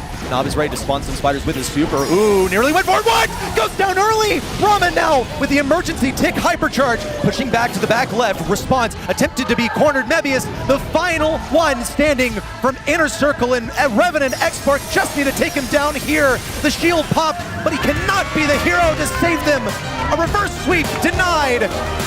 This one's for Southeast Asia. Sergeant is the final thing that this team needed to execute. They proved that they are worthy of coming here to LCQ and working towards the World Finals. What a commendable comeback, because it was almost the reverse sweep. In the final hour, Revenant and XSPARK get that draft right, depriving EMEA of an easy breezy bracket. Good stuff from Revenant. And not an easy thing to do. Not when you're deflated. To come back as they did there was very, very strong. You already both pointed out how well Sergeant did with that Angelo pick. Definitely carrying this one, making sure that this reverse sweep isn't happening today. Definitely an Inner Circle special. They played more 3-2s than I can count. I remember already when Rama was back in Craze Clan, being esporting those 3 as well. They had so many reverse sweeps. They just learned how to play against their opponents in the first 2 sets. It's incredible, really. Like, Inner Circle, this is a force to be reckoned with. They're going to be going down to the elimination round later. They'll face a loser at Crazy Raccoon versus New Heights Gaming. And now it's time for the matches that are going to be heartbreaking. We're going to lose 4 of our teams. Up next are our elimination matches. We'll see you after a quick break.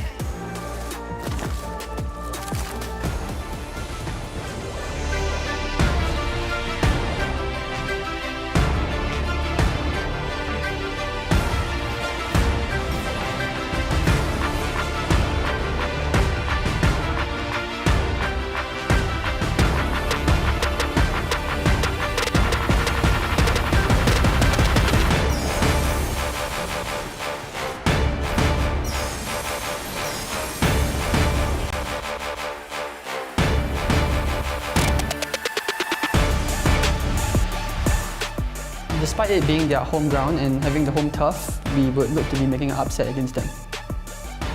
A cabeça eu acho um time bom, mas a gente está bem preparado. A gente assistiu alguns poucos treinos deles, então a gente sabe mais ou menos o que eles jogam. Acho que está bem encaminhado.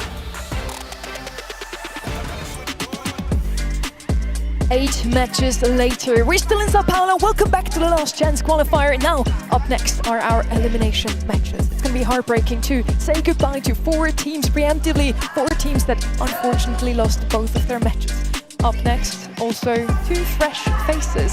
The other 2 were a bit, a bit tired after 4 matches. They deserve a break, so now I brought you fresh faces, even smoother voices for these very important matches. Uber, you feel like you already know what's going to happen in the next couple of matches. Is there something you're looking forward to specifically? I mean, this is the most volatile part, I think, of the competition, right? These teams who've lost their opening matches suddenly don't have a chance to settle in. They don't have a chance to really get their bearings. they're going to be dragged back out now, whether they were backstage or on stage in those losses, and have to fight for survival here at the Last Chance Qualifier. Trav, this is the third Last Chance Qualifier we have in the BSC already. How does this feel different in Sao Paulo? I mean, to be fair, the home crowd advantage is absolutely massive. Some of the stuff that I've heard from these South American fans is absolutely ridiculous. You can tell how much they get behind their teams. So I think that's a real big swinger in terms of who's going to be able to get the wins in these games. KDS, of course, your second seed coming out of Southeast Asia. It's tough to play second fiddle to Revenant XSPARK, but these guys have got a lot of experience. Hiroshi was on that Coco Loco roster last year with Jay in response. They had great results over in East Asia.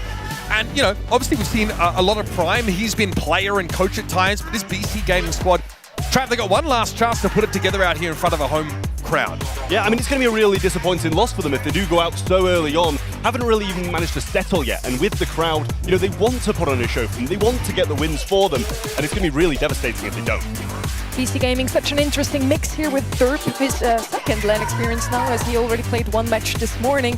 Now Jubileo on the other side, we have 9 LAN experiences, 9 LAN events already under his belt, so it's a huge disparity in this team. On the other side, with KDS Esports, okay, all a bit of rookies. Yeah, I mean, this score thing, right? I think that's just referring to, it's just international appearances, right? Exactly. Vex has actually been an active pro player since 2020, but has just bounced around and not been able to find a solid roster, one that could really actually get him to events like this. So appearances can be deceiving. He's got a lot of online experience, a lot of experience finding these new rosters to gel in, and they're going to hope they hit the ground running here after a rougher start. Yeah, it's going to be really tough for both of these teams because you said they really haven't got a footing in the competition yet. And now they're at risk of going out. That's going to add to the nerves as well, and I think it's going to play a big part in this game.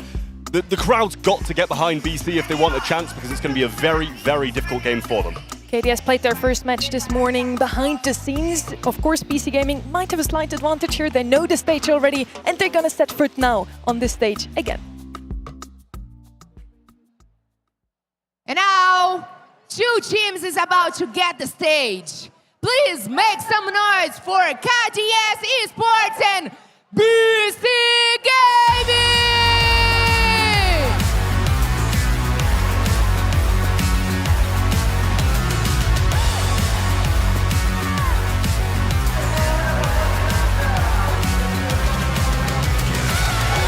KDS Esports versus BC Gaming SA. Not that much of experience against a lot of experience. Should already be clear who takes this one, or not, Uber?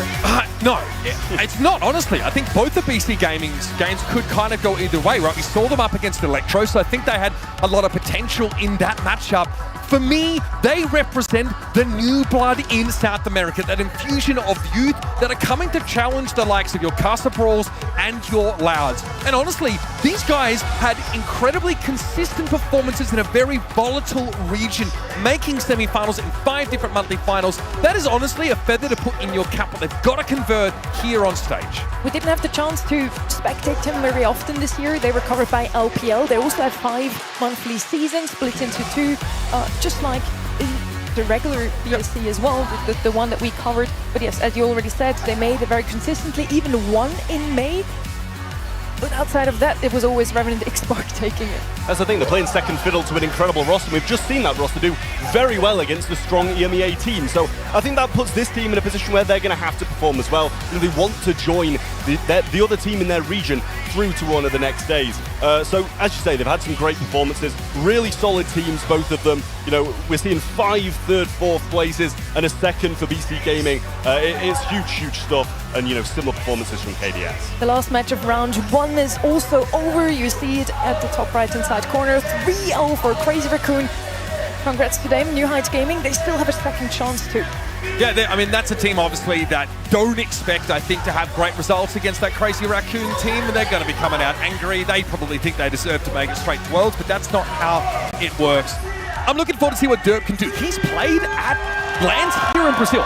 So that energy is something for him, even as the newest rookie player, is still something he's been exposed to. We're kicking it off, of course, with Knockout as Bells Rock, and all the fans at home definitely getting behind his Berlin City club roster.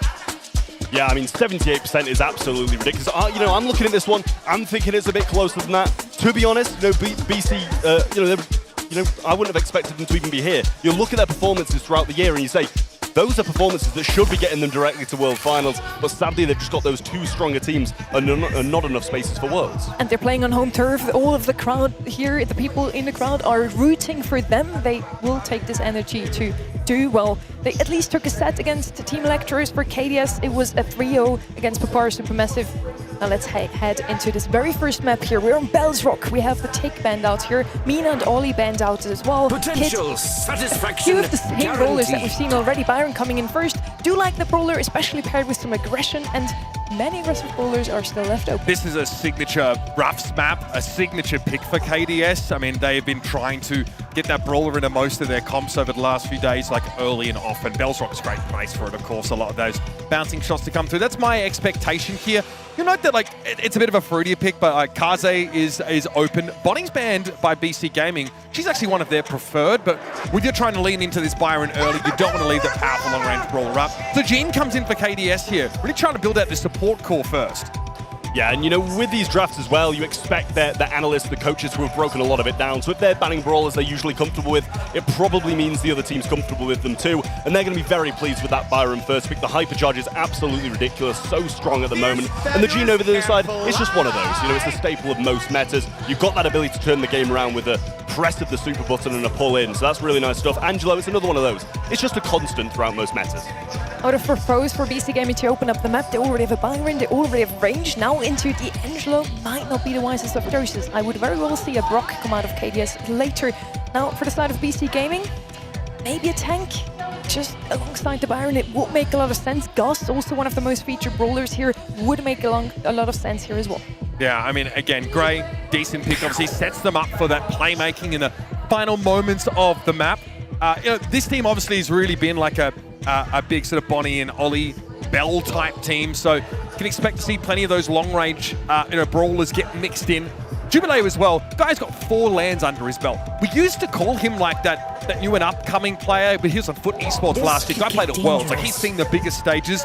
I think you're just definitely leaning on that level of exposure to these high pressure scenarios as your leadership aspect on this BC Gaming roster.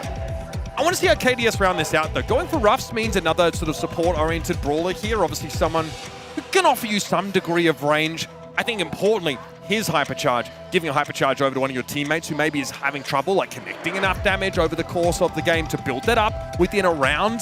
That's very powerful when you're using the sharpshooters. Going to be the Brock call instead though. Got wall break, that's going to be pretty important. Can set up a lot with this team composition. Yeah, just kind of went a different route in terms of molding the map, and with an Angelo against those brawlers that you see on the other side, they're two brawlers that should do well into long-range matchups. Obviously, over the other side, Gus, Byron, 2 players who can do the exact same thing, but you've just got to mold the map to how you want it and play your game if you are KDS Esports. I think they come into this one slight underdogs, but we'll see as we get into this first game, Uber. Yeah, tough call. We'd like what we saw from BC Gaming out there on stage against Electros, but they pulled up a little short, so we're going to jump now into our first round of Bells Rock.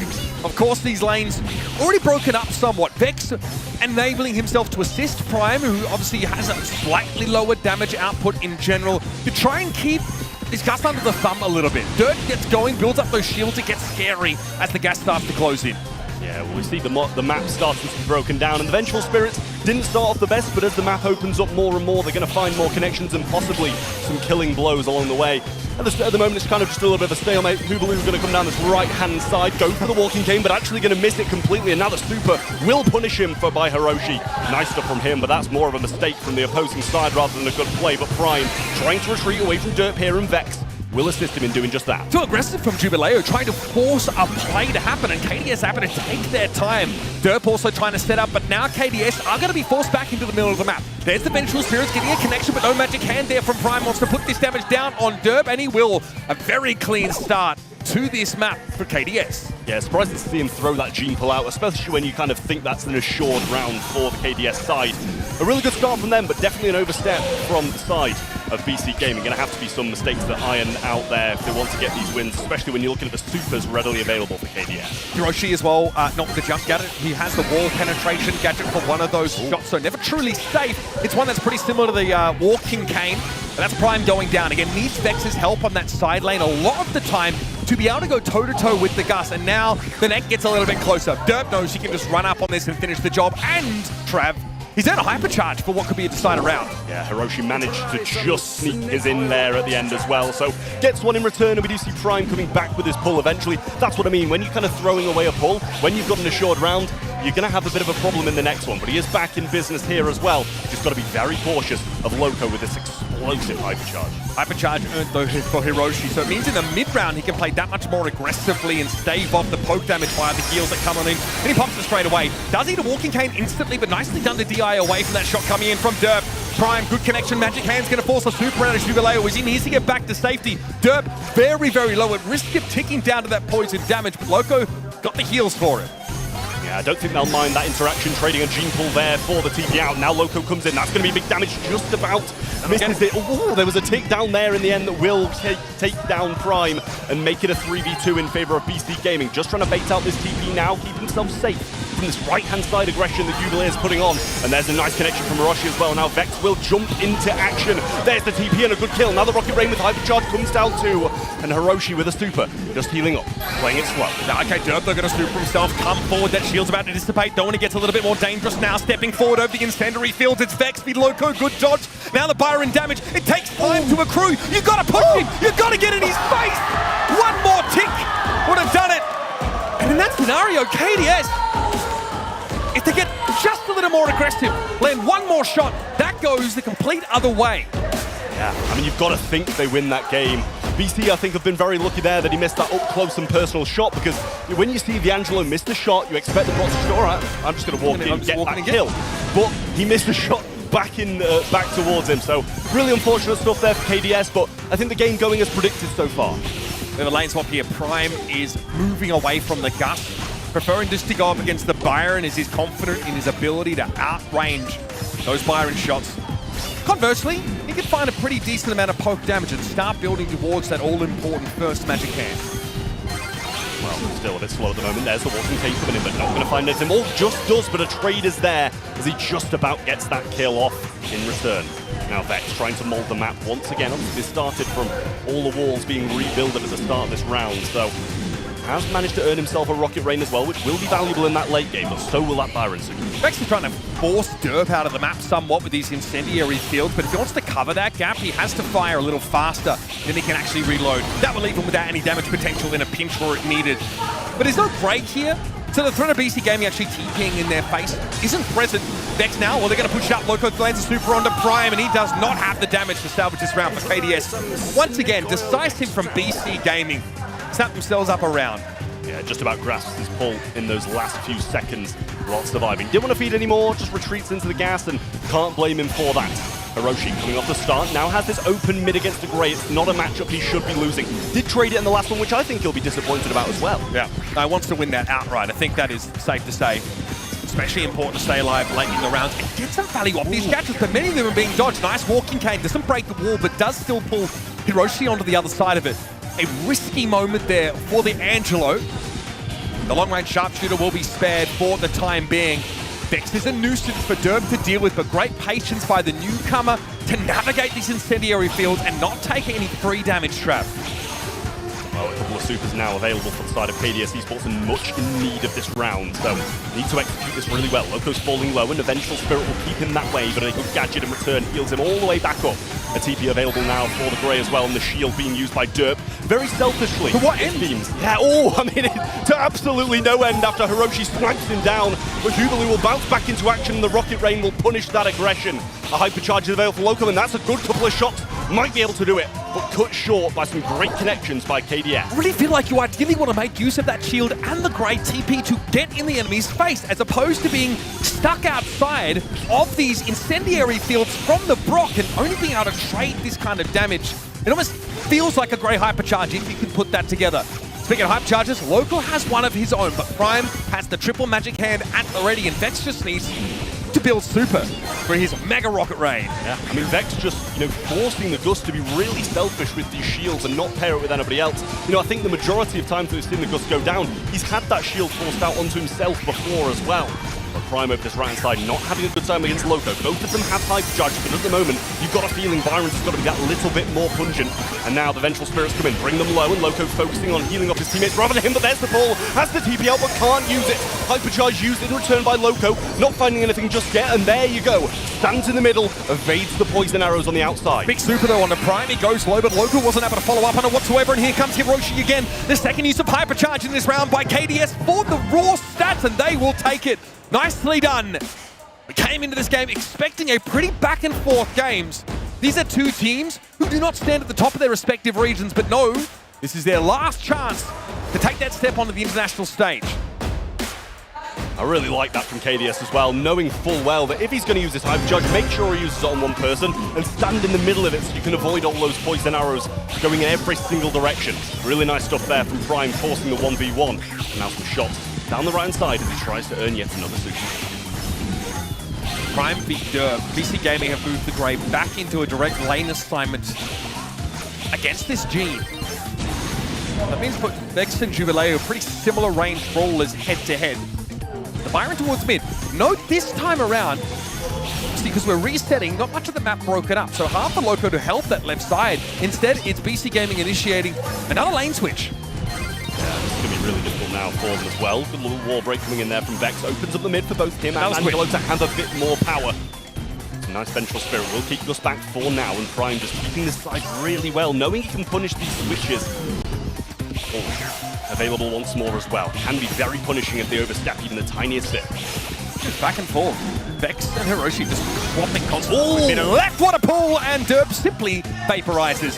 Nothing really to do about that if you're the Gus. Loco brought down by Vex. That Rocket Rain is all they needed. So Jubileo won't be getting out of this gas anytime soon.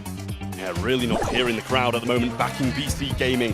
It seems to be very quiet when KDS have started to get these rounds and games on the board here in the arena. Good start off now, though, from Loco as he gets a couple of shots onto Prime and forces this KDS roster back into sport. Set still on the line here, though, for KDS. Opportunity to close things out. Here's that Rocket Rain. Jubileo respects it and gets far enough away. With the healing of the Byron, he'll be fighting fit in no time. But our Prime ratchets up the pressure. Vengeful Spirits come in, and Loco's being forced back into that right side corner. More supercharge over to the Gene as Hiroshi sets up shop in mid with that super, healing through much of this incidental poke damage. Yeah, we've got to expect with these supers that it's going to be a BC win, but that does not seem likely now. And an incredibly over-aggressive TP into two players will secure the set for KDS. And frankly, this set ends in the same way that it begins. It's an aggressive play made by Jubileo at the beginning with his own Grey super to go in. It backfires, it puts them behind early. Composition is fine, right? But it's tough for the Byron sometimes to find a good lane assignment or to play in a position where he can actually give that assistance, that healing over the rest of his team. Whereas for Gene, he just needs to stand near a teammate. And of course, that Magic Puffs will get them back in the game. The Magic Hands, I think, really took over the second half of that set. Prime, very, very solid. Always managing to pull either Derp or Loco out of position. Guarantee that instant 3v2. Yeah, well, Hiroshi with the least DPS, but by far the most kills on the board here in this first set. And a really good performance all round by KDS. Coming into this one, I can't lie, I would have expected this to be going the other way with the BC Gaming being, expecting to be the more dominant team in this one, but it seems KDS are off to a flying start. As far as the draft is concerned, it was a really early great pick out there from Jubileo. So he's hoping not only to be the playmaker, also consistently get damage and build those supers. But he has 73 DPS. He is not building super quickly enough, and more often than not, and just as the game ended, he uses his super aggressively solo to try and find a kill. There's no team up with the Gus shield, right? No hypercharge there for the Grey either. He never really gets it off at a meaningful moment. And a lot of zoning is being done by Vex all throughout the game. And this is why Jubileo can't get that damage. That's why Derp has to ult himself just to trade, just to try and do damage. It's not enough. Comp looks really good. I think that last pick, Brock, really seals the deal as soon as they realize there's no gap closed on the side of BC Gaming. Yeah. I mean, the thing is, I have no complaints about the BC comp either. I really like the look of it going into it, and Grey can punish these kind of squishy brawlers that were on the side of KDS. But as you mentioned, there's just no synergy between the Gus, between the Grey, and a lot of the time I don't think that's any fault of their own. It was forced out by the KDS players, making those big connections that are not expected. So obviously, looking through the rest of this series, couple of maps that sort of reach out to me, rather. Layer Cake and Sunny Soccer, really interesting additions, right? Layer Cake is quite a unique bounty scenario where throwers and sort of the Hank is sort of more viable. Here on Open Business, though, you absolutely want to have these brawlers with good like side laning potential, and then just controlling this space is so crucial. Being able to, maybe combine sort of Hank with a healer. That's what BC Gaming love doing. They love Berry and Hank comps. And if they can fit that in here, even get an Ollie in the mix, they're going to be in great shape. Yeah, I mean, this is the thing as well. For a map called Open Business, it's really not that open. And one of the tips was just use throwers as well. So maybe we'll see some of those. You know, how strong Willow is at the moment, being able to take away tanks as well could be a big part in this draft. I'm looking at it as well. We've got the Hank ban, the Ollie's ban. Yeah, and the roughs there from that side. Meg going to come in as one of the first. We've seen it perform very well. I believe it was by Reply Totem, not on this map, but in Hot Zone. And honestly, I don't mind that as first. I mean, you have great staying power. You've got to essentially eliminate Meg twice, right? And she's, got ways to get back into the mech. Also, a hypercharge is contextual based on whether she's in mech or not, and sort of allows her to get back into the game if she's maybe out of mech and needs to hyper in order to get back into things. In mech form, that hypercharge is pretty devastating. That sort of super swipe that she does, the range is drastically increased, and it hits behind walls, which is very, very potent on this kind of map. Jaeong, a real safe go-to pick for so many of these brawlers. I think a lot of players forget how much damage Weekend Warrior can do if you get too close to that Jaeong. It has an AoE component, and then the more players you penetrate with the shot, the more damage they can take if you're set up properly. Really powerful, really versatile brawler. Yeah, getting people back into the mix as well with the slipstreams, with the heals. It can be very, very solid. As you said, one of the most versatile in the game at the moment. But BC will be following up the second pick shortly. We can say you're kind of expecting something a bit more aggressive, and Bonnie can definitely play that role, can play defensive, can play offensive, and the hypercharge is just ridiculous. So strong, and can't blame them for bringing that in at all. Yeah, it's great. I mean, what's crazy about Bonnie's hypercharge is that she's been geared now that on offense and on defense, right? She's playing defensively with that hyper super. It still gives value. It still gives that AoE stun on both ends of both, being ejected from Clyde and landing on the ground. So really potent. Just the fact that you can also get back in Clyde after supering forward or backwards gives you way more counterplay to those more aggressive comps, which I think Kit represents, right? This is definitely a brawler that's going to try and walk up on you. And the less utilized form, I guess, of Kid is being able to combine with a tank to be able to throw those yarn balls, which do a disgusting amount of damage to compensate for the very short range.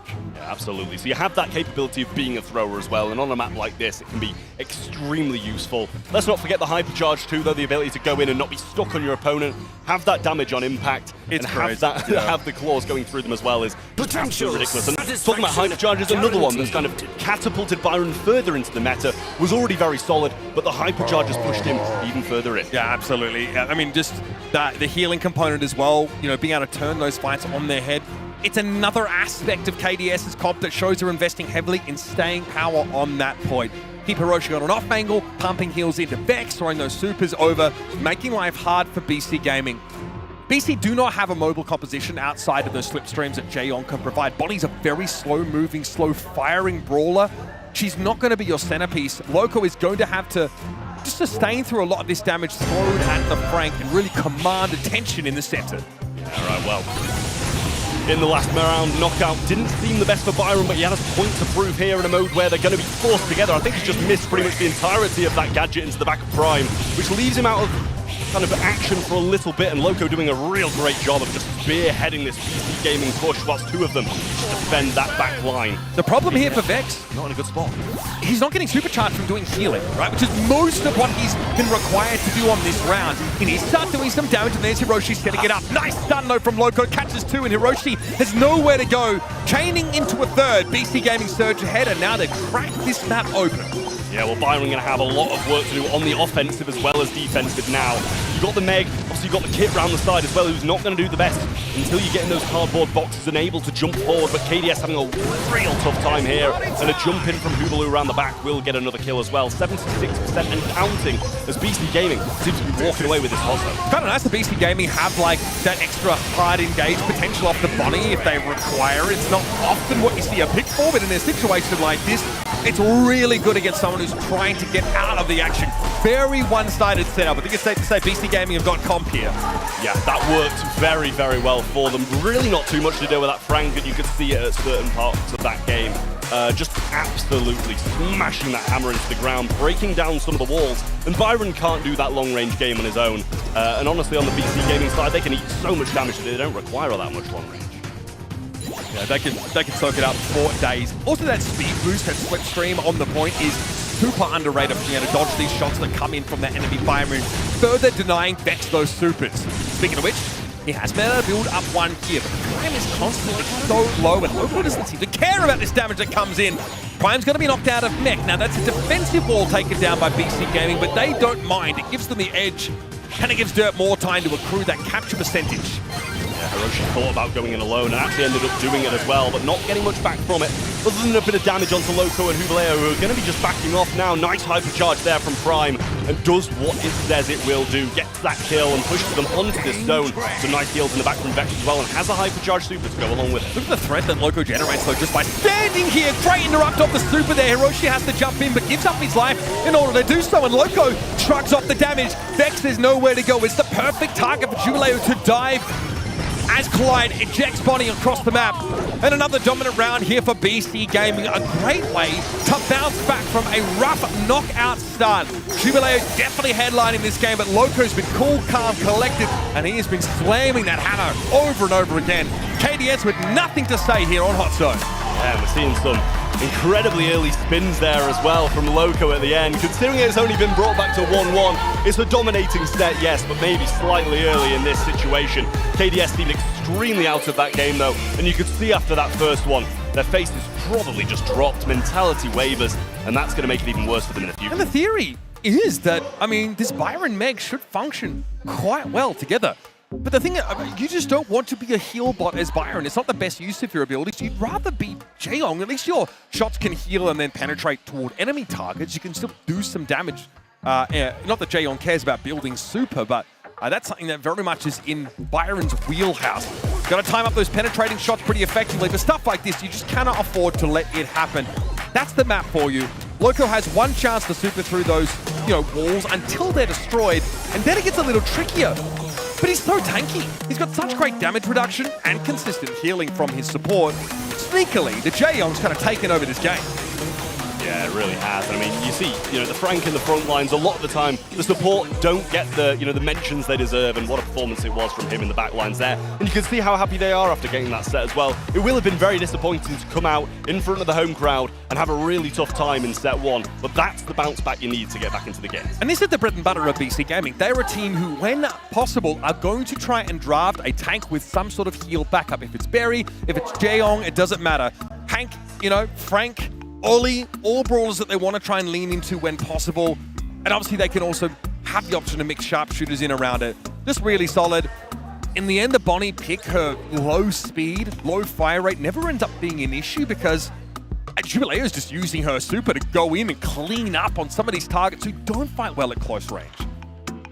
Yeah, well, we're back square here in this elimination match between KDS and BC Gaming. This means everything to them. The loser of this will be knocked out the Brawl Stars Championship in its entirety for 2025, and will have to come back in 2026 to compete again. So much at stake, and you've got to expect the nerves getting to them a little.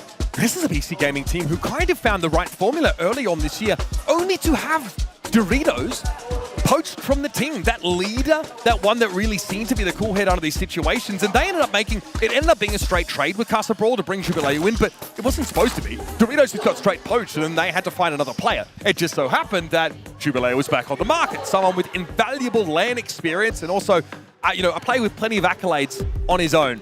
Now, Ollie, Kaze, and Mina banned out by KDS, looking for a lot of those OP brawls to take out of the game.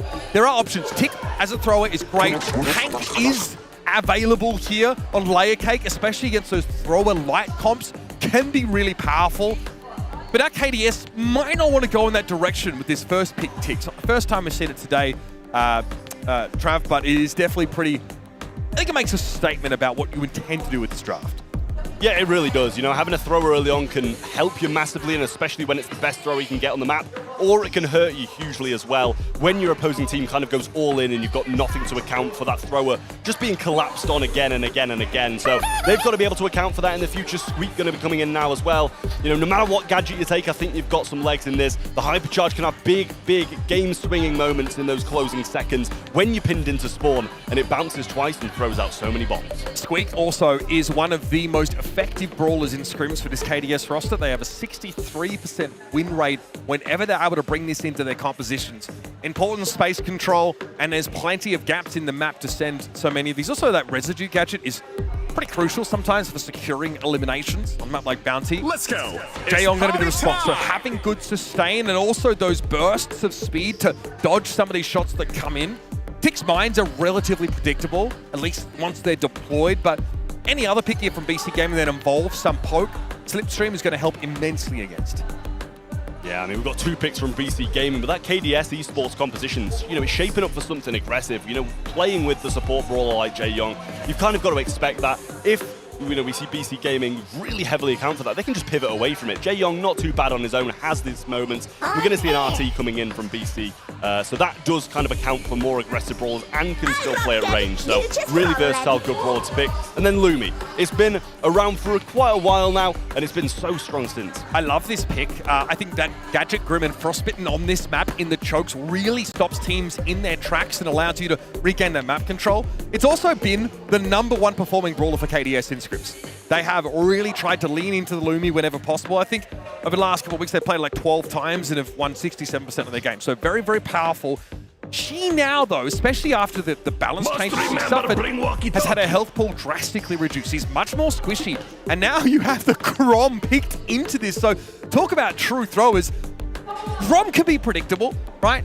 The way that his projectile split is always the same in that cross sort of shape. So you can play around that to a pretty great degree, but it doesn't seem to matter. If you don't have time to dodge away from that stuff, he still hits hard. Yeah, that's the thing, and especially when you kind of inevitably going to have to, you know, juke someone else's shot at some point and accept that you're going to get hit by the Grom. It's going to be tough in the back spawn. They've got to kind of be that aggressive team, let them, you know, the other team be pinned back, because if they're pinned back themselves, with the Lumi super coming through, constant tick shots raining down, they can get out of hand very quick. I think having a long-range thrower answer to the tick here is good. You probably don't bring the Barley because you don't necessarily need the healing tonic when you've got Jaehyung on your team. Here comes Grom, though. Okay, Gadget going to be deployed there. This is a little dangerous. Prime happy to take the trade there. Jubilee is going to be picked up, and this is KDS still with that blue star. Hiroshi snapped it up with a speed boost earlier. Yeah, a positive trade at that. You wouldn't have thought with how aggressive he was being into 2 players, but they're going to be pretty pleased with this 4-2 lead at the moment. Blue star in hand as well, and Derp having a real tough time. And as you said, it's the same shot pattern every time, but sometimes you can't avoid it. I mean, what are you supposed to do when the Jaehyung shots are coming in as well as the Grom ones, right? You're damned if you do and damned if you don't in many of these cases. Hiroshi here respects the Morning Stars by giving them a wide berth. Lumi is somewhat limited in terms of that range, so Hiroshi can step back and give some map control, but Derp would like to push the line of scrimmage forward a little bit.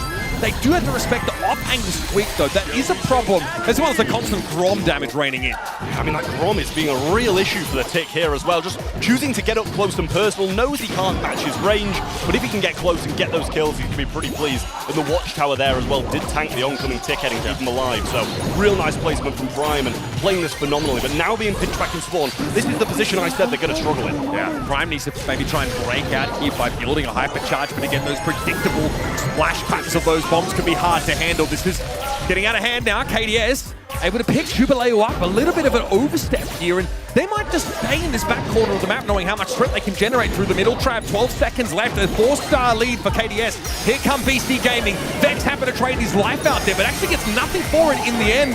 Hyper there for a moment for Derp. He's blown to smithereens awful quick. Yeah, I mean, you can see Prime knows exactly who to target in those closing seconds. You see an RT running towards you. I know where I'm throwing my shots in when you pin back into spawn. So real nice stuff again from KDS Esports. BC Gaming, you know, I've got nothing real bad to say about them. It just got out of hand quite quickly. Even if that tiny interaction at the start went differently and they managed to get that 2-on-1 kill, it's a completely different game. Yeah. I mean, that is the difference, that little positive trade to KDS were able to get early. This time, no easy blue star for Hiroshi. We'll have to respect the Morning Star's presence, especially because it implies a gadget activation. And behind that zone of control, Jubilee snaps up the blue. Vex trying to make a move around this left-hand side now, just playing it slow. no need to real overaggress at this time and let the stars get out of hand, and that's kind of what BC Gaming did in the previous one. Just went a bit too aggressive in these situations, and KDS are a team who won't mind just sitting there for now. Vex is really controlling these chokes on the left side of the map, and BC Gaming know if they want to move up into the map, they're going to have to take some damage incidentally from this. The trick is just not to spread it, not to share that damage across 2 players. That's not what you want to see. But the fact that Loco's getting hit in the back of the map and has to pop a last hurrah should tell you everything you need to know about the pressure BC Gaming is suffering right now. Vex doing a phenomenal job here as well, and Slipstream just plays back, trying to get Prime a bit more speed.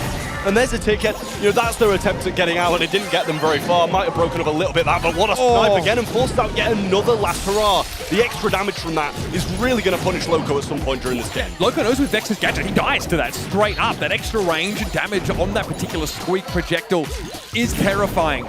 Being able to threaten the tick at the back of the map is huge, but again, you've got to exploit the window that last hurrah is unavailable. That's something that KDS are looking to do now. There's a last hurrah, big damage, and Loco's dead. He knows that he's absolutely out of the game. Hiroshi's able to switch over to healing and back on out as he is marked. And Loco's charging into the field. He is annoying. Yeah, choosing not to just stay in that aggressive position and risk it. I wouldn't have minded it, to be honest, but Grom just throwing shots yet again towards this R2's, kind of barreling up the map, trying to get some ground with only 15 seconds left. It's going to have to be a big last push from BC. Prime is working for every bit of damage he can get. Loco doesn't have the option to actually juke away from those shots if he moves through that narrow corridor. Here's the hypercharge super coming in, and Derp is slowed up as a result, but Grim and Frostbitten also affects Vex on the left-hand side of the map. It's a 4-star lead here. Jubilee falls yet again. Derp knows he is cooked.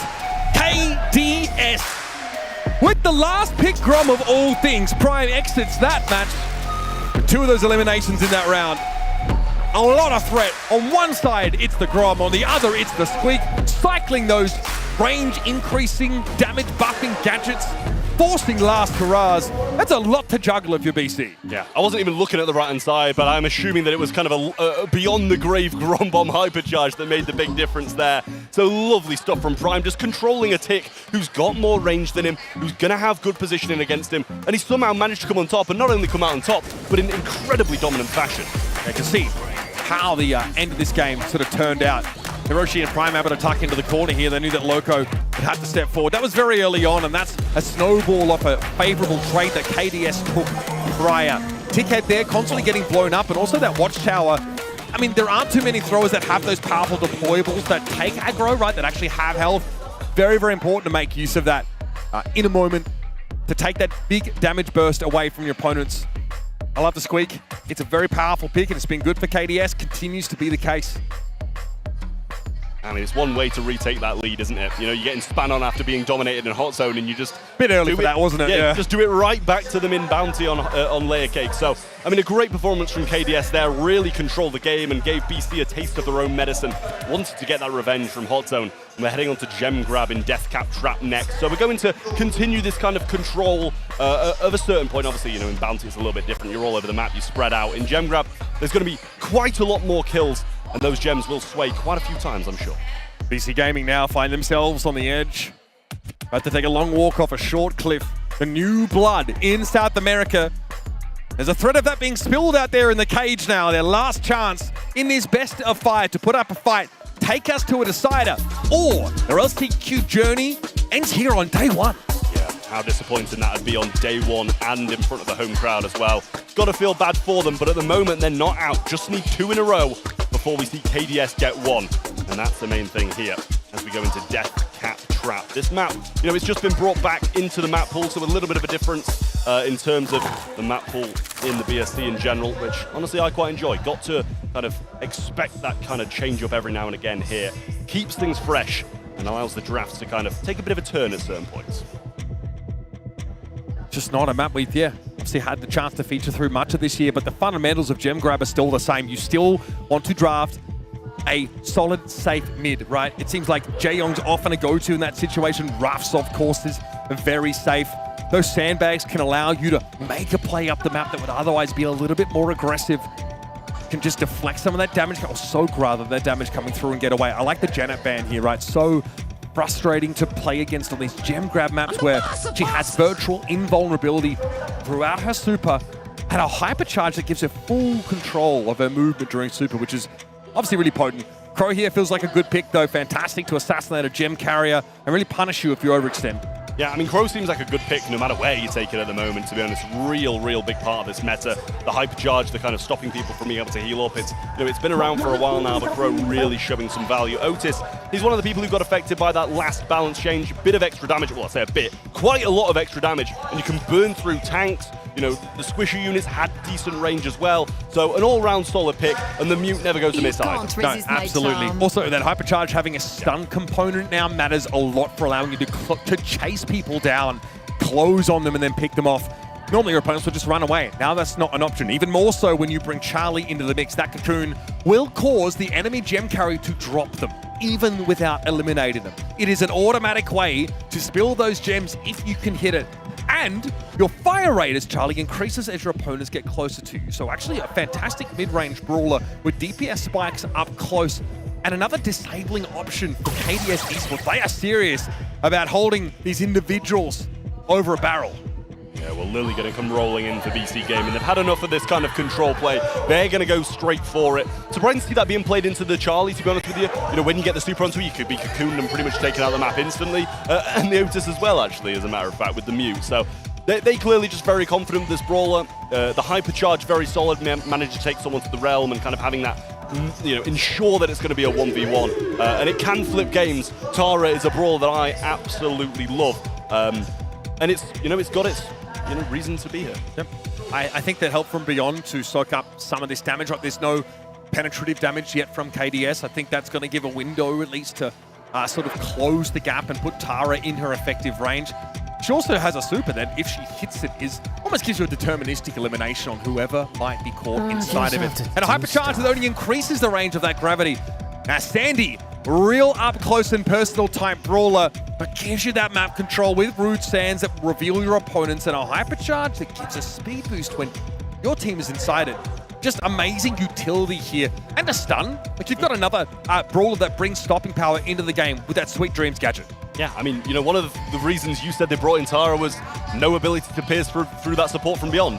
And they've just provided possibly the best thing to do that. Gets rid of them in one shot, and also can hit that Tara behind as well. So got to be very cautious of the Sweet Dreams. The hypercharge super from this Sandy can be a big shutdown and a big game swinger. Nice little realm for himself there, Loco with the gadget over to the right-hand side, but now in a position where he won't be returned. Yeah, Loco being watched very closely by Hiroshi and Vex, but it did allow Derp to get in there with that map control and gain 3 gems.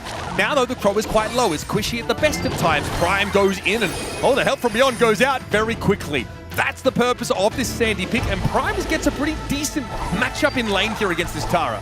Yeah, he won't be complaining about that, and the gadgets were traded on the left as well. Support from beyond came down.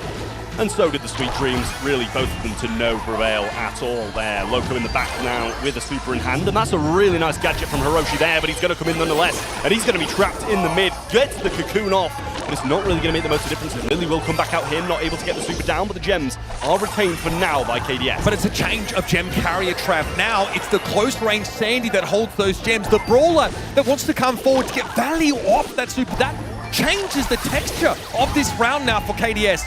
Loco's going to go in yet again, but there's Prime. He has to play within a dangerous range to that gravity, and as such, is caught in it. Yeah, an overextension there as well, and Hiroshi just dealing with this last little pet, as he is maybe going to burn down. Survives on 33 HP here, and probably a good job he did. Wouldn't have been too bad as the gems would have then been moved back to Vex, and he could have gone in that more aggressive position again. They know that they needed that gem, had to go aggressive for it, but a nice bait out of the Tara super there. But what difference does it make as everybody falls and BC get all the gems? This is a tough one to fight back into. Hiroshi does have hyper, but no super to make use of it. Another help from beyond is a problem. It's a lot to try and work through, as Vex is going to find that out firsthand. BC Gaming with the Lily dive. It's only got to work once to put you in the lead. And then you just got to keep your hands on the reins. Nice draft, nice finish. And I've got to feel that having the gems transferred to the Sandy was far from optimal for KDS. Yeah, I won't lie as well. It didn't really seem like they were in the best hands to start with. Vex seem to have kind of some buttery fingers or something. Yeah. They seem to be dropping time. We need diamond hands, Trav. Exactly. And we don't have it with Vex at the moment. He's dropped those gems time and time again. Might be due to his lanes I didn't see. But regardless, you've got to be cautious. He got dove by the Lily in super and couldn't cocoon the Lily in time. He ends up using the cocoon gadget for himself, ideally to buy time for his teammates to help. That doesn't happen. Hiroshi ends up losing out in that assignment, and then we have a switch. I said that Prime probably would have liked to go up against Jubileo here, but instead, it's stopping power for the Lily. The KDS value even higher with this lane switch.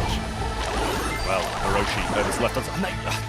Like, that's not a match. You're pinching him 3 ways and you're going down as a gem carrier. Really not the move you want to be making, and Loco will get the right lane as well. 7 gems to 0 already, and KDS falling apart in Deathcap Trap. Yeah, Hiroshi getting moved down to the Tara lane at least can try and collapse here this left side of the map. It's a range advantage that Otis is abusing right now. The Vex has so much catching up to do, and Loco stays behind enemy lines. This time, Vex is able to hit the cocoon, and now some breathing room, some distance away from Loco. Of course, is going to be punished for his sins. Yeah, and there you go as well. We do have that Sandy super available now for Prime on the right-hand side. Nice move coming in from Jubileo as well. Derp has a super, but when you've got 7 gems, you can't be in a position to go in, so he's going to have to use that defensively, possibly to get away from some aggression that's going to be coming in from KDS, and the gadget is there from Loco. Has the hypercharge as well, but doesn't need it. No super for Loco, no chance to mute the Lily. Your stopping power clearly not enough to stop Loco right now. Vex is at least able to get up to 6 gems, and Prime collapses this right side of the map. So this means that things are breaking favorably now, as the gem carrier for KDS is their Crow of all people, who wants to be diving in. Here's a hypercharge coming in from the Tara. It's going to catch Prime, who doesn't really seem bothered by it. The damage follow-up is almost enough, but the Shade is going to be brought down. Another cocoon used here by Vex, stays alive with 8 gems, but now Loco goes in. Hiroshi has to take the trade. Otis is a reasonable carrier of gems, but BC Gaming are about to get countdown. Yeah, Derp takes the 9th now, and a nice gadget there to keep them off it for the moment. Not really going to last too long, and Vex goes in for the 9th of their own, and that ties the gem scoreline. And it was off the opponent's side as well, which meaning the 10th that they need will spawn on their side. At what point can Derp make use of this hypercharged super? It's so risky as the main gem carrier to go aggressive with that ability. He'll take some damage here as Jubileo gets stunned up. That's crucial. Tara now out of the picture. No threat of that super. Countdown for KDS. Fat Splatter continuously giving that space in mid to allow for the safe gem pickups. Yeah, it's just trade after trade on the gems, though. Nobody making the big risk to try and take it off the opponent. And in a minute, we're going to have to work out which way that last gem's going to come. But there it is. Derp gets one off the opponent's side, but that Sandy super will get Tara down and allow them to reclaim the 12th off BC's side. Time running out here for BC Gaming. They need this map control back, but now that Sandy hypercharge has dissipated, countdown has begun, of course. There'll still be more gems to spawn, and Vex is mindful of a Hiroshi without a fat splatter here to stop Derp. So we have another reset. Jubileo has super and is already trying to at least bluff its use. Yeah, well, there's a missed super on the left-hand side by Loco and a missed one on the right by Jubileo there, and that's surely going to punish them, as the gem is going to be dropped there by Loco, and that's the 15th that KDS need, but the jump's going in, eventually chooses to go aggressive, will get the kill, but Vex is there to return the gems to KDS's hands. Hypercharge super ready for Vex as well. That extra backup with the hatchlings is going to be crucial, and he sees the Lily coming thanks to the rude stands. Loco spotted out. All the gems in the world aren't going to save you now as KDS retreat to their corner of the map and take the round. Yeah, that is going to be match point now, and this is a dangerous situation for BC Gaming to be in. We've said it time and time and time again. This is their last chance. This is their 2025 in a singular game. If KDS win it, they knock BC Gaming out of the LCQ.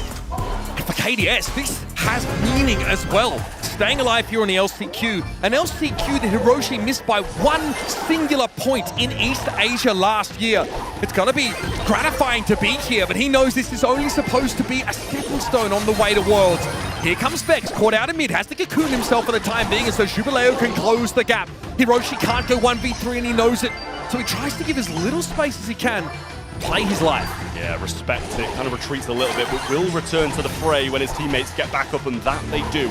Prime moving straight to this right-hand side, wants to be working for a super of his own, but has to be quite scared of Loco here, and especially if he doesn't have Sweet Dreams, which he just about gets back in hand, but Loco will get the kill nonetheless, and Vex burning down. A missed shot there by Vex on Loco meant that Lily could stay alive, at least to take the clean kill and build another super.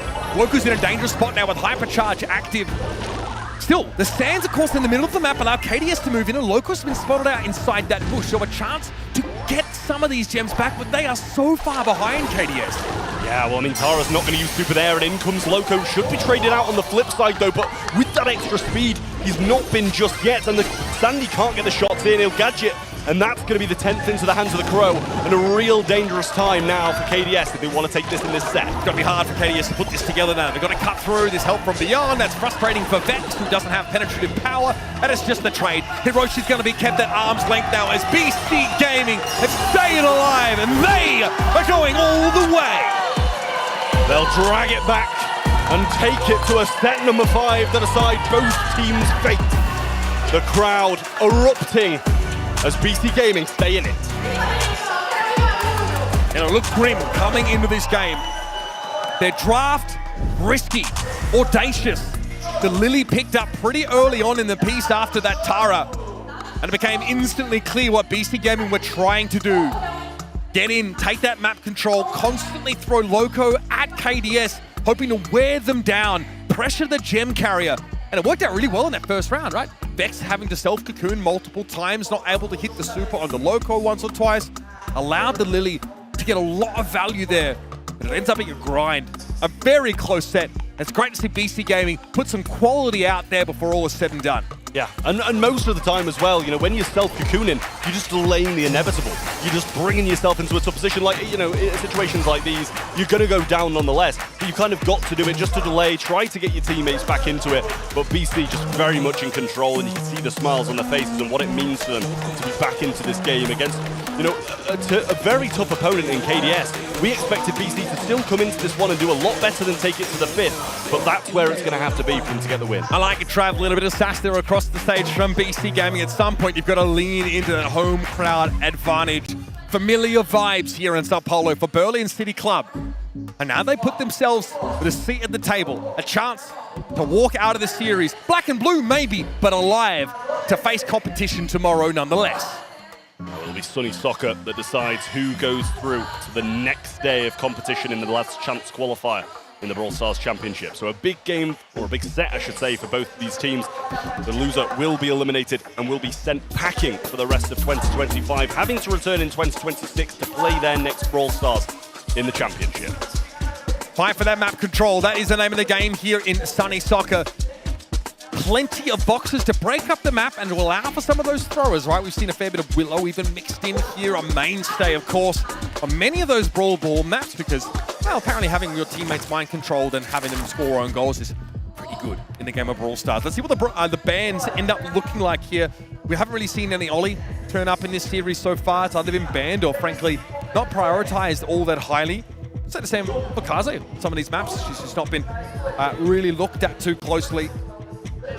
Want to see if we have BC Gaming go back to the roots, try and get Hank or someone similar, tank plus heals, work their advantage across the map, get in there, use Jubileo as the blunt object. He always seems to be the one to play the tanks to get up across the map, make the plays. Yeah, boy does it work. It really does. That's what they need to be aiming for, getting compositions like the previous one, like they had in Hot Zone, and they're the two sets they've got on the board. When they have those aggressive brawlers on that man, and he is a dangerous, dangerous player to have them in his hands. So we'll see what this first pick's going to be in just a second as KDS roll on in with the Ollie. A couple of other options here as well. This is where we see Mo turn up. Kind of brawler with mobility baked into the super that allows for some pretty absurd moments and some big plays to be made. Otis, also one of the most preferred brawlers on this map. 63% win rate when brought into Sunny Soccer. I respect that. Of course, being able to have a stun is important to strip your opponents off the ball and really adds a little bit of extra lethality to that mute when combined with the hypercharge.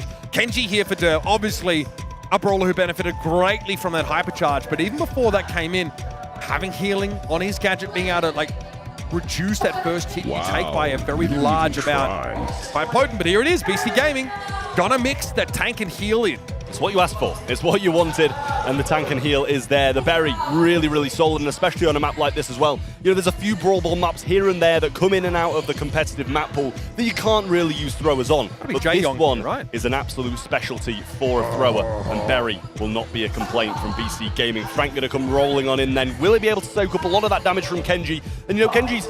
You know, he's not going to be able to deal masses and masses of damage to the Ollie, to the Frank, and they might just be able to overwhelm. And he doesn't have that level of mobility to frustrate Frank players the same way as Mortis does, right? It's only every second slash that has a dash component, so it's a little easier to predict the Kenji's movements at times. But Kenji's star power to basically nullify the first hit that comes in from Frank will let him close the gap in a huge way. And I really thought KDS would round this comp out with some sort of sustain, some sort of heal, but instead they lean in that kit direction to lock down an individual. Pair that I think with Hiroshi's stun and ability to open up the map, and Vex, of course, absurd range with a jump gadget plus hypercharge on that Hypnotize.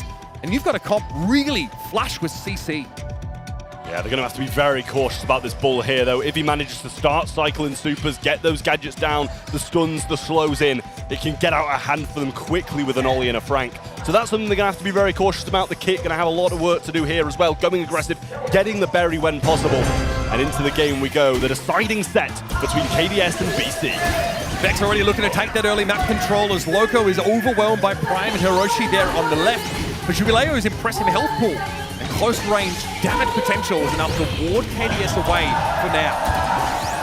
All three of them pinned into the left-hand side, and a much better look for KDS here as the pinch was coming in, but there's the Bull going very aggressive. The Hypnotize is there, and the jump forward, I think he was trying to get the ball, but he ends up on the back of Hiroshi and can't get too much done. Managed to trade, but Dirt looking like he's going to self-pass, go for it, and manages to get it through Vex to score the opening goal. And there it is. I talked about why Mo's popular on this map. It's the same idea. Having a super with mobility that allows you to pass to yourself. And he knew that Vex didn't have a stun available. He could slip that by him and get the job done. Loco struggling to juggle there against that Hypnotize, and nicely done. Lockdown for Hiroshi opens the way for KDS to score. Yeah, that's one way to answer, and now a lot of hypercharges available for BC. They're rolling on in, but can they have an answer? There's the hypercharge from Prime, but the knockback is there, and so's the game for BC. What a way to put your best foot forward in our decider set. Surely the nerves starting to set in now for KDS as BC Gaming have a real playmakers comp. 3 brawlers with great mobility, conditionally at least, and a lot of healing from Dirt. Means it's tough to blow through either Loco or Jubilee with the best of times. Vex wants to step up here and try and walk it in. Looking dangerous, Hiroshi with the lockdown, but Jubilee was there. And a good shotgun blast takes the pesky cat out of the mix. Yeah, Prime now trying to work for his super, and Bull should be the one to provide that. But a nice bit of aggression from Loco, and Ollie doesn't have the most damage. Nice evade there as well, and he will drag him straight back. Nice move from him, and a pass up as well. Surely this has got to be somewhat of a walk. He will have knockback. He's just trying to bait it, but can't. There's the jump on top of him from the kit as well, and he retains the ball all the way and strolls it into the BC net. Yeah, Derp's not really in a position to strip the ball away from the Frank there, and he just doesn't have the damage. Now by Hiroshi, might be more where that came from. The hypercharge means he can scoop it up. And this just got a lot more interesting, Trav.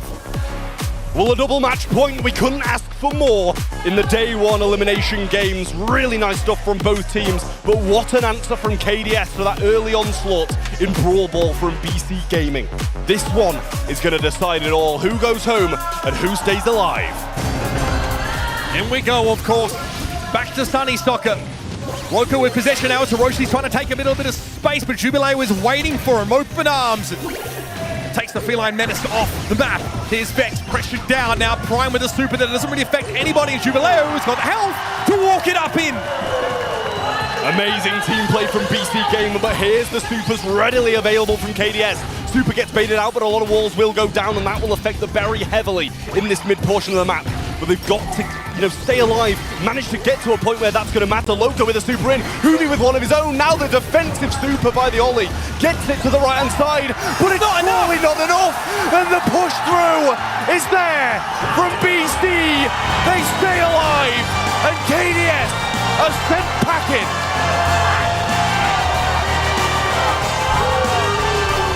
The door for the next generation in South America remains open here at the last chance qualifier. But it's heartbreak for your number 2 seed out of Southeast Asia. Fighting tooth and nail for points, for recognition all year, only to fall to this unlikely hometown favorite, Berlin City Club.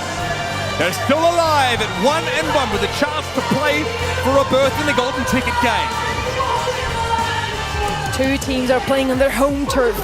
BC Gaming almost knocked out by KDS. Now it's KDS we have to say goodbye to preemptively.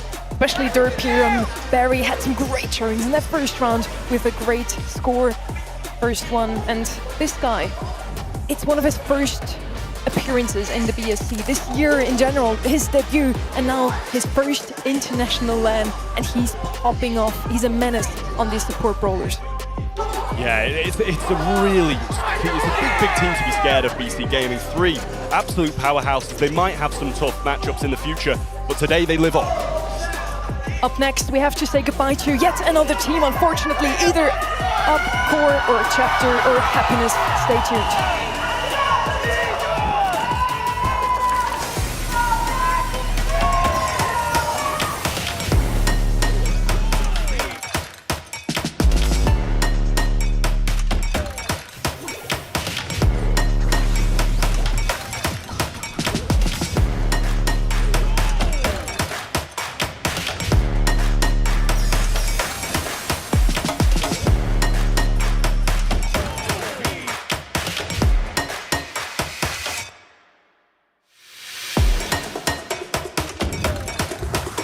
我们对 UBC 了解不是很多，但是我们战胜他们应该没有问题。We don't have much information about Chapter of Happiness, but I don't want to take them lightly as well, because if they qualified for LCQ, they must have something in them. So yeah, we'll try our best. We'll not take them lightly and perform our best. It's time for yet another elimination match here at the Last Chance Qualifier. Still in Sao Paulo, still with Uber and Trev by my side. Super happy to be here with you. We're now looking at Upcore Esports versus Chapter of Happiness. We will have to say goodbye to one of those teams, unfortunately, and it's a bit of a clash between underdog teams. Definitely. I think the whole idea behind the Upcore project was to put India on the Brawl Stars map, right? They've had to fight through sub-regions. They compete here in their own South Asia region, but they don't get to make it to Brawl Cup because they run into Revenant XSPARK. Yeah, it's been a tough year playing second fiddle, it really is. But they're in a position now to move on against the team who in reality they should be beating in Chapter of Happiness. So it's going to be a huge moment for them. Can they get it done or can't they? Both of them unfortunately lost quite early on this morning. 3-0, 3-1. Chapter of Happiness now coming in, and they've been looking okay in scrims. We don't have that much scrim data though, only about 28 sets in total that they scrimmed, so of course they would lose out against Reply Totem. Yeah, I mean, we don't quite know why there's so little data. It's either they're struggling. Slightly worrying though. it could be that they're struggling to get scrims from like a lot of the teams at this event because they're prioritizing opponents that they think are a little bit tougher. Upcore, though, of course, come from another really overlooked region where it's hard to develop within that region, but they've done it here with this team, of course. Trashan is someone that we've known, we've seen him on that Revenant roster in the past. There was concern about whether Yash could even be here. So the fact that Upcore have their full roster can really represent their home region, not have to bring Zulan onto the team to replace Yash, I think is going to fill them with confidence. They get to show what their region can do. Yeah, I mean, it's going to be a big day for Trashan, especially. I think the one with the most experience on these kind of stages needs to pull his weight here in the Last Chance Qualifier, because it's not going to be an easy game. You said we don't have that much scrim data, we don't know much about them, but they got obliterated earlier on, and you've got to expect that they're going to come into this one as the underdogs. I mean, I think it was Trashan that also, he's been playing LANs a while. He was at SPS Masters Tokyo filling in for a team, right? So there's a lot of experience there. I think you need someone at the head of your roster when you're on unfamiliar territory, in an unfamiliar circumstance here. So want to see them show up. I don't know about this Chapter Happiness team. They don't believe in themselves very much either. So they're pretty realistic about their chances here. Apparently we don't believe in them either. Look, it's just business, guys. You know what I mean? Case, no hard feelings, no hard feelings. In any case, this is going to be a day 2 or bust for both of those teams. To one of those teams, you will have to say goodbye. The other one will get a second chance tomorrow to still move on into day 3, to still fight for that golden ticket to World Finals. Now, I hope they're not too nervous. They already played on the stage before. They did have some LAN experience before. I want to see them right now. Only the strongest will survive. Give it up and welcome once again on stage, Chapter of Happiness and Upcore Esports!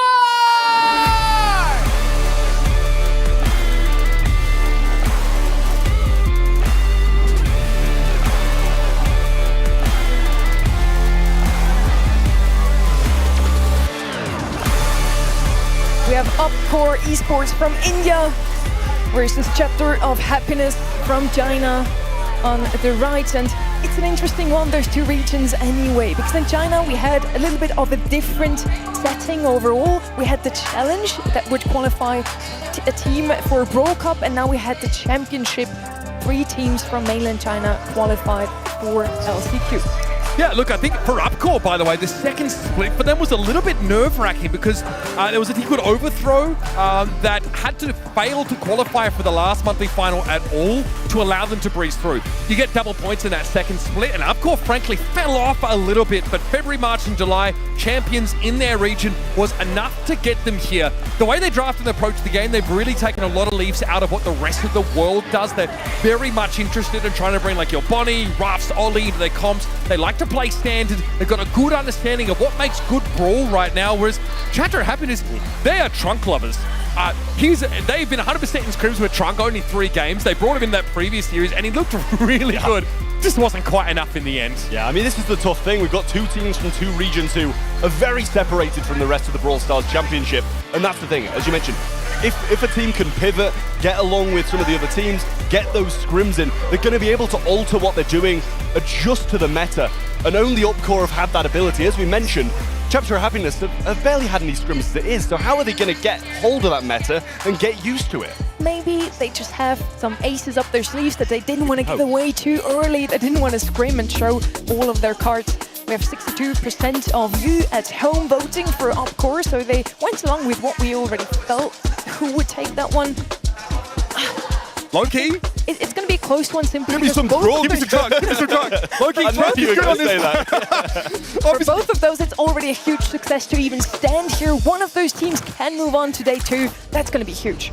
Give me Charlie, Gray, and Trunk. Give me all those. I want like the most generational, like Trunk berry composition you've ever seen. The most cheese thing ever. But Chapter of Happiness, they need to lunge into those things, I feel. The cheesier comps, things that, you know, aren't the norm, but can give you a bit of an upper hand against a team who you are the underdog against. I would have loved to see Mina left open. She's going to be banned out. Unfortunately, we won't see her just yet from those 2 teams. Ruffs is going to be the first pick here.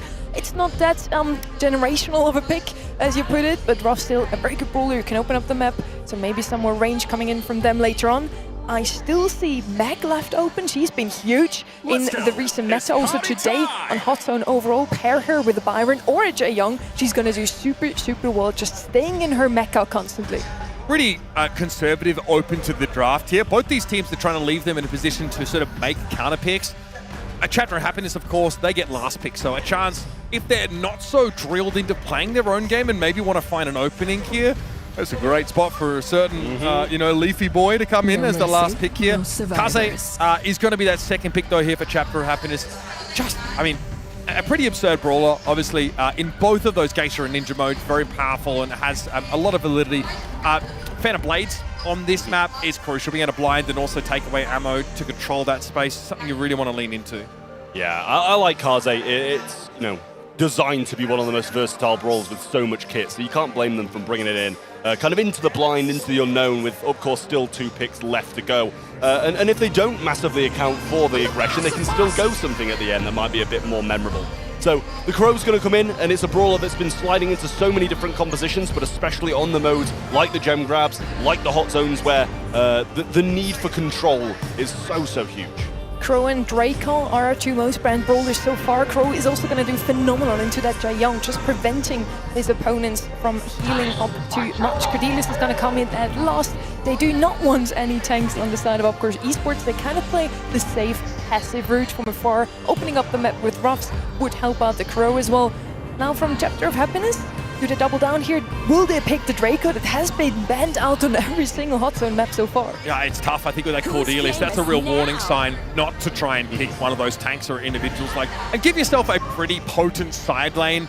I think Amber can really just lay it on thick, especially if she's able to set up his oil feeds and oil fields, excuse me, because her reload speed is really important to sort of generate that ammunition. You can obviously do that quicker, thereby having greater DPS output. So looking forward to see how this goes. This is also a pick that I've seen Toxic Lotus go for, that last pick, Amber, something the engine's been sort of mixing in a little bit as well. Chapter of Happiness here, nothing too cheesy, a very solid, safe draft. They respect the Cordelia's pick most importantly, and it might be a little bit tough here for that court of Trishant to do a whole lot on a longer side lane, Trav. Yeah, exactly. But when she gets into this kind of geisha mode and is forced to go a bit more aggressive, that's when he'll spring into action. And the early super there is going to be huge for them. He can't see out of that, doesn't know where to dodge, where to evade. And that's going to result in a really nice start for Chapter of Happiness here, getting up to that 20% mark and not looking like they're going to move anytime soon. I like the Kaze, so far it's been pretty darn good. Yuchang going to be dragged in the Shadow Realm now as Ash King goes for the hard engage on the Valentine, and even with that Weekend Warrior, he does not have the damage to take that Crow down. This Amber is the problem. You can see that Upcore are a little concerned about it. They're about to get back into the game here after that early Kaze run from 10K, who's deep behind enemy lines yet again, this time stopped in his tracks by the Ruff, who has a Hyper Super, ready to give over to Cordelia. Yeah, Trishant was going to go for that power up there, but thought better just leave it. He was at risk of going down and didn't want to waste that ability. Now the Hyper Charge comes in from Ash King and it's huge. So much damage dealt, but not enough to get this control of the middle. But it is pretty 50-50 at the moment, about 40-50 overall, and Trishant getting some game, or getting some ground back into the hands of Upcore Esports. Still pushed back 10K very low and can't go aggressive one like that. Gotta respect Yuchang's damage there as well.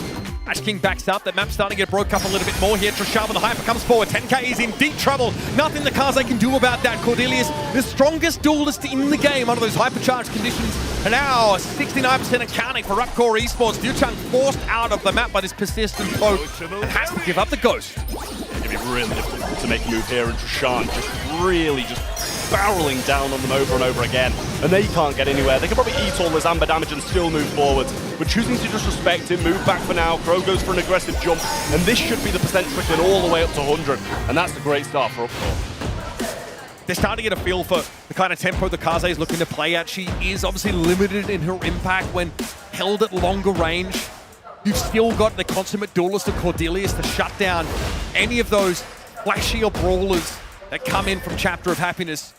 Generally, pretty strong showing, and you can see once those walls get broken down, it's much harder for 10K to set this ambush position up. They'll make use of it early in the round as a replant used by Trishant to get away, and again, it's dominant stuff here from Upcore. It's really hard to rattle them, I think, by getting in their face. They've seen enough Brawl to know better. Yeah, it's going to be really difficult here, and especially with the Amber in this kind of super from Trishant in the realm. Should be able to win that one pretty easily and then be behind them as well, and that really works well for him. You've mentioned a few times now, Trishant on an absolute tear, and he's not stopping there. Gets the 3-piece and returns to the safety of his team. Now, I mean, that Geisha form gameplay has been tough for 10K. He might have to consider something a little bit safer, right? Gets that stealth as he makes the switch over, but I've got a good idea of where the Kaze is at all times, and Trishant there, out of the Shadow Realm, low enough, can pop up and take the Kaze once more. And it's been tough for Valentine to hand out value on this Jaeyoung quite often. He's playing solo on his own. He's had some more blades though. 10K going to be able to take advantage of the map, move up, get some percentage, but Upcore is so far ahead here. It's a long climb for Chapter of Happiness. Yeah, forced to just switch back to the Geisha and retreat. And it's going to be tough for them to regain this position as well. Trishant here with a Hyper Charge, doesn't even need to use it. And Ash King will go for a Hyper Charge of his own, and that should be the killing blow in this first set. Trishant going to get that third kill, and that is going to take all the way up to 100 here. Chapter of Happiness, they've had the moments, but I just don't think they've got what it takes to bring this back, and I think that's a definite now. 98% counting. This is Upcore Esports with a very confident start to this series and a really reasonable draft. They leave it open, you know, for quite a lot of it. Come in with, you know, the Ruffs, I think, on a side lane, who's very good at setting up the Crow, for example, to go in. And I think a lot of focus is on Trishant, leading from the front as this Cordelius 10 eliminations. And just great damage done over the course of that set by Ash King. Yeah, I mean, for me, Trishant not only leading from the front in, you know, stats and in the game in general, but I think that's what we needed him to do coming into this one if they wanted to stand a chance. You know, he's the one with the experience. He needs to spearhead these attacks, really be that IGL as well. So I think this is something that he's doing brilliantly and having a great time doing as well. You know, leading these Indian players, really wanting them to make a name for not only themselves, but the country they come from as well in the Brawl Stars competitive scene. Look at that raw speed that Trishant gets to work with. I think if you go back and revisit this composition as Chapter of Happiness, you've got to ask the question, how can we better set Kaze up to take the game over? She's got amazing space control inside Super when that Geisha form, but outside of that, her poke is limited, short range, those moments of stealth that she gets from switching can be read into pretty easily. It's hot zone. That stealth doesn't really mean nearly as much. It's obvious you're usually trying to play to the objective and are in that vicinity. And I'd hope that the Amber could continue to be a threat, but eventually you start to see UpCore play around it. Respect the damage from Juchung to be able to put out, try to avoid grouping up and spread to the side lanes. Take that control and just stick a single brawler on the point. Good adjustment here from UpCore. Your sole representatives from India, the exception, of course, of Sergeant Clash at this tournament as well. We're off to Undermine next. Another map with those side lanes are very important. Yeah, it's a huge, huge one. And, you know, with the grass on the sides, it gives it this illusion of it being really closed off. But, you know, some quick wall breaks, you know, a bit of a grass break in there, and it can really make it quite a long-range map, not only down those sides, but through the middle as well. So, got to pick accordingly here, I think. Either go those more aggressive units and just gain control and not let them break, or go something a bit more versatile. Being able to bully into the map and collapse it to give your safe gem carrier a lot of space to scoop in is really important. The moment that your gem carrier gets to take an opponent's side spawning gem, you've not only found the lead, but it signifies that you've been able to really master the middle part of the map. To take strong duelists in these side lanes, Amber's still reasonable for Duchung if he wants to go that way. But of course, we've seen how powerful the Cordelius and the Otis has been picked very commonly. I also think those ambushes with the Oli Hyper are pretty terrifying on this map. Coming in off those side lanes, hidden by grass and hitting the enemy gem carrier. You need to play ultra, ultra safe if you have that mid assignment in this map. No survivors. I mean, as his name's mentioned, he's banned out. Oli will not be played here, along with the Mina and the Kit for the side of UpCore Esports, and then the Lily, that Charlie, and the Cordelius banned out by Chapter of Happiness. So good bans across the way, 6 different ones of that as well, which should give us quite a nice meta for this map. And there's the Otis, as mentioned by you as well. It was one that's so strong, and we see that Kaze coming in over the left as well. Didn't work for them in the last, but giving it another chance. And again, when Otis first made it into the game and people realized how powerful that super was at just winning basically any 1v1, we started seeing him used in this way. Being updated with a hypercharge only sort of brought him back and, well, brought them back into vogue, so to speak. So what's the follow-up going to be? You can leave your mid until later because there's so many good candidates, but Janet comes up here, not only being able to, you know, stay alive with those gems in the countdown, but challenge for gem control by, in that invulnerable flight mode, being able to drop bombs on the enemy carrier. That's a little bit scary for Chapter of Happiness. If they fall behind, they'll never catch the Janet. They'll just lose deterministically as you trade gems. And if they get ahead, there's always the threat of her popping out of nowhere and taking them away in a way that you can't respond to. Yeah, I mean, it can really deteriorate your mindset, having that Janet just being so unreachable in the last few seconds here as well. Bonnie going to come in then for the Chapter of Happiness side, and I do like that one too.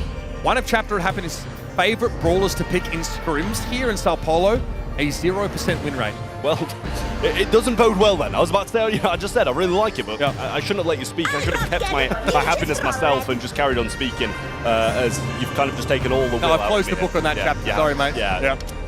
Hate to break to you. And you even have to top it off with a really bad pun as well. So, you know, what better way to really put a nail in the coffin? Oh, he served me up with a Gen Z stare after that one. Also, Lumi, a very popular pick for Chapter of Happiness, right? Just been reasonable in terms of its performance for them in scrims. Oh, the Ali is it's unbelievably spicy. The fact that Ali can, you know, jump over those fences when she's in stealth, she's able to use the leap as opposed to the dash.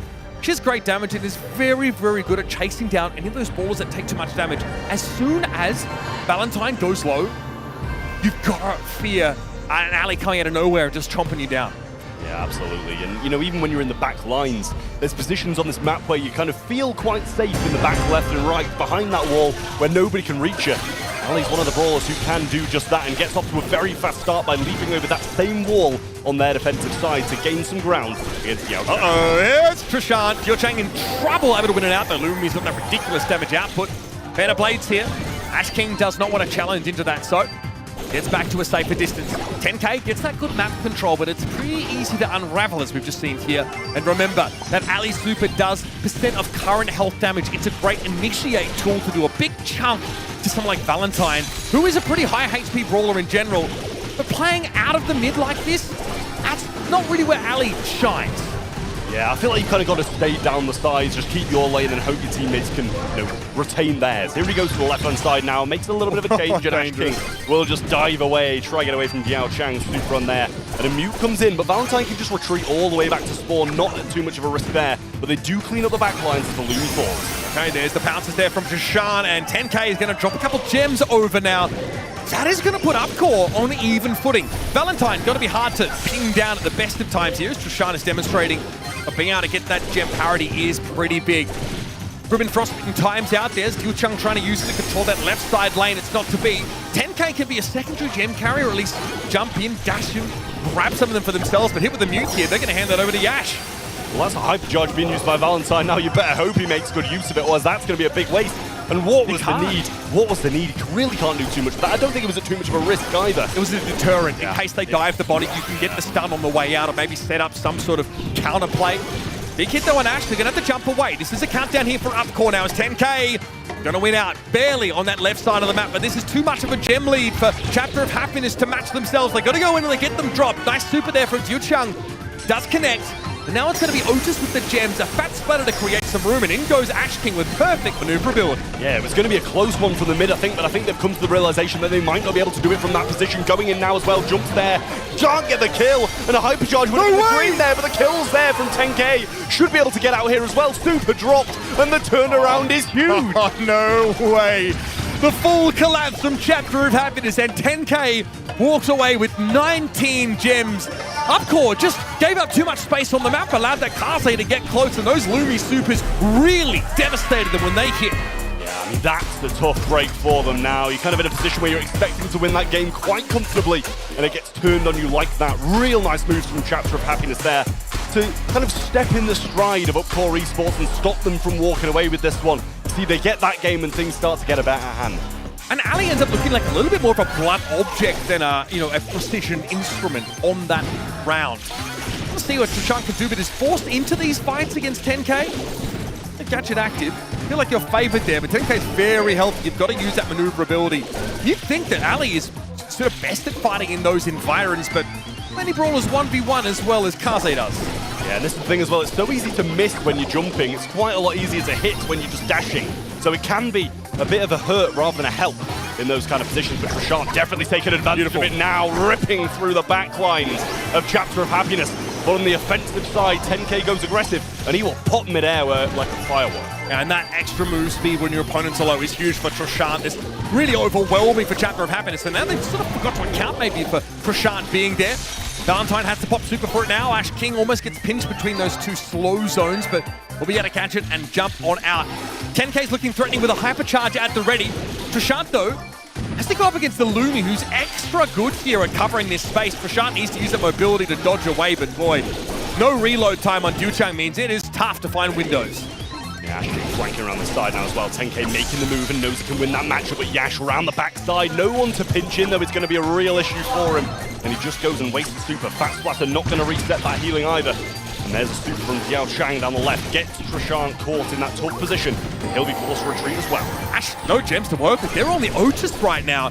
10K still happy to try and chase after the Janet here, but has to be aware that Otis is lurking in his side lane. Trishant has to win, but this lane swap putting Ducheng onto the left has been a problem for Upcore. They haven't been able to find an edge, and their left side has collapsed for them entirely. Yeah, they're going to be the ones needing the massive turnaround in this game, and a Janet hypercharge might be the spark that lights that fire. Valentine has a jump of his own, but Yash and Trishant can't get around that side. There's the reset. Didn't realize they had one in the hands of that player, and the Fat Splatter will deter 10K a little bit too. Trishant, just one gem here would be massive. Puts them ahead by 2 into the countdown. No, they're going to take a Chapter of Happiness side spawning gem. That's pretty big. Next one's going to come up in a favorable spot. And there's Trishant. Ducheng brought down. Hypercharge going to be popped though for 10K, but it's a super here for Ash King. Safe for now, but only for the time being. 10K though is low. Struggle to go in. Valentine hits the stun though. The hyper super from the body makes the difference. Trishant though gets to step in and clean out the gems, and 10K's living awful dangerously, but didn't come out with enough gems to put themselves in a winning position. Yash just soaks up that Lumi super, says that's fine by me. But Ash King's under pressure. Another super, though, will have him invulnerable until the end of the round, and 20 gems is good enough for me if it's good enough for Upcore. Yeah, they really just needed that Janet there to reset and get the gems back on their side, but just not going to happen in that certain situation. Really unfortunate for them. Some great plays all the way through, but this time it was Upcore who kind of walked away with it at the end. Chapter of Happiness gonna need this game now, as this could really, as I say, get out of hand quickly if Upcore take this second. Trishant had a great start to that second round, really got the motor running for Upcore. This time stopped in his tracks as Dilchung's able to find the damage. Upcore really getting pinched here into one part of the map. There's 10K, but this team is so threatening. We talked about having great side laners here, and I mean, Lumi and Kaze is about as good as it gets. These Upcore with not a lot of space to work with. Yeah, well, decent damage on Ash King, but he is going to go down nonetheless. Trishant coming in, and he doesn't get the desired damage. Actually, no damage at all. Talking about that, and there's the lockdown coming in, who just about gets the jump away and survives. Lives to fight another day, but will be slipping and sliding on that ice. 10K getting muted down. That might be the end of him as he pops down the bottom and gives Trishant an opening for Valentine. Trishant knows he needs to make use of this collapse now to start putting Valentine's position. Maybe even force the super out of the Bonnie, as that's always going to be a get-out-of-jail-free card for them. And he gets what he came for. Gets that super pop. Dilchung know with that damage is kind of insane. And what a connection on the Ash King. 10K gets to walk away with 2 gems, and Dilchung sets off the countdown. Upcore almost invisible in this kind of round, and Chapter of Happiness look like there's more to be written as they're poised to take away gem grab. Unless Trishant and Ash can close the gap, but there's not really enough time. They'll get a reset at least. Gems drop 10K to snap them up. It's going to buy some time for the rest of Upcore to get in the threatening position, but Ash King has to have his wits about him here. Yeah, I mean, if he takes to the sky, he's not going to get the damage needed, I don't think, unless he perfectly drops these bombs on him. Nobody's joining him from that side. Trishant just getting over now as well. Can they get the damage in? Might be able to find it. And do! Trishant still in the back line to hypercharges there. The body will go from left to right. Can he clean up? Trishant looking for the opening over the wall, and he doesn't have the ammo. Just about gets away now and continues his retreat. Dash flashing the super, saying, do not come near me. But 5 gems might be too much of a proposition to ignore for a Chapter of Happiness. They don't have map control. They don't have the distance. They're not close enough at all to threaten this. And out from nowhere, Upcore pull the rug on Chapter of Happiness. A hard-fought win here on gem grab and some spirited discussion after the fact. But the fact remains, it's 2-0. Yeah, it just felt like they traded games there. Upcore won one that Chapter of Happiness should have won. Chapter of Happiness won one that Upcore should have won. So I think this is the right scoreline for this set. And that's going to move Upcore up to 2 over of Chapter of Happiness. A massive reverse sweep needed to keep them alive in the Brawl Stars Last Chance Qualifier, or as they'll be packing their bags and getting ready to return in 2026. And in the past, and maybe coming into this LCQ, I was expecting Trishant to pick up some more of those stable, supportive brawlers. Right, make use of that veterancy and allow maybe Yash and Ash King to show what they're made of. But it is tough to play to Ali in this position. You are the playmaker. It is on you to threaten that backline. And remember, we mentioned in that last round, just forcing the Bonnie super out might be enough. And that's what Trishant was able to do quite regularly. I think Trav, the gadget for Janet is massive. Being able to jump away when you're under threat. She has so many windows of invulnerability that when you have a lead, it's really hard to take it off you. Yeah, I mean, that's the thing. There was a moment there where he could have just been taken down and the gems flipped the other way to equalize that score. But there was just so many moments, as you say, where he can get away. When he's locked down by the Lumi, oh, I'll just shoot a shot. I'll just jump away, stay alive. I'll take flight when people are in my face. Like, it's really solid. And Bonnie, you know, she's got some things like that. The jump away can keep her alive. But it's so easily baited out in situations where you don't want to use it and you have to. And in those scrappy fights when everything sort of breaks down and there's, you know, frantic running back and forth across the map, Bonnie does not have the fire rate, really. She only stores 1 shot and her reload time is relatively long. So she does great damage, but boy, if you don't hit your shots, you are not doing a damn thing in those sort of situations. And so, of course, let's force these brawls. Let's force these all-ins when we're diving each other. You know, they might have Kaze, but, you know, we've got good damage from the Janna, and more importantly, Ali, who is disgusting when she can play from those bushes. We're off to Brawl Ball next. First, it's going to be Pinhole Punt. And this is Upcore's last chance here to get some game time in on stage, lest they be banished out of the LCQ.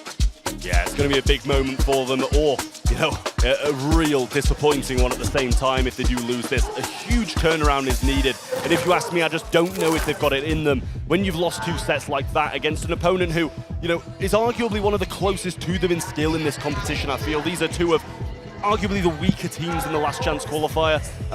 You need to be getting sets on the board earlier than this. I just don't see that reverse sweep happening. As much as I'd love to see it, Chapter of Happiness have had a disappointing 2 sets. The last chance to play the Trunky Boy.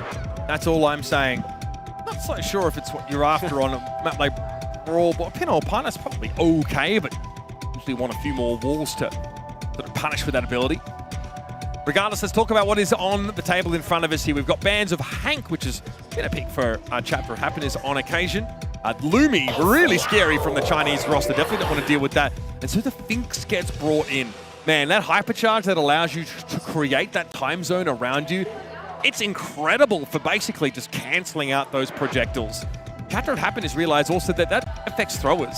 Trying to play throwers, their projectiles get slowed to a crawl. It's really hard to hit whoever's inside that field. Yeah, it goes with the same with Kenji supers and stuff like that as well. A brawler who the fish just like floats down, right? It's a very, very slow super when used. Ollie going to come rolling on in then on that skateboard for Chapter of Happiness, and he's a brawler that's very solid, as is Otis. Two great picks, I'd argue, from Chapter of Happiness here. And this is what we're seeing in mainland China as of this year. Their draft understanding has really exploded, right? Star Dragon was a huge proponent of this on Toxic Lotus, and it has trickled down to some of these other teams from this region. Very glad to see that here. Maybe New Heights Gaming able to show us the same, in their matches when we get them.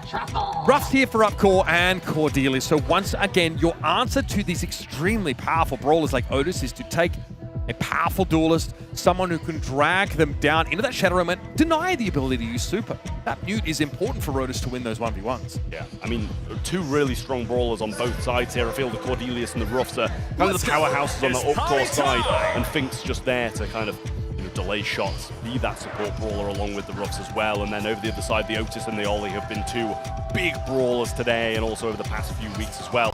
Jae Young, another one of those support brawlers. He's just here. He's here for a good time. Going to provide some heals, going to provide some speed, and hopefully get a few kills along the way. It's hard to really poke at any holes in this composition for Chapter of Happiness. I'm generally quite happy to see this. Bear in mind, Cordelius getting to slow people down when sent to the Shadow Realm is pretty important to actually complete those eliminations instead of just taking people out of the action for a short time.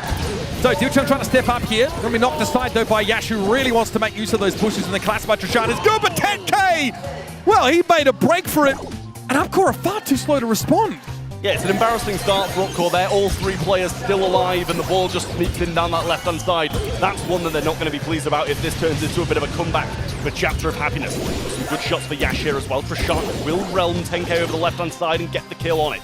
This is the return they were looking for after a disappointing start. Slower though, choking here for Upcore, but still just as effective. They've got the ball deep in enemy territory, and a time zone set up here for Ash means those projectiles are nullified. Ash King walks it in, sit on the throne, and take your goal in response. Yeah, really good response for them there as well. Valentine going to throw down the fat splatter onto this side where Ruffs is, and he just provides a power-up as well to Ash King, which gives him his hypercharge. Just needs to work for that super now to really make use of it and go aggressive.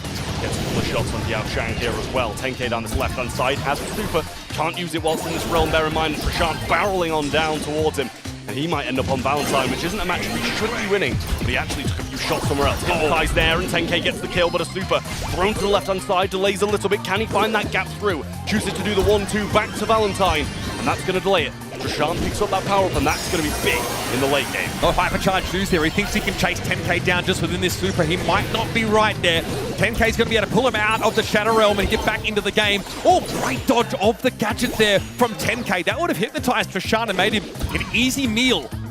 We've had a bit of a stalemate breakout on the map. Yuchang is not incentivized to take the ball here. Yash looks threatening, and Ash King has that mid-control. Yeah, much needed survival for Trishard there as he had the power up, and now hypercharges there along with it as well. Gets it in flip though as 10K goes for a goal. What a return to a position that is from Ash King. Turns back the clock and gets in front of the goal to stop that ball going forward. At some point though, Upcore have to engage their strategy to advance the game state. There's Trishard, hypercharge super, Valentine not getting away from this one. Maybe not the target you're always going for, but 10K falls very quickly, and now you're starting to feel a burst of confidence. Opening up the map with a supply drop. What was that? The ball just gets past that Yuchang, who clears it? Someone just walk it in, bro. Just walk it in. It's so easy. Trishard goes in there, although can't actually get out there, I should say, as 10K does go in. A super veil from Ash King here on the right-hand side. Throws it down. Will choose to just avoid some of these shots. Turns back the clock and TP's back in time. And a power-up being provided straight back to him should help along the way. And then Ash King's super is massive here in overtime, right? It's an open map, so anything that mitigates the effect of those projectiles is very important. It's tough for Cordelius, who no longer has any walls. He has to hit these long-range shots to drag people in the Shadow Realm. And so Yash is the first to fall. Valentine comes up with a hypercharge. Trishard drags him down. That leaves Ash King having to defend on his own. It's a scary situation. 10K with the ball and just gets it over the line. Back back and forth start in this Brawl Ball set. A chapter of happiness. Looks like they're far from done. Yeah, I mean, there's no ignoring it. Is there really that goal that should have been a goal for Upcore Esports? Should have been the game. Yeah, it should have been match point to them there. Really disappointing execution on that shot. There's 3 of them barreling towards the goal, and they choose to put it in the one position where the opposition can get it. Yeah, Travis big mad, folks. I'll give it to you straight. Upcore could have had it there, but a little bit of a stumble. Just as they're looking to close out the series, perhaps those land jitters setting in now. Prashant hits that super, but it's actually too low to fight. 10k even in the Shadow Realm at 100 health, so it would just take the Ollie out of the game. And yeah, it doesn't actually come out on top. This is pretty disastrous stuff. Too much poke taken by the Mushroom Man, but the ball not in a position to threaten a goal, so Upcore at least get to play the game a little longer. Gadget out and Jiao Chang forced to retreat as well. Now that Weekend Warrior coming in, trying to get some damage forward. 10k is there, trying to barrel forward. Get the ball, the Realm just before. Still should be forced in, but Trishant in the Realm might not be able to stop this and can't. And that's going to be one up for Chapter of Happiness. You can see how much Upcore respect the Ollie. Massive health pool, mobility, being able to pass the ball to yourself and also CC the enemy team en masse. Very powerful. Trishant needs to be the one that shuts 10k down. Then Yash and Ash King need to put an attacking strategy together. So far, map control the name of the game. Yash has pushed up pretty deep now, but Valentine is threatening that super and is looking dangerous in any 1v1. But there's the Ollie down. Trishant has done his job. Yao Chang actually picks up Trishant on the left-hand side there as well, thanks to the Weekend Warrior gadget. The super thrown down by Ash King on the left-hand side. Slightly wasted in my opinion, but is just retaining this side quite nicely. So I will kind of retract that statement, say good super, and 10k coming barreling forward on his skateboard. Yeah, really nice there, but a good return from Yash on that side, who already has a power-up. Trishant is going to Realm. And this, I'll say, it should be a simple goal, and this time it is. Just convert on that advantage. And that's all about the Cordelia's collapse. So Trishant wins a 1v1 and then hits a super on someone. I mean, you can't not be scoring from that position. Ash has done well to control the map, and it collapses on Valentine to help Yash have been pretty good. Trishant's able to play in a bit of an individualistic fashion. Caught by a gadget, but still wins the duel against the Ollie. That's step 1 in the game plan for Upcore. Mate, those bounces were just disgusting from Yash, and they're going to get the goal as a result of it. The Realm from Cordelius, and the ball slides straight through him on the defense. And Upcore just 1 away from the win. It's a fumble in the first round to make good on the mistake in the second, and now on the decider. India's team are poised to extend themselves a lifeline here at the last chance qualifier. To live to fight tomorrow. Shah moving forwards now, maybe saw an opening down that left-hand side, but 10k pushed back by the gadgets of Ruffs. Just finding a few connection meteors onto him. The heals there from Yao Chang as well. And Shah just coming around the back, will get hypnotized and should be taken out. 2 heals from Yao Chang will keep 10k back in the mix, but eventually he falls. Nice connection there from Yash. Once again, the centerpiece factor for Chapter of Happiness is the Ollie, so losing him early does not bode well. And Ash King is a bit of a problem now. Starting to pin. Trishant takes Duchung down and still has that super available. So Valentine's going to be taken out the game. Not where you want to be as Chapter of Happiness whatsoever, but a great start from 10k. Buys him enough time for Duchung to be the last one standing as the dust settles. Now, I thought he was going to go for the coldest trick shot ever there. He just baits out the wall break and just goes the other side of the goal. Would have been incredible, but Upcore not quite getting that goal in. Doesn't affect them too much. It's still 0-0 in this game.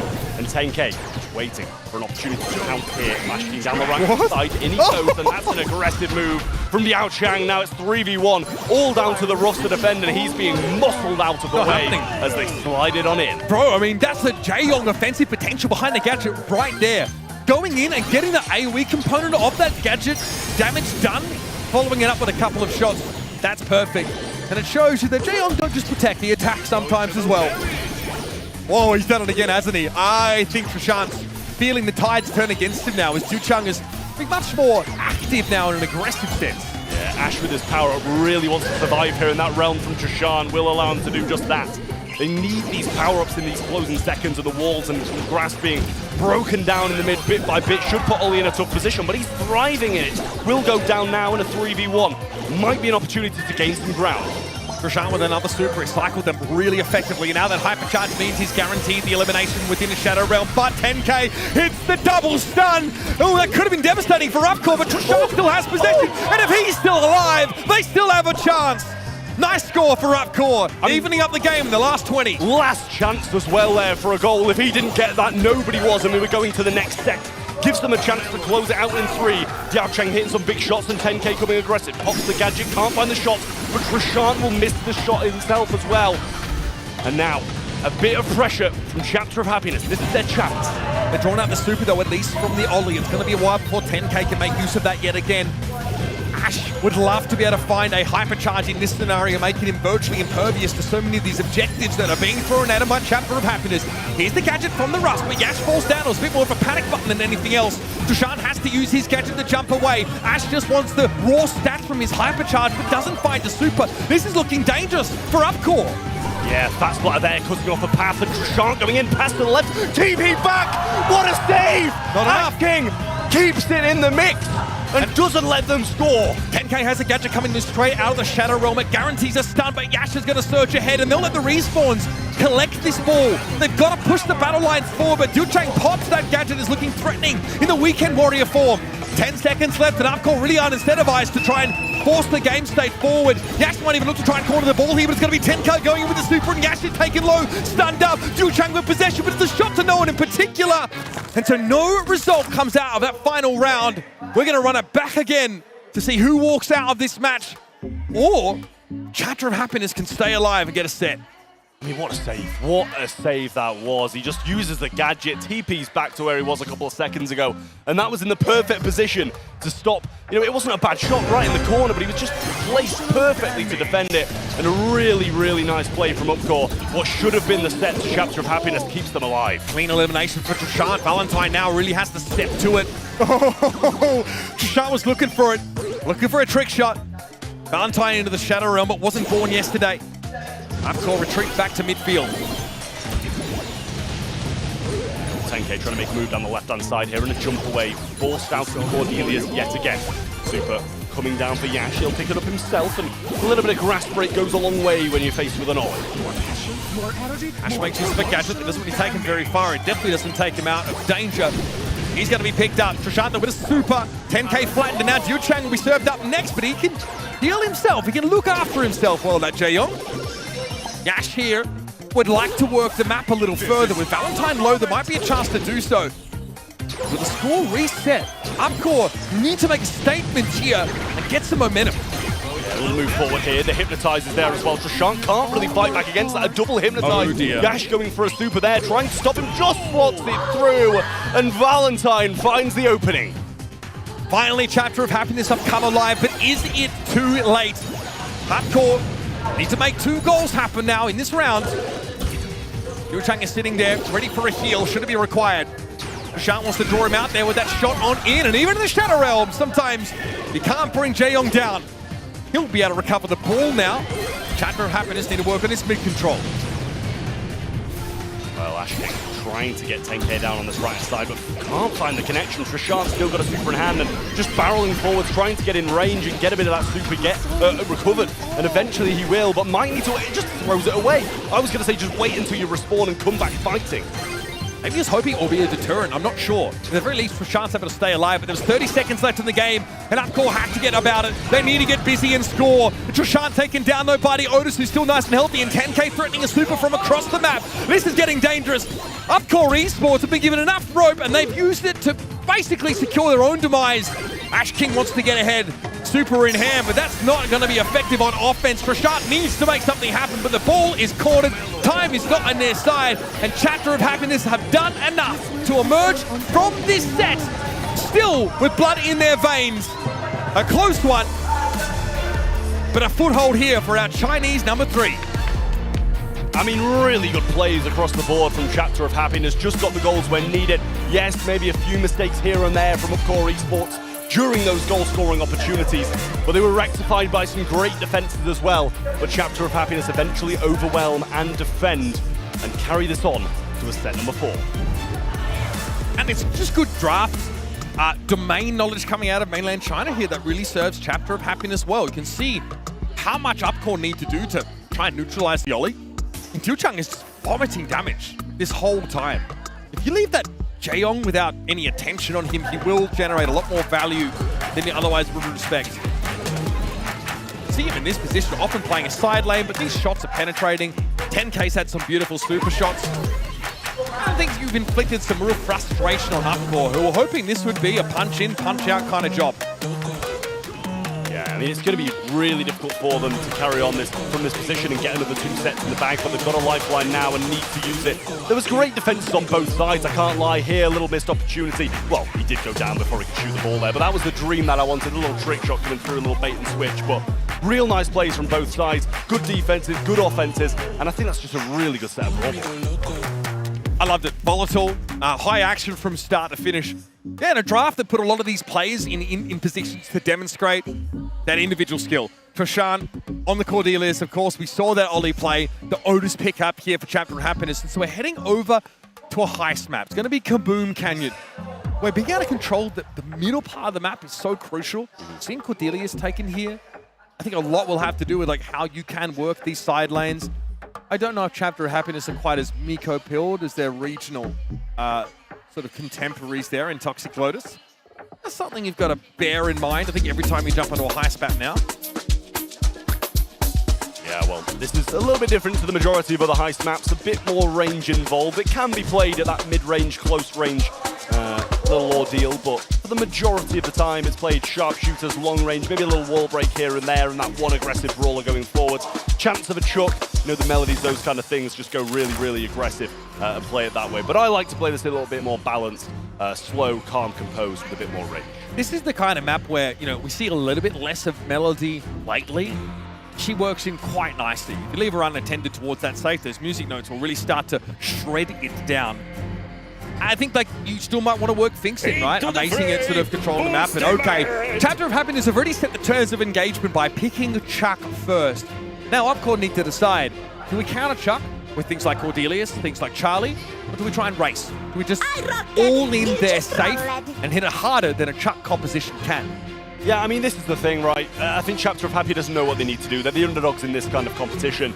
And bringing out these brawlers as they did, you know, the trunks, the double tanks, a bit of healing along with it, and just play to your strengths. And Chuck is going to throw a spanner in the works. It's going to change things up a little, maybe kind of disrupt Upcore's plan and force them to draft a bit differently. And I like that from Chapter of Happiness. When you're the underdog, you have to grasp at these straws and make some big moves. Now also, Bo has an 86% win rate on this map in our scrims in the lead up to this tournament. See a brawler who benefited greatly from Hypercharge, spread 6 of those mines, and they are pretty destructive. Don't know if we're going to see that surface here, but the aforementioned Finks comes back in. I think that it worked quite nicely for Upcore. I think it was really a role player and, you know, utility. We talk about map control a whole lot, but Finks is basically designed to give that to you for free once that super comes down. Here is that hammer. Saw that from Yuchang in the first set on Dueling Beetles. Strong early, eventually sniffed out though by Upcore, and they respected the damage output enough to work around it. Yeah, absolutely. Well, last pick should be coming in now for Chapter of Happiness. I like the amber, a little bit of a wall break. Also those, the flames that circle around you. Well, I guess it's probably called circling flames, is it? Yeah, dancing flames, something like that. Something like that, but it's it describes beautifully what it actually does, and it can kind of replicate that melody kind of feel when you're onto the safe and get some big damage down. Along with getting rid of a lot of the grass if you want to kind of play that longer range game, but they don't. You know, they've got a Chuck, he's just going to be going back and forwards. They've really got no regard for these mid bushes. So Disangelo is obviously a strong pick against brawlers, terrible against the safe. He has really low DPS. It's made up for by the fact that he has high burst and great survivability. He's just the kind of you know, brawler that can sit back at long range. But when you're charging a shot, you cannot heal, which is the biggest weakness that Angelo has. The Valentine wants to be topped up at all times and stay out of the action, but really is intended to be an anti-personnel pick. It's about going after other brawlers and not the objective. Whereas Brock could do a little bit of both, but those hypercharged rocket rains are very good at flattening these objectives. Yeah, exactly. I mean, for the Angelo, who needs damage on the safe when you've got a Chuck and an Amber on your team, to be honest with you? I think he's just going to be going for that all-out control, trying to deal with the Finxes, trying to deal with the Loomies, same with the Brock, in that kind of ranged affair. So we'll see if he's able to kind of fend for himself or if he'll need a little bit of help from the others, but Chuck should be barreling back and forwards and getting some damage, but it's all about that setup. Set number 4 begins, folks. It is Kaboom Canyon. Remember those bodies of water? They can be traversed effortlessly by Angelo. It's a little help for him to get into the middle part of the map, and he's made use of that position to take Ash King down early. And if these Angelo shots keep hitting, Upcore are not going to do enough on the map before this Chuck architecture gets set up. He's already made those poles align. And he can go for the safe easily now. And I must say, Jiao Chang is absolutely tapping on this brawler. Finds another couple of connections. Oh my God. Just resetting all the heals, and Chuck will go towards the safe. Should be able to crack this 75% on this offense. But two of the opponents going forward as well might be able to kind of match that damage. Yash should fall here, and Ash King will be following behind, and that is an uncracked safe. Now, 76% means no shield has been triggered, which is worst case here for Upcore. It's going to take two separate pushes to chunk that down to 50. Not going to feel good. As they're at 47 and they're running out of time, as that consistent pressure from 10K means that safe is always being scrutinized. They're below 50, so no shield for another 23-odd%, 22%. And here he comes in again. Duchang's going to be picked off, so there's that pesky shield that comes up. Yeah, in the meantime, 10K going to work on the safe. Duchang comes out with a hypercharged super, which means that even through the wall, he can do that damage. And I think Chapter of Happiness might have done enough here. Now searching back towards their own base that's getting flattened. And Upcore just don't get started early enough. I mean, Yash doesn't manage to tank that last Angelo shot, which is the killing blow for this safe. In Chapter of Happiness, we're in a very dark place 2 sets ago, but now in one that gives them a bit of a chance, gives them a lifeline at this game. Possible reverse sweep on the cards. So against the Chuck, in the first 30 seconds of the game, you have to take map control as Upcore. It's hard to do, though, against this Angelo damage. If you keep getting hit by these arrows, you cannot step forward. You cannot take that risk. I like this, though. Trying to now play through that Grim and Frostbitten, but Yash just lingers too long out in the open. And that's not enough from Upcore. You need to do more. Otherwise, 10K is going to spawn back in. All of those poles are going to get put down. And eventually, well, the safe's getting taken to Pound Town. I mean, the good news is it's not as good a start as last time, and Ash King's actually managing to get forward. Yash might also be able to add some damage to this safe. Possible crack here as well, as they get some good damage down. Ash King just throwing it, and that's pretty much already better than the start of the last game. We'll see if they can match it on the other side. Unable to get that safe crack down just yet. And Chuck not getting the same work done as the aggression from Upcore is matched. As well done. I mean, they can hit Duchang from the other side of the wall, and they know they've got better DPS than the Chuck does on his own. Upcore very quickly recover from a rough first round, and they express the right response to this Chuck composition. They've got all the map control, they've got all this safe damage. They can now ignore the choo-choo man and work on the safe themselves. Last shield gone now for Chapter of Happiness is safe, and Ash King is dodging these shots just to find the damage, disregarding the defenders entirely, and 8% away from a round win. Yeah, lovely hypercharge there from Yash as well, coming from the backlines, and he'll get another super connection as well. Should be a finish off there by the Brock, and there it is. Rain rolls on in, and that's going to be match point for Upcore. May have spoke too soon about a possible reverse sweep, as Upcore bounced back so nicely. We see, I mentioned the win condition, right? That Upcore need to quickly set up before the Chuck does. You are on a timer, and honestly, I was worried they wouldn't be able to make it happen after losing Yash in the middle of the map, but I was wrong. They were able to get there and stay in the enemy base for an extended period of time. And they need to now replicate that once more. Avoid this poke damage, get a chokehold on, and that's a great start. Duchang's the most threatening brawler to other brawlers on the side of Chapter of Happiness, and he's been neutralized early. Yeah, you absolutely cannot complain about this start. Trump going forwards now, and Brock just maintaining this aggressive position, trying to crack the safe, and should be able to in just a second. Does. Follow-up shots wouldn't go amiss either. Yao Chang forced to bounce back, and he's not getting the same value he was in the first. Ash King's got the schmoves. Unfortunately, no super build-up because he's spending most of his time hitting the safe. That would be an amazing tool to give you staying power in enemy territory, but you've got a hedge between damaging brawlers and damaging safe. Ash King builds up super here, and that's going to be nice to transition out of mid-control again into that aggressive position. And he'll be outmatching Duchang here, who doesn't even bother trying to shoot inside that time zone. Yeah, I mean, this is rough. Chuck cracking the safe down to 50 now. And it's close. Eventually, Upcore able to do the same. Can 10K get away? He does. Needs to heal in this position now, but Ash King can't find that connection onto him and might allow him to get away with this. Oh, no! The super comes in. That's brutal that Yash didn't get in there. But Trishant going aggressive. Now the super in as well. They should be able to get this down to 25, but it's neck and neck. It's only Valentine, though. Duchang's been taken down, and 10K got picked up on defense. It looks like Upcore have done enough here. One last push to end Chapter of Happiness, to close the book on this saga for the number 3 seed out of mainland China, and to keep India in the game. What a performance that was in the end by Upcore. Few shaky moments here and there, but in the end they got the job done, and that's what matters. Unfortunate here for Chapter of Happiness, trying to be another Chinese team who can make their mark on the international stage. But the Indian powerhouses say no to that. They demonstrate one of the biggest prerequisites I want from teams at this level is to go up against a Chuck composition like that and have the response preloaded, to have practiced that scenario on multiple occasions, to craft a composition that can overcome that very cheesy, albeit very effective heist setup. With that, Chapter of Happiness has had to close their book in Sao Paulo on day one already. Probably just straight up ripping up lines now. Here's to hoping that their next chapter is gonna be a bestseller. 13 kills on Yachang, but it's not gonna be enough still for this Heist win. In the end, it's not playing for the objective, just getting kills. You need to tear down and shred that save.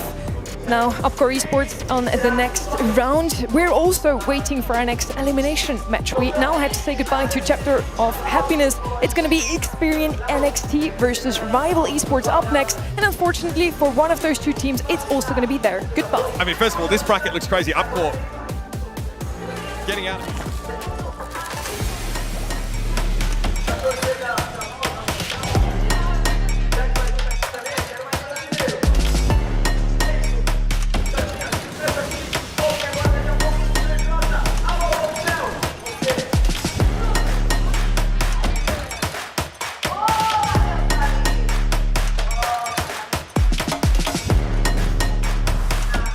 I think we are ready for Rival. We know how to play, and I think we can beat us. ヨーロッパ地域のチームってこともあって、油断はしてないんですけど、NXT にも絶対勝ちたいと思います。What a nerve-wracking match we're coming out of. We already have to say goodbye to two teams. We're still on day one here in Sao Paulo in the last chance qualifier. You're so close now, you two, for your samba lessons in the evening. First up, we still have two more elimination matches. First up, Experian NXT versus Rival Esports. And on the one side, we have the lowest team in the leaderboard in EMEA, but EMEA is the strongest region of them all. We already saw that at Brawl Cup World Finals 2024 as well. So can NXT beat them? I think it will be very difficult. NXT have looked better than I expected. I think that set win against Castle Brawl was good. Man, they've got, Arthur's like 16, bro. It is awesome to see this team, also with like pretty storied coaching behind them, step out and put up a good fight in that first game against some pretty legendary players in their own right. Rival are also that kind of team. I don't necessarily know if they've achieved that same level of acclaim of some of these other EA teams, but I'm excited about the future for this NXT team, and that includes this match. That individual skill is definitely there. On the other side, we just saw the bracket as well. We have Rival Esports Toxic Lotus handed them a very rough loss in a match behind the scenes. It was a reverse sweep on backstage. Oh, really? Rival was in the lead 2-0, and they lost 2-3 in the end to Toxic Lotus. They struggled all year, really. Never really made a grand final entrance. And they feature some of the best players we have. We have Meshi, one of the world winners of 2021, often the forgotten one. And even though they were struggling, they now clinched LCQ just thanks to Zeta Division. They claimed an additional LCQ spot for their region at Brawl Cup. Yeah, I mean, it's been a bit of a long time since we've seen some of these guys on the international stage too. Both of them, Meshi and IC, haven't been here since the LCQ of 2023, and Terry is brand new as well. So, you know, Terry, pretty similar to the other guys on the other side, NXT, with some fresh LAN vibes, and might fold under that pressure. Terry is notorious as being like a one-trick Fang player early on in his playing career, and was actually like feared by many people in his region. I think it's great to see some South Korean representation on this kind of side of things. Memeshi is an interesting character because technically he's a world champion. We just don't talk about it very often.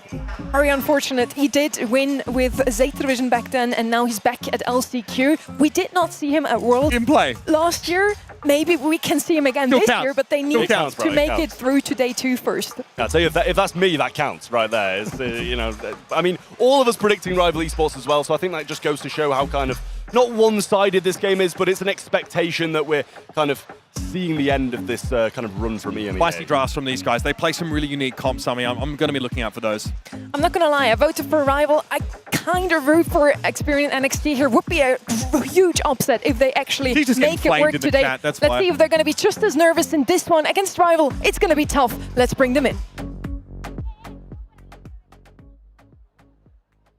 Are you ready for more action? Then give it up for Experian NXT. And for the first time on stage, welcome Rival Esports!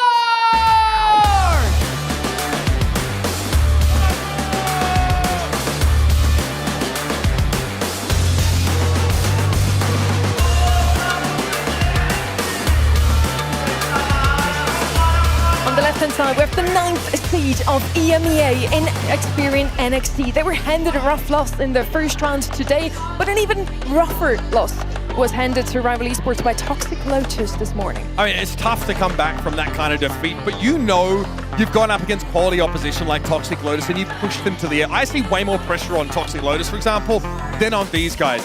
This is a different story. Now in this matchup, Experian NXT are only qualified for 2 monthly finals. That is how deep these slots for the EMEA region go.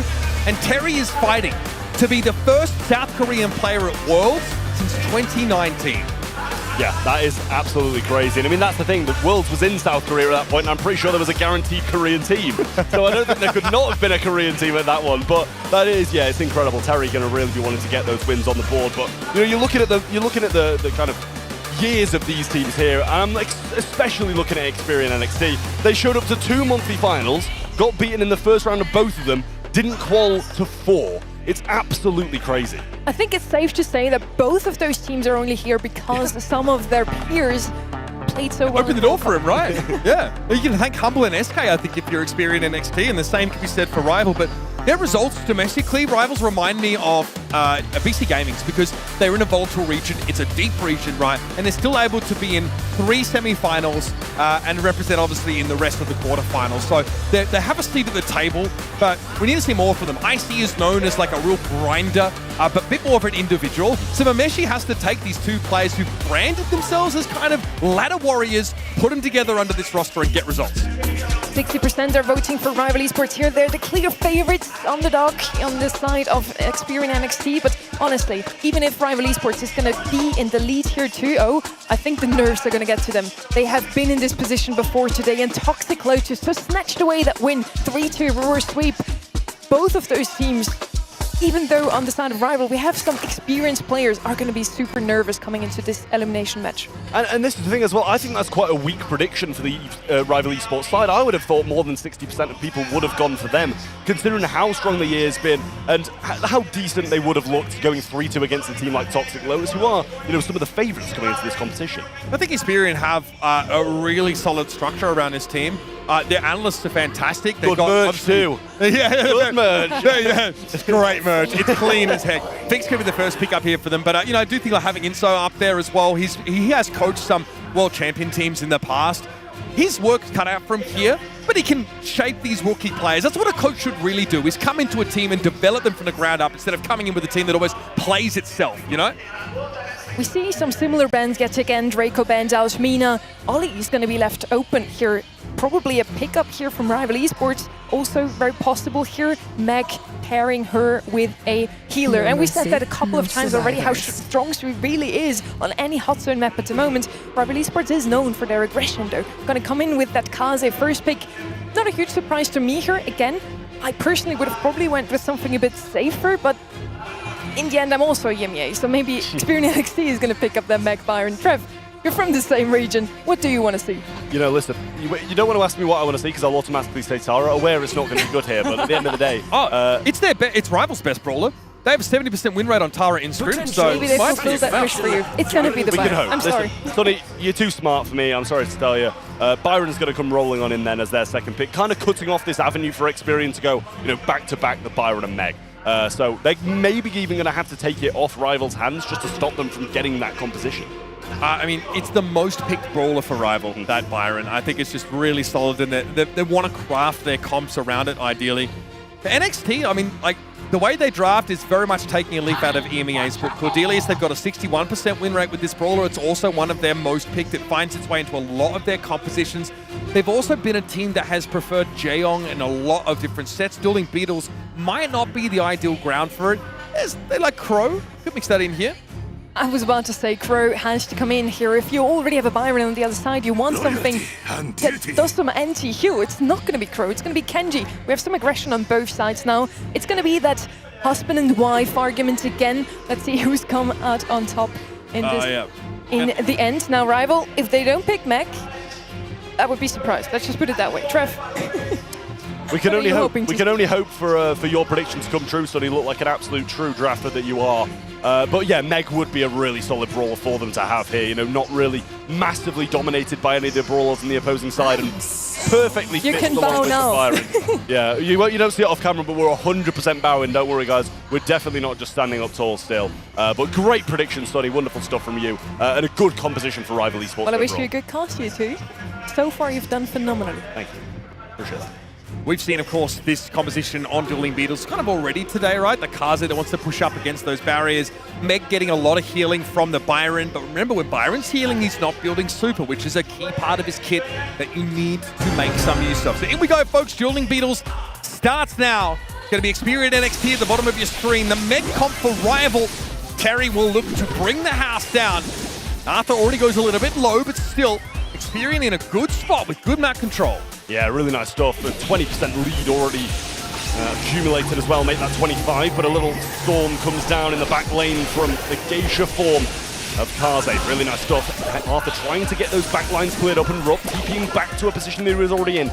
But Rival Esports eventually get the answer and get some percentage back on the board.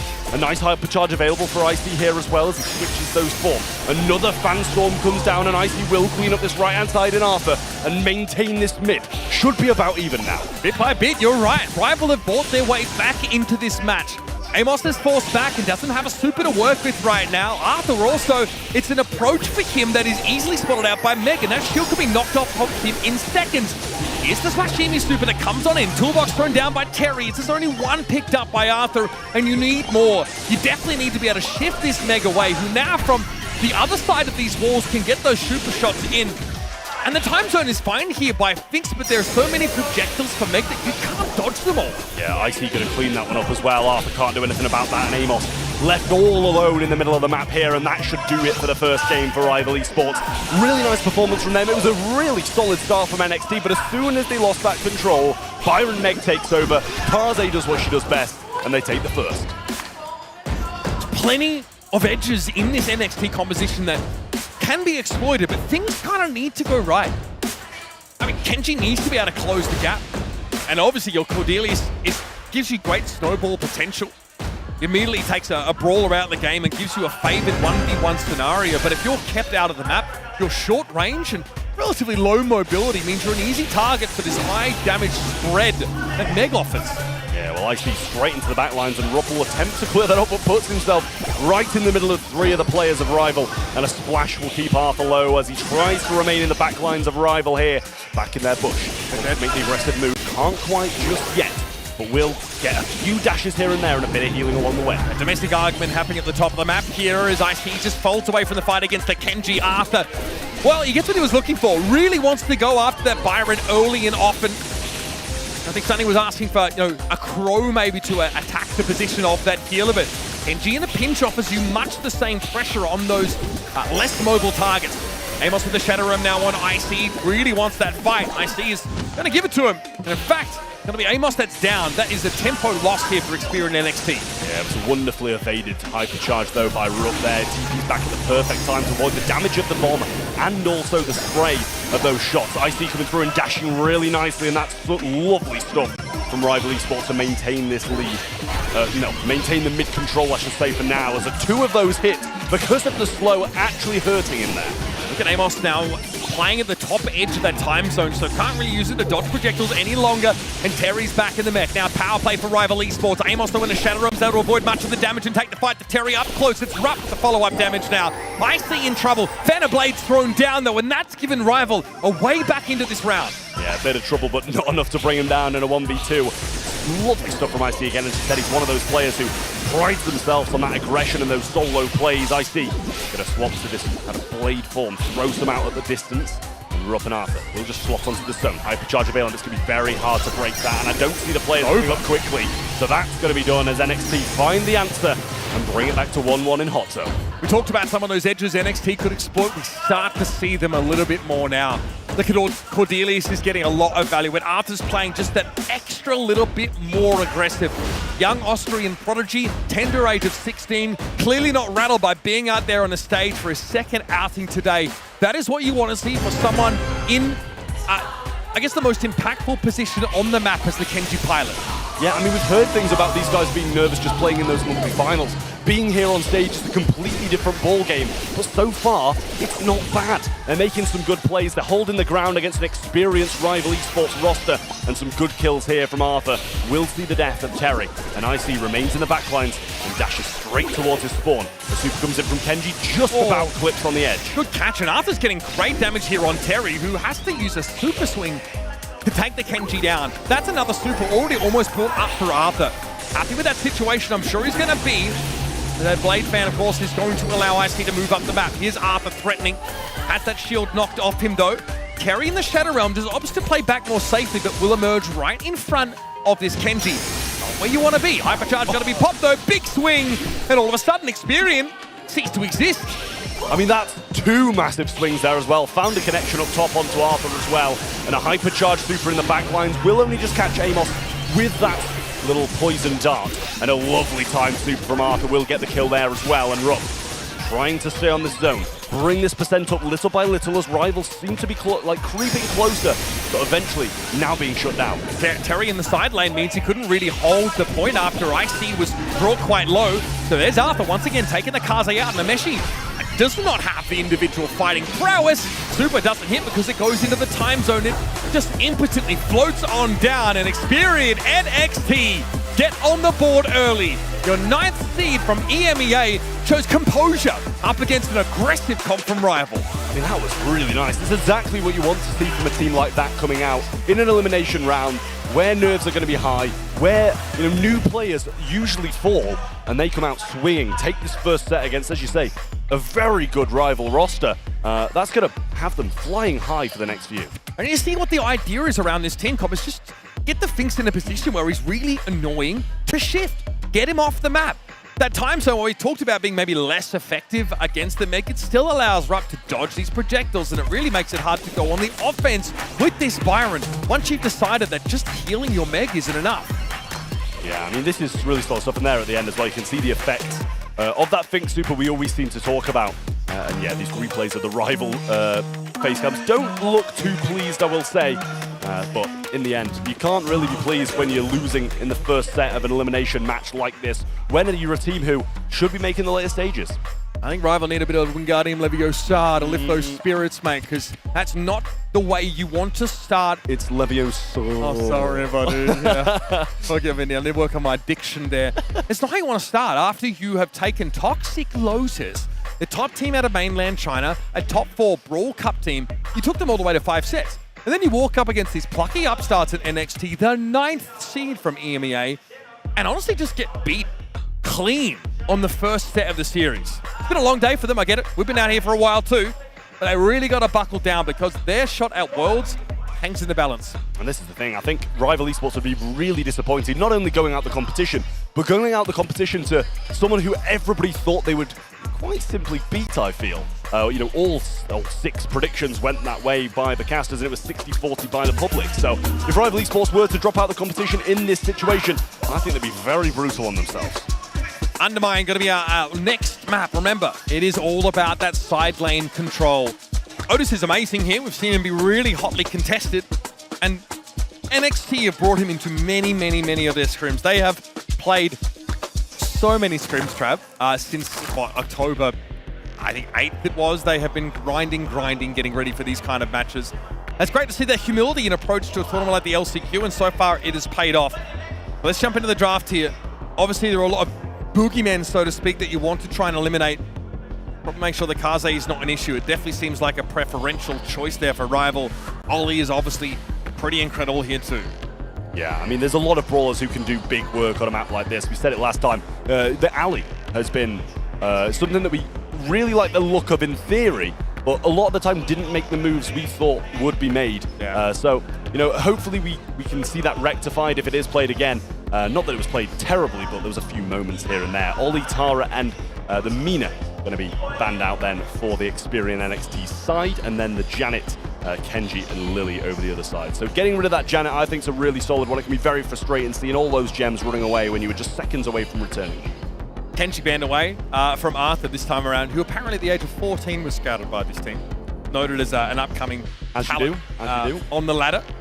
Has definitely found his home on this roster that's basically purpose-built by the Esports Player Foundation to develop individuals into Brawl Stars monsters. Well and truly on the way, I'd like to think Arthur is. Going to be a kit first pick, though, for rival Esports to really abuse this cover across the map, these bushes, and then the cardboard box can give you even more coverage with that invisibility. Yeah, the cardboard box is a big helping hand in things like this. It can really surprise your enemies, you know, sliding into the back lines, waiting for that perfect moment to use the super, landing on them, getting the stun and getting the kill. There's a quick couple of selections then. Must be feeling confident about this by Experian NXT here. The Sandy and the Otis following in very fast. So clearly, confidence is at an all-time high. Yeah, I'm surprised it actually got through the first round of picks there. The Otis, as the kit was more highly prioritized. Obviously, very, very good at bullying those side lanes, and Amos has that stopping power. I wonder if we end up seeing the Sandy play mid here. I don't know if, like, you necessarily... I mean, you can obviously use the bushes to really push up and take people by surprise. And if you can ever wrap onto the enemy gem carry and stun them, they're probably toast. A very safe mid pick here for Rival. Yeah, it really is. I mean, you can't complain at that at all. Got the ability to go in, retrieve those gems, I should say. Got the ability to just jump away if you're under pressure. We saw that baited out a few times, and it really does hurt the brawler when you've worked so hard to get that super and it's just ripped away by a little bit of a bait and switch as they go towards you and then return into the safety of their teammates. But Rival Esports still have this last pick. You'd expect it to be a side lane that can go quite well with the kit. And then obviously Experian NXT have this last pick when we get back to them in a moment as well. Mo going to be coming in. Really nice stuff. The ability to change the game is almost unparalleled. I mean, out of nowhere, this guy can come, right? Also, like an okay choice if you want to try and rotate him in the mid. He's not a terrible gem carrier to have. It's just he really needs to make use of that engage potential. And he's like mid-range damage got nerfed pretty heavily. He used to have much longer range with those rocks, and it's got toned back a bit to focus on, the part of his kit that wants to get in the enemy team's face. So two brawlers with hard engage that's really hard to counter. Cordelius is a decent answer, I think, to both of those brawlers in those windows. Take them out of the game, give yourself an advantage situation, but there's a lot of room on both sides for that level of skill expression, right? We've got 6 brawlers here that require a pretty reasonable amount of mechanical prowess to operate effectively, and I'd say the Otis, Cordelius, the Mo pretty chiefly among those. Yeah, you've got to expect this to be the kind of competition that Experian, they're not going to be, kind of picking up those gems kind of over and over and over, just going 50-50. It's a big competition where you can just turn it around. Yeah. With the Cordelius, with the Sandy Super, the Mute as well, the turnaround potential is massive, and that's why they're kind of sending nobody to mid off the start. Cordelius will go very aggressive, and Otis will make his way there to pick up a couple of gems, and they'll be pretty happy about the start, considering how short range they are. It looks like they just de facto win the side lane matchups because no one's contesting Amos at all, and Terry gets snapped up pretty easily. Mameshi spotted out and has to super this, but Rub's going to be there for the damage. That's not enough from Rival. That's not good. Yeah, so what if he gets supered on there? He's got the help of his teammates right next to him, and Terry going very aggressive here as well. Gets a super of his own, and now Rook has to be cautious. Knows where he is, though. He's on that left-hand side. The Roost stands have given him a bit of help in hand with that. Another questionable super out of Rival. I don't know what it is that the Sandy's just a global taunt right now as Arthur's garnering all the attention he could ever ask for. And it's just snowballing a little bit out of control. We're already at 8 gems for Experian NXT. There's a hard engage by Terry, but it's not on a gem carry. It's just to take down that Cordelius, and Mameshi pulls up a little bit short on that super jump and is immune to this straight away. Yeah, Rook went for the super onto the Mer when he kind of went underneath it as well, so a trade of wasted supers there overall. But Experian won't complain. They get the gem count started as they pick up the 10th, and Arthur will go down, but Amos might be able to refrag. Can't quite, and this gives Rival a lifeline. Still 8 gems for up, a comfortable lead, but now Experian have to wager a little bit if they want to end the round. I see he's in a comfortable spot. Arthur doesn't have a super to sort of play them back into the map by default, so they're going to do so by dodging a lot of these projectiles, including this Mo that dives on in and drops all the gems. Rupp has them wrested from his grasp, and it's a complete storm from Rival Esports. Experian, we thought would play the comp to go for the all-in at the end of the round, but we talked about it. The Mo and the kit, the all-in potential that gets you back into the game even if you fall behind, and Rival have done so beautifully. Yeah, Arthur accepts that he's not getting there at the end of the game and can't quite get it done. Few wasted supers here and there by Rival Esports, but in the end, they made use of the supers and got the gems flipped around. Nice little jump in there from the kit as well to prevent the Cordelius getting him dragged into the realm and taking him down himself. So nice from Rival. It's a good bounce back, especially when they lose the first set and pressure's heavily against them in the first game of gem. I mean, you really, as Experian, need to stick to the landing if you get that early gem lead. And that's not even a given. Look at the way this round has started. Arthur finds a little success on the left side of the map as he's dealt with by Terry, who outside of his drill is not really supposed to be a threatening opponent. Well, he's definitely threatening the back lines here as Rupp having to take cover behind this wall. His two teammates, Arthur and Amos, just going up the map, trying to work for some supers, and I mean, that's the name of the game for Sandy, really. Just try and work for that super. Amos going to stay alive a little bit longer here, but Rupp in a world of hurt now as Terry in a position to go in onto him, but does have that mute, so might be able to make use. Weird being gem carriers, Otis. You want to fight. You kind of want to slant the team engagements in your favor, but taking risks is you can really be as a gem carrier. Boy, that burst from Mameshi just flattened Amos. Rupp here at least is able to set up a fat splatter to try and ward Mameshi off at the bottom of the map. That kid just might die out in the open. Not really what Rival want. It's not great for tempo, but they got enough of a gem lead that they can afford a couple lost brawlers here and there. Yeah, just have to be cautious of this left-hand lane with Amos rolling in. If you can get a super onto Icy, it can really threaten it. Mameshi doesn't make the connection on the jump, but I think that's maybe what he wanted to do. Don't get stuck on top of him and force that 1v1 when you get off. Just make sure you land next to him and finish it off. Rootstein's going to reset that healing and force Mameshi back, but Terry on the left-hand side will do his job. What? Okay, Mameshi really going for it there. Maybe concerned that he get picked off, but it's a really interesting use of that super, and not the first one that we've seen in this set so far. Experian have a way to get back into the game, but it's a thin margin at best, especially with Terry flashing that hypercharged super at any moment. Yeah, Arthur picks up one of his own, which honestly is not the best thing in the world, but it's better than in the hands of the opponents. Oh my, super use there, and Terry taken out of the way, but he has a hypercharge ready to use it directly onto Rupp, but he's got his mute of his own, so will need to use it. I think it's a better idea for Terry to kind of not go for the exact one-on-one engage. I think the super was wasted by Rupp there, not sure what happened, but he does get the kill, and it's 9-9, and NXT have worked their way back into it, but Mameshi will deny that instantly. That hypercharged super means he's not vulnerable after diving in and neutralizing one of those characters, and so Rupp and Amos have to come forward. No supers to speak of, and no real chance to get in on the gem carrier of Ice-T, stuck in the corner with a hypercharged super. You are not catching that Bonnie for your life. Rival Esports fire back across the bow and even up the series. Well, one game that seemed like a little bit of a robbery. Experian lost all their gems at the end, but Rival Esports deserving of the second as they dominate them throughout. Really nice stuff there as well. It's a bit of Experian NXT support in the crowd. You know, that's their team staff, I think. Yeah, it is. And you can't complain at that. Good to have them here. Good to have the experience and an analyst and the coach here and there as well. But Rival Esports back into the mix, making it 1-1 here against Experian. Both teams looking pretty evenly split at the moment. All right, now, Inso, you've got to do some actual coaching, buddy. You've got to get in those ears. Why are you baiting him, bro? Why are you baiting him live on the stream? There's thousands watching this. I know. You'll have words to say, that's for sure. But genuinely looked like NXT would be continuing to extend their lead after a hard-fought first set. They collapsed the map very effectively. It looks like Amos is slowly taking over the game, and there's just some weird gameplay from Rivals. Just some supers that don't make a lot of sense. Right, Mameshi going in, limit testing a little bit on the kit, but eventually they start to figure it out. And they have Mo dominating a side lane, just with the raw splash damage he can put out. And even when Experian were threatening to win that first round, there was always the potential that Mo goes in and wins a 1 versus 2, or just takes the gems off your carrier, puts you out of the game. Yeah, I mean, you can see it's kind of part of both the team's game plan to have that turnaround capability. You know, the Sandy, the Cordelius, real big kind of promoters of that turnaround at the end of the game, and the same with the Mo, the Kit. They made the move, turned it around, but sadly NXT couldn't do it back to them in the next one. We'll be on to Pinhole, Punt in Brawl Ball next, a game mode where that kind of aggression is actually warranted. and maybe a few missed supers here and there won't be as impactful. And honestly, Mo's totally fine there. A pretty reasonable ball to bring in that kind of map. Has real playing-making potential, able to win so many of those 1v1s.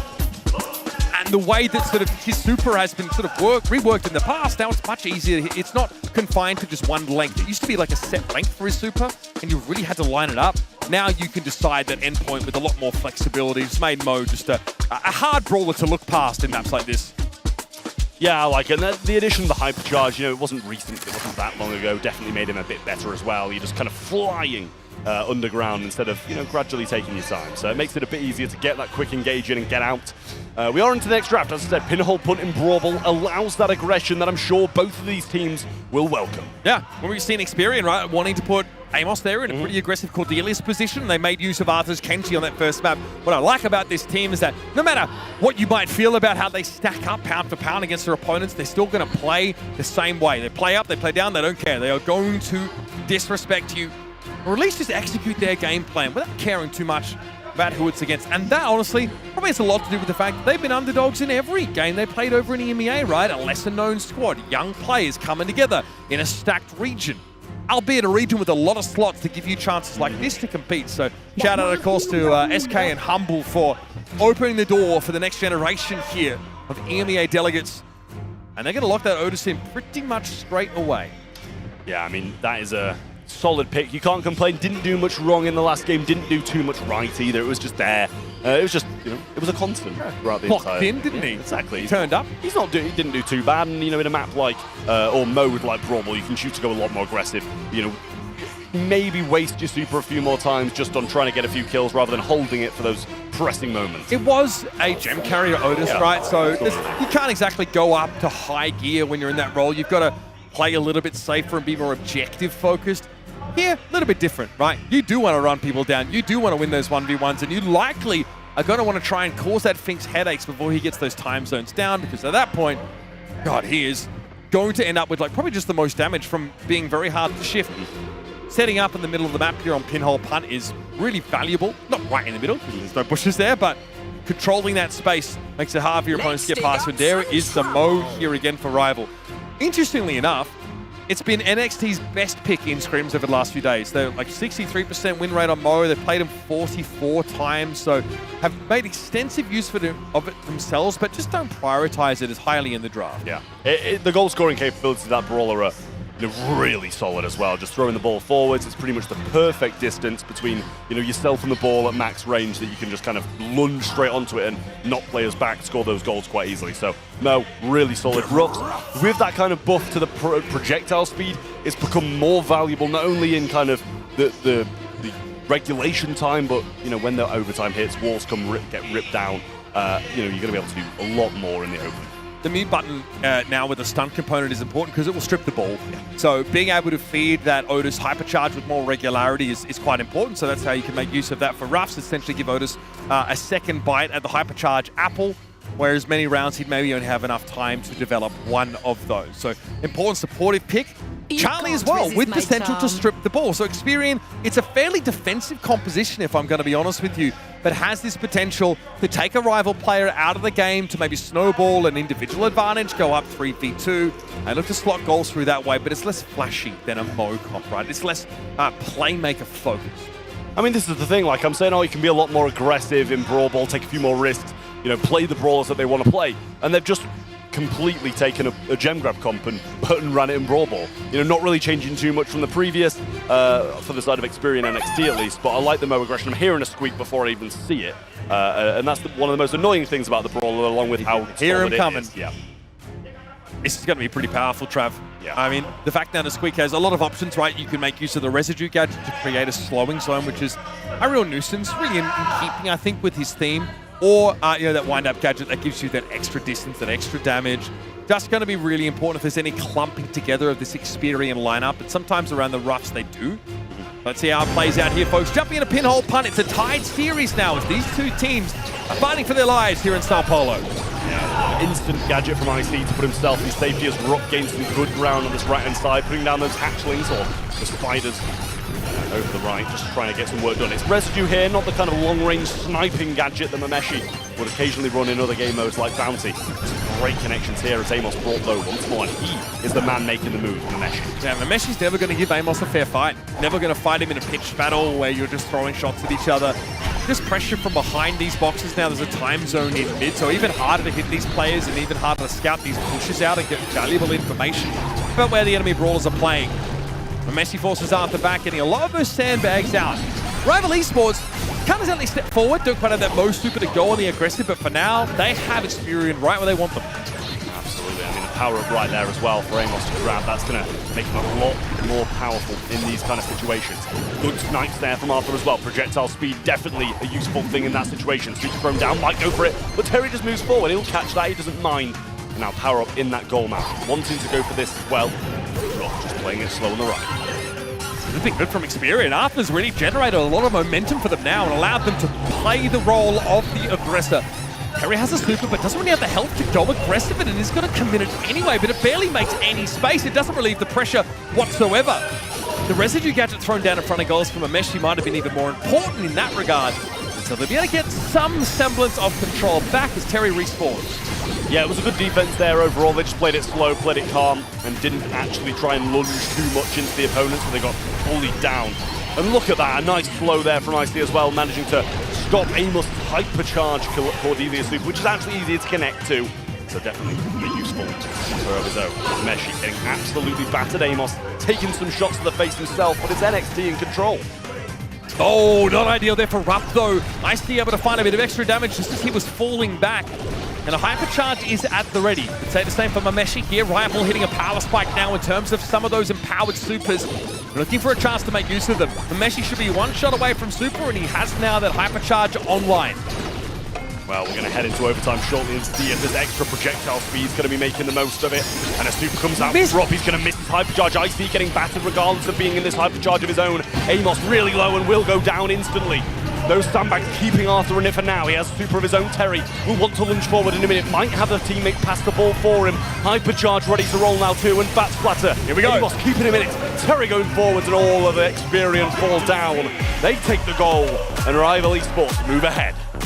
Like, I don't think Experian want to get that late in the game without a goal scored, right? Taking the risk going to overtime, and it feels like you're on a timer against Mo.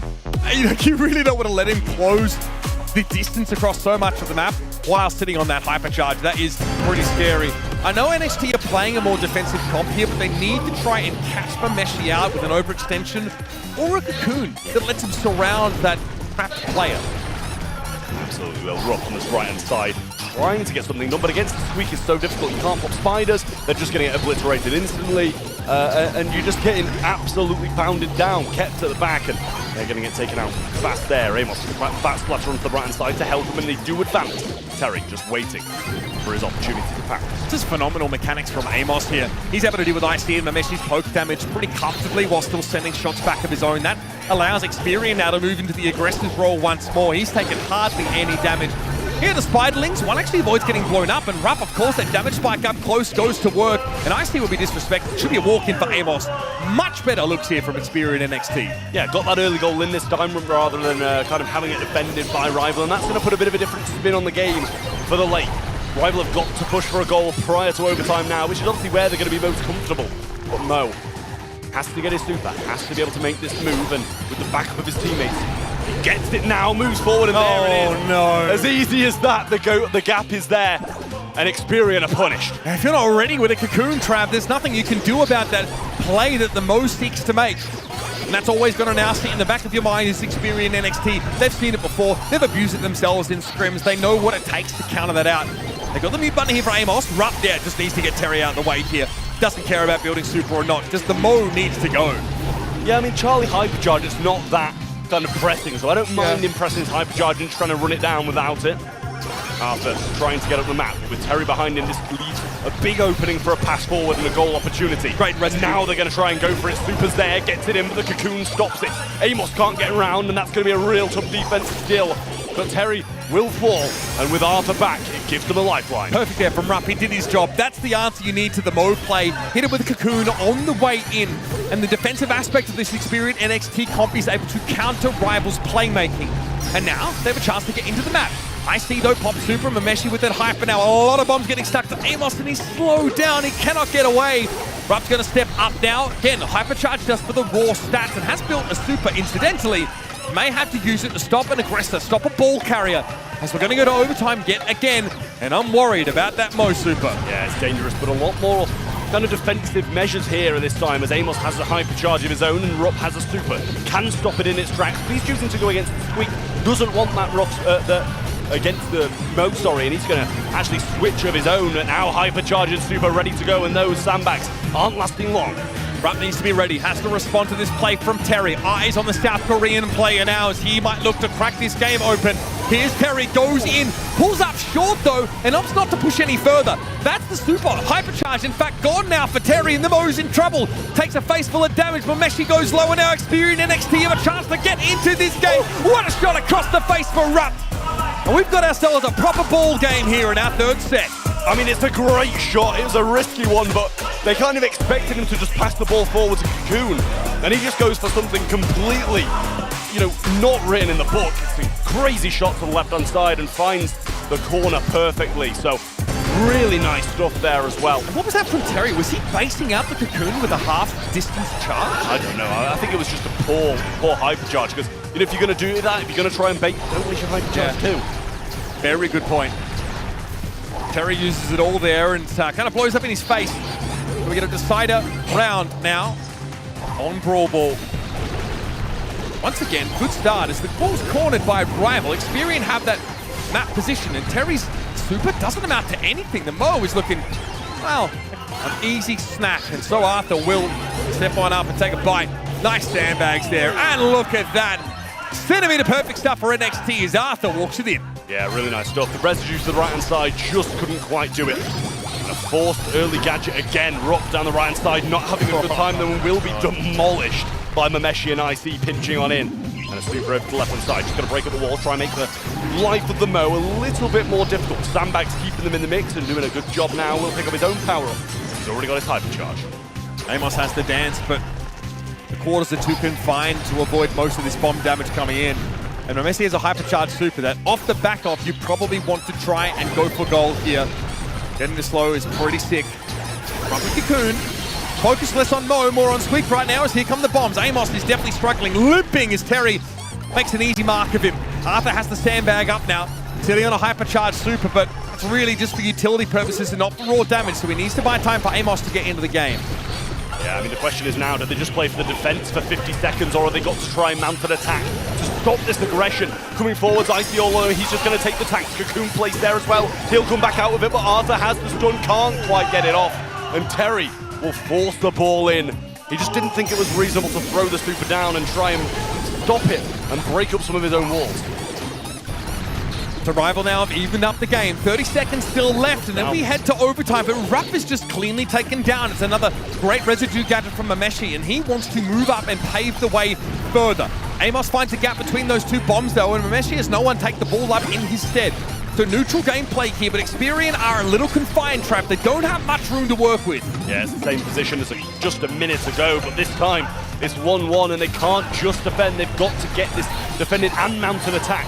Rupp going to grab this power up here as well over the right-hand side. Has a super of his own, evades the weak one nicely. But now Terry's going to come in. Powerful over with the hypercharge. And that's the set along with it. Rival Esports swooping in and taking it in overtime again. Experian come out with a comp that is designed to be reactive, is to shut down the playmaking, the Mo, do something maybe even about this squeak on the map and try and dig things out. But ultimately, Rival are very, very good at insisting at taking up residence in front of Experian NXT's goal and just squatting for years. Impossible to serve them in an eviction notice. Terry with 3 goals, and honestly, it's deceiving because most of those weren't scored off the back of the typical Mo pass to yourself combo. There is one, sure. Experian, I feel like when it got to overtime, just weren't favored. IC with the Finks really gives his team a big advantage in those open spaces if that super is available. And the slow from Mameshi caught Rupp out a couple more times than he would have liked.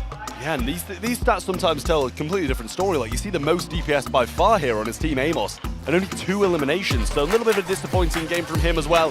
Just couldn't quite get those defenses off. They had a few attacks, they had enough goals to take the set, but the defenses just weren't where they should be against them. When you've got, you know, hypercharged supers from an Otis that can stop it, when you've got a Cocoon from a Charlie that can stop it, and the same with a Rough super as well. They've got these abilities to stop it, but just did not time them well. Yeah, I mean, it's the kind of bet where Mo is just a boogeyman that hangs over the metagame. You've got to either pick him up or try and ban him away because he will style on you straight up. Yeah, see those final moments, Terry still able to make use of that hypercharged super to just slant the game heavily in his advantage there on the left. So Experian NXT hang now over the edge of the abyss. Rival Esports threaten to put them to the sword, so they themselves might advance after an inauspicious start to their own LCQ run, being unable to silence Toxic Lotus in time as they get hit with a reverse sweep that they'd sooner forget. Yeah, and this is the issue as well. Experian NXT, they're not playing bad by any means. This is some of the best gameplay we've seen from them. A great debut, I think. It really is. It really is, and you can't complain about it at all. But the question still remains, have they got what it takes to beat a team like Rival? A couple of players who have had that experience on the international stage a couple of times, and a newcomer as powerful as the one that Rival have is going to be a difficult matchup, especially when you're 2-1 down. They've had their moments. They started really strong, but Rival seems to be taking the reins now. So my first question is, are we doing this? We're doing the Chuck thing, right? I think that's like a big fork in the road when it comes to approaching the draft. I think the last pick Chuck is always hilarious. The first pick one is like, it's fine, but it's very telegraphed, right? It allows your opponents to craft a comp. And look at that. See that? What's that ban there for Rival? I mean, we're still doing that. I mean, Melody's been banned now. I'm sure they've probably been bullied by Toxic Lotus into banning this brawler on Heist today.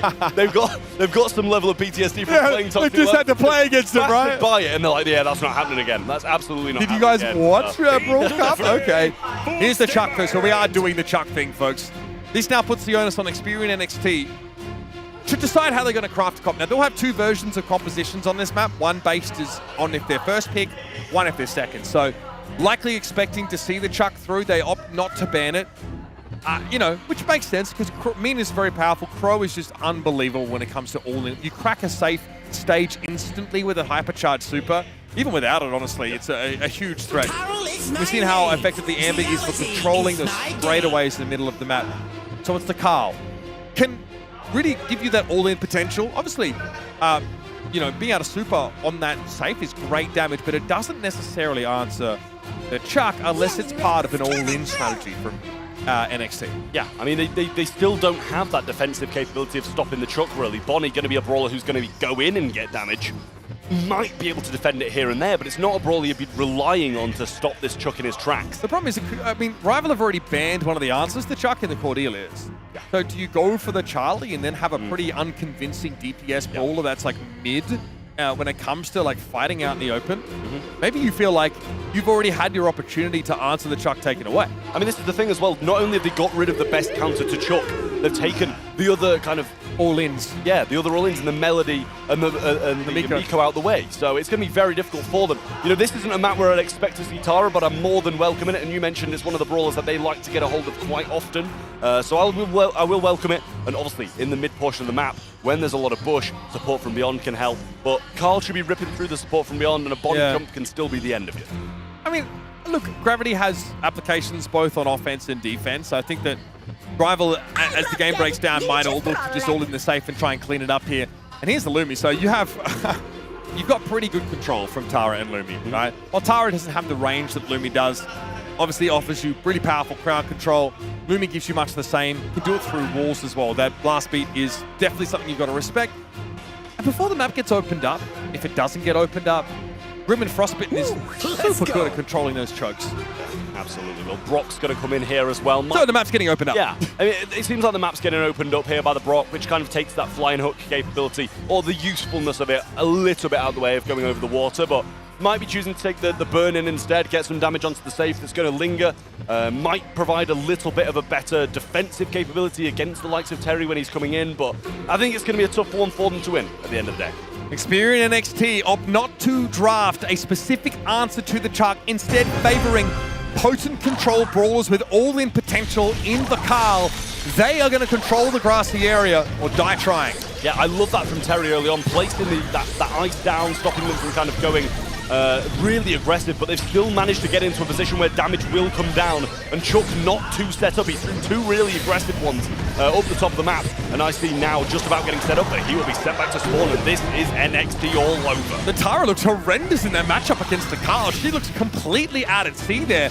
That rival Esports safe is already down to half, and you've got Rupp breathing down your neck here as the Bonnie doesn't opt to all in the safe and is actually struggling to get a sight line on. It has the challenge of Grim and Frostbitten.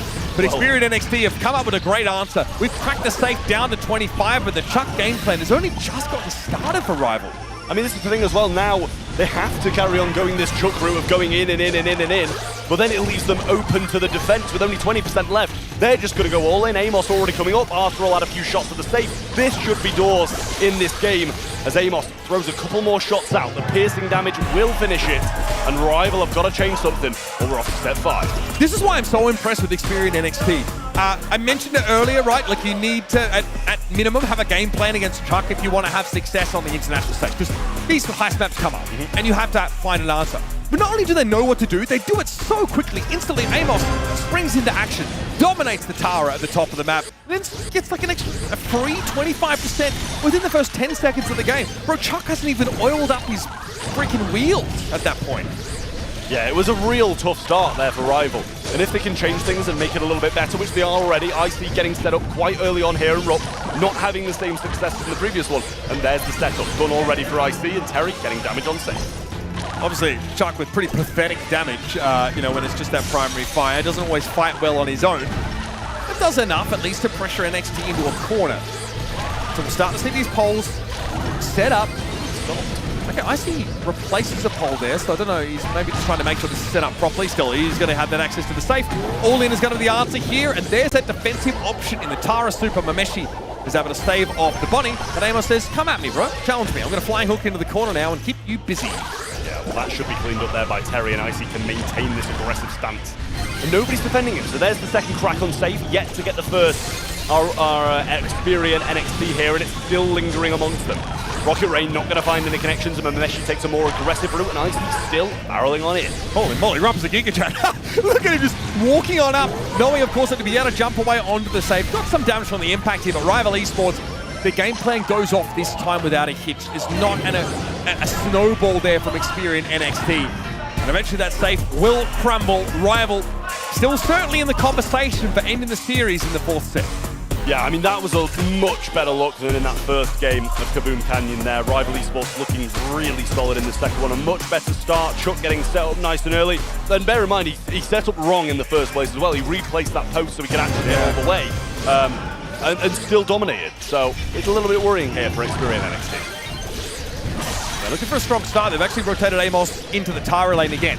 So try to make sure they get that matchup at least for like the first 5 to 10 seconds of the game. Rival, though, respond by making sure Terry does get to match up against the crazed miner.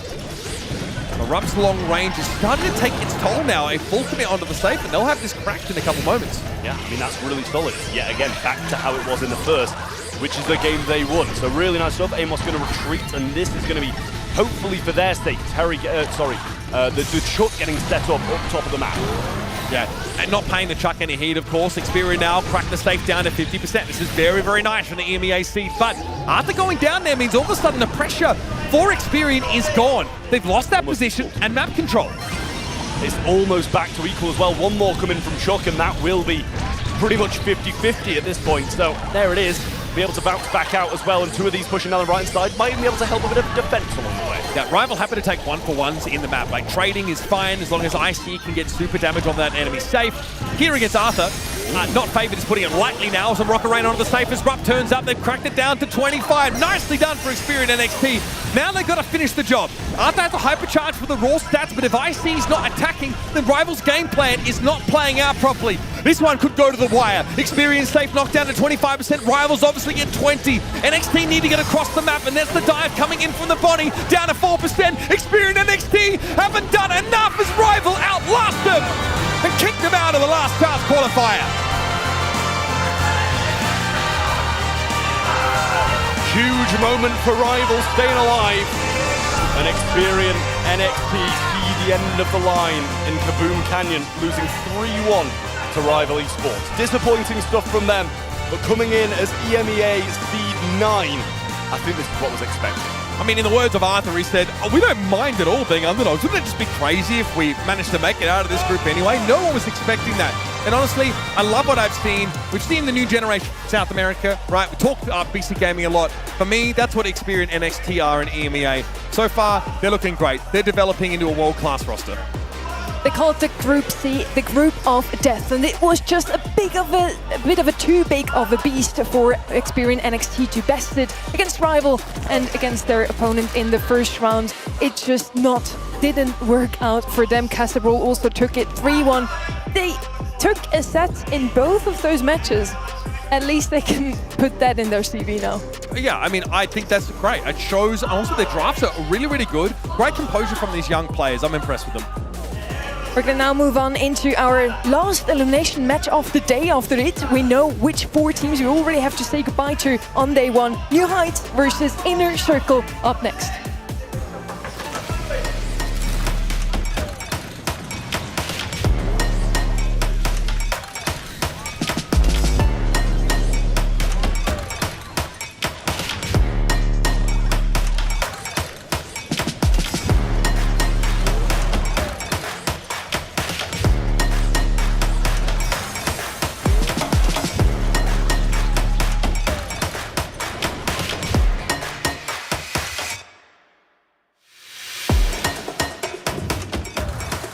I don't know them, but we're gonna do our best against them if we're gonna face each other. For Inner Circle, I think they're one of the favorites to going into World Finals this year. They were unlucky for maybe some of the months, but then if we really made it into day 2 facing Inner Circle, I think that it's a great opportunity for us to first time to really have encounter with a Worlds team and to see how our level can match compared to them.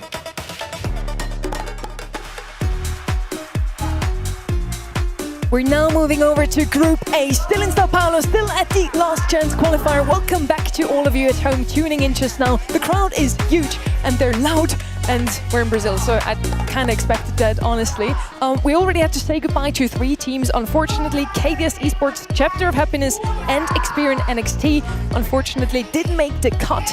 And with that, Mainland China already lost their 3rd seat. Chapter of Happiness is out. Now, New Heights Gaming has a chance to still be in the match for Mainland China. Toxic Lotus, of course, did already make it to day 2. Those 3 teams are wearing that flag proudly. Look, New Heights have to start off against Crazy Raccoon, right? A team that many people don't even think should be here. So, can see how that's going to be a tough start for them. And Inner Circle give us a pretty good game against RNT. I mean, it's a little bit of a late start for them, I think was my big issue. They are a team that I expected to win that game. I think Brady was the only one to predict Revenant XSPARK to win that, so props to him. But slower start than you want to see from an Inner Circle team that should really know each other very well and have this LAN experience.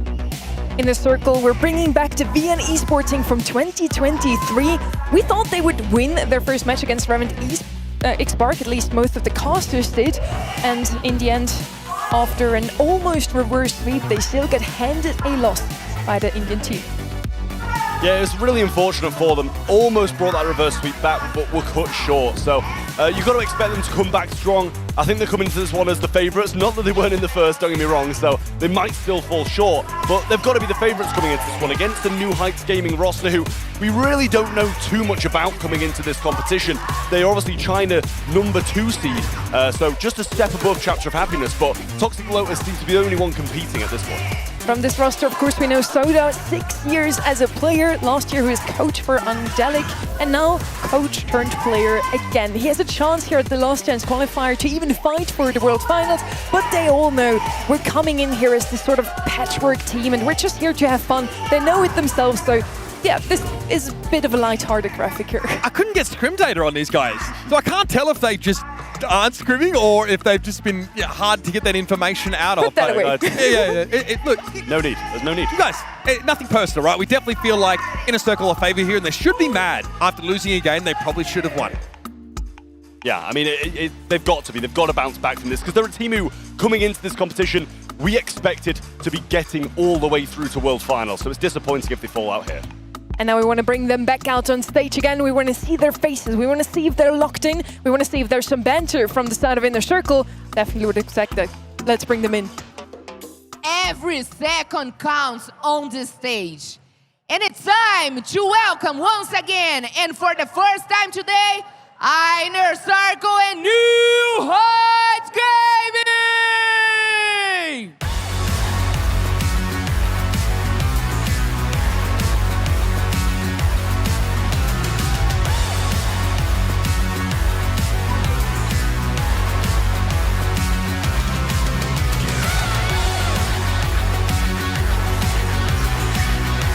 On the left-hand side, we got the 6th seed from EMEA Inner Circle that surprisingly lost their first match of the day. Now they get a second chance. It's make it to day 2 or break for both of those teams. Whoever loses it is out. I mean, Inner Circle, there's no reason for them not to feature in day 2 of the competition, but it's hard to get information. Trust me, I know, on this New Heights Gaming squad. Soda, very well spoken, obviously, has a lot of respect for Inner Circle. Spent some time in a really good EA team in Angelic. They were always a factor in those monthly finals. He coached that squad, so the guy has got a big brain, but he's going up against Coach Philip Macedonia. This guy is taking 0 prisoners. Bro knows how to draft the comp, and I expect to see a squeaky clean series here from Inner Circle.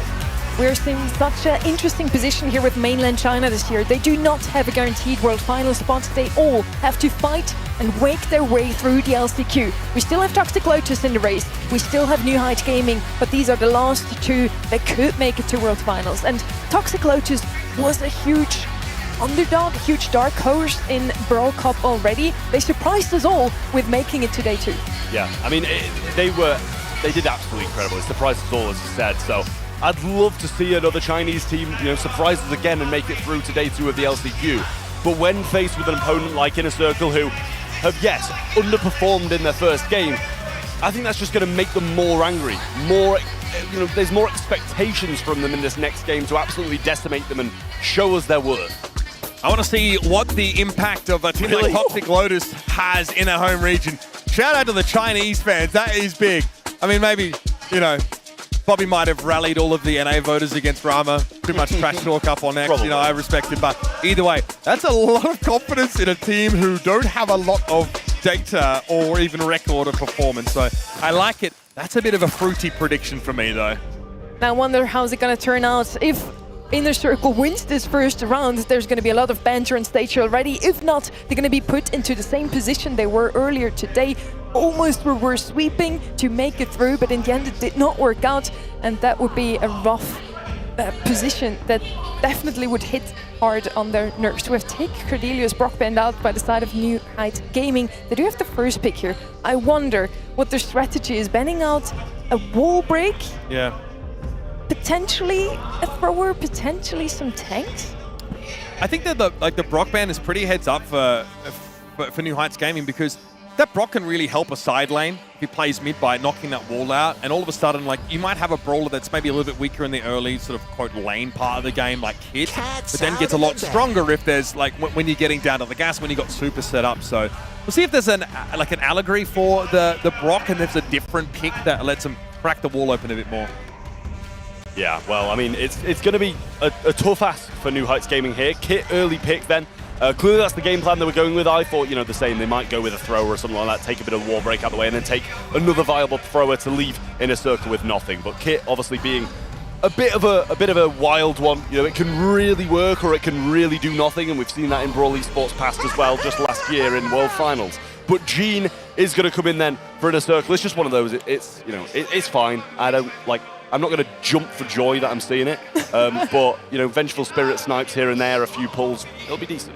It's been a mainstay in every single Knockout map for the longest time, really, ever since Knockout came into the competitive map pool.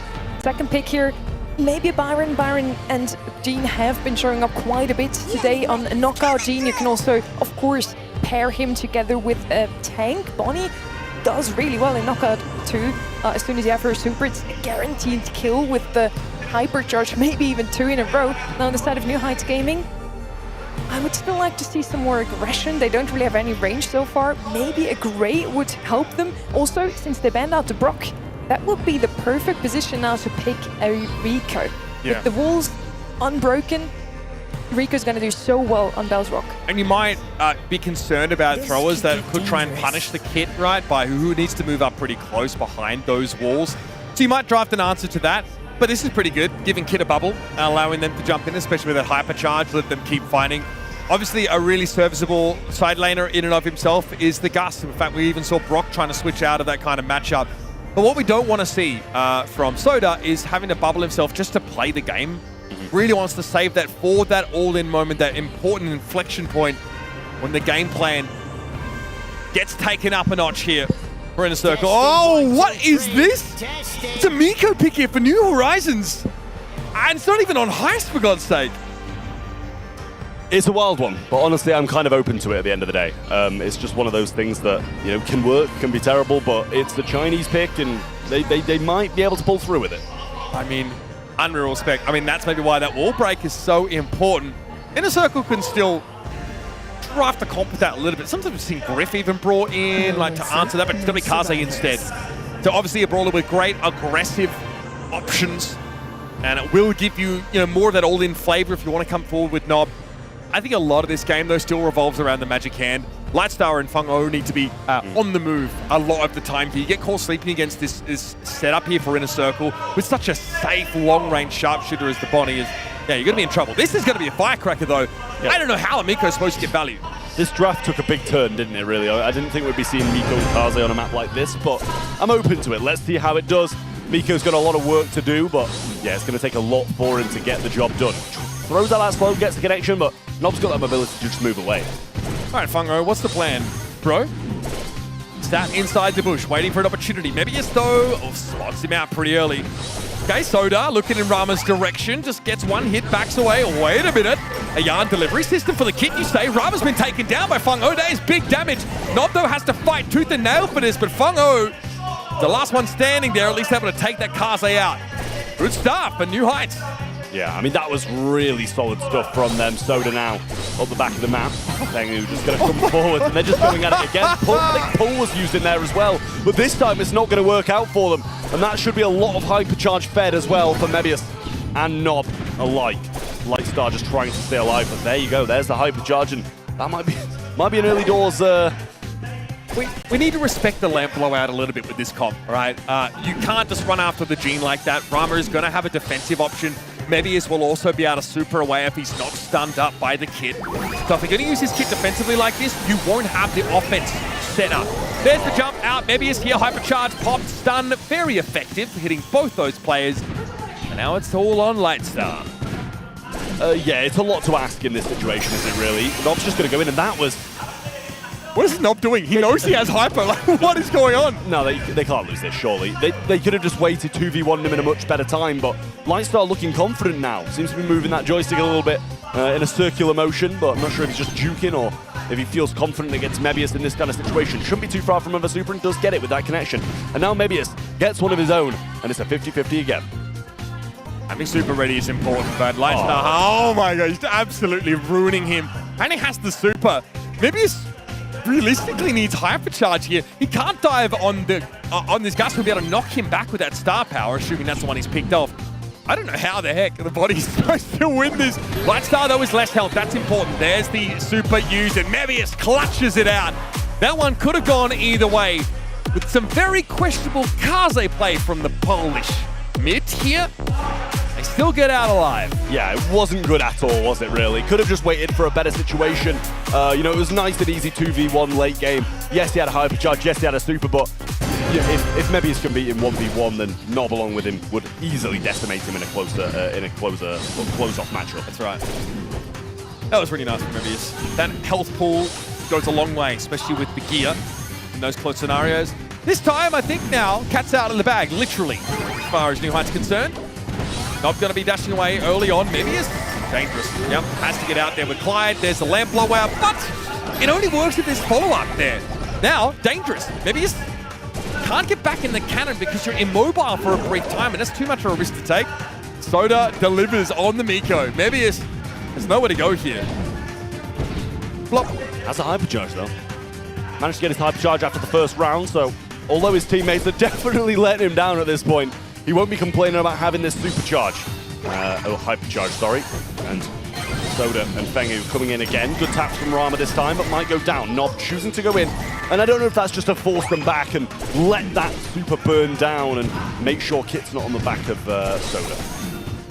The Inner Circle do have the answers to this setup, but a lot's got to go right. Nob trying to bait the jumps out here. Soda busy channeling the spirit of Sun Wukong. Has that super ready. Not that useful here, I would suspect. Survivability is important, I guess, but there's the Kaze going in. Nob knows he needs to fight for this now. 2 versus 2, maybe a slow hypercharge at the ready, but no cannon, so needs to take a sidebar to build it up, leaving Nob on his own here. Fungo's going to be able to jump on him, and it wasn't even needed. His Lightstar just cleans up the Kaze.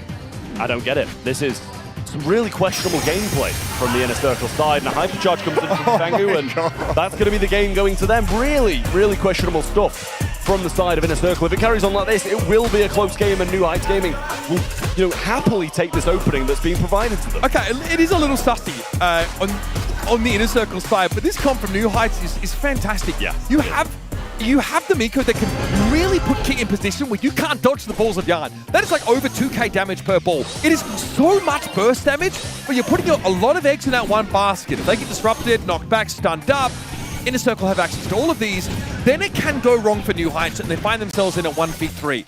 But when it works, man, it looks good. Well, let's see if it works this time, and that's an early kill. Maybe shouldn't be too far off hypercharge now. I feel like he's got a good few connections in, and Lightstar used his shield in a different matchup, but maybe it's yet again going very aggressive and gives him another one. Okay. Lightstar here obviously doesn't want to be feeding a super towards the Gene. That would be worst case. Unfortunately, no choice because the gas has not yet begun to creep in.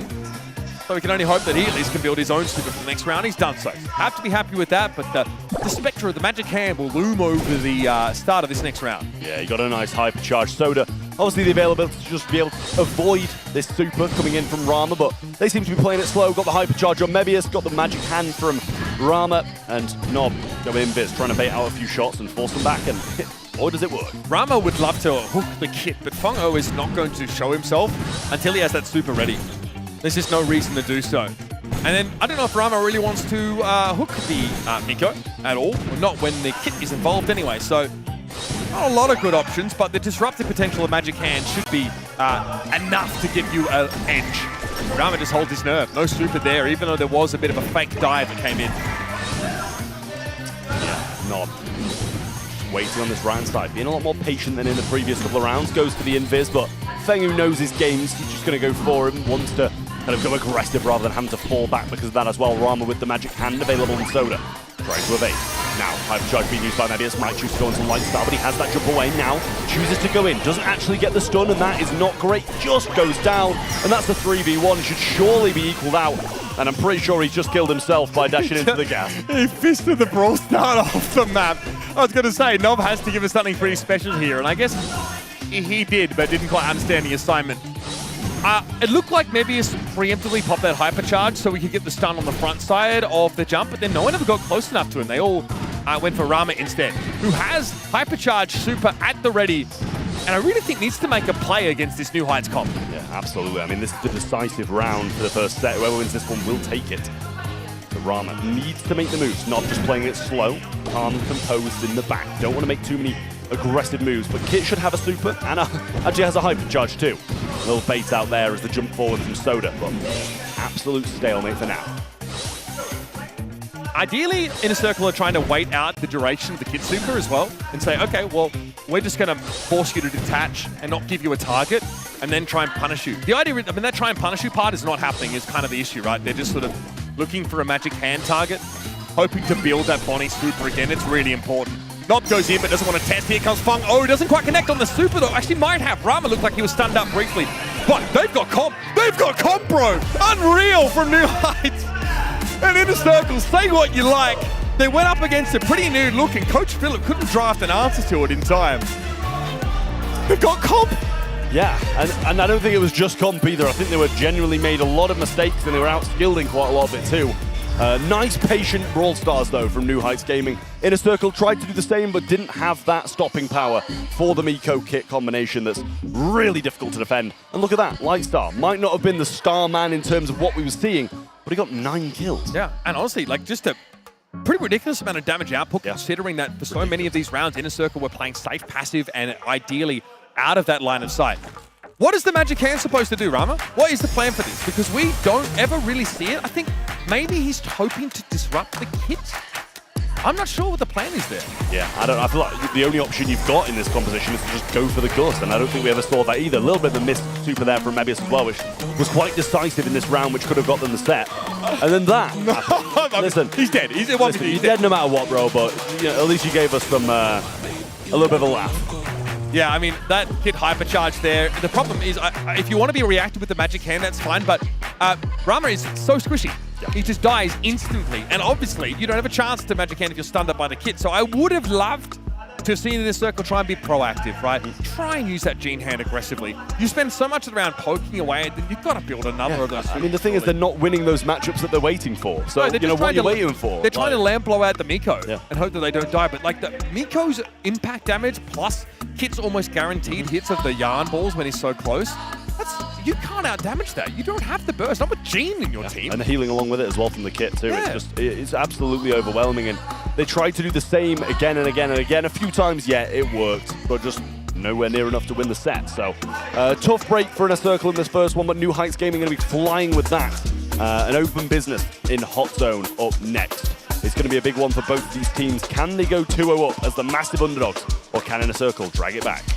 And of course, even though Norv has been plagued by some visa issues in the cast, Rama and Mebius have seen their fair share of competition at the highest level. Mebius was a part of that Eternal Fire roster at Worlds last year. He has seen everything that Brawl Stars has to offer. And Rama as well, obviously was part of that LCQ run with the VN Sporting team at Worlds in 2022. There's such an experience gap between these teams, plus the coaching prowess of Philip, who's like basically a gun for hire out there. I think he ended up coaching in 23 that Toxic Lotus team before they were Toxic Lotus back in our BC Gaming. So he wherever he can make an impact, he tries to. You should be dominating the series. Just doesn't seem to be the case. Just doesn't seem to be the case. It's really tough stuff then for the side of Inner Circle. But another draft, another chance to get this draft right. It's going to be a tough one. It really is for both of these sides. New Heights Gaming, I don't think, you know, seeing that, I'm convinced that they're the better team. I think there was a lot of mistakes from both sides, especially Inner Circle. And if those get ironed out, they're going to be perfectly fine in this series. I don't know if you can draft that same kind of comp on a map like this, open business.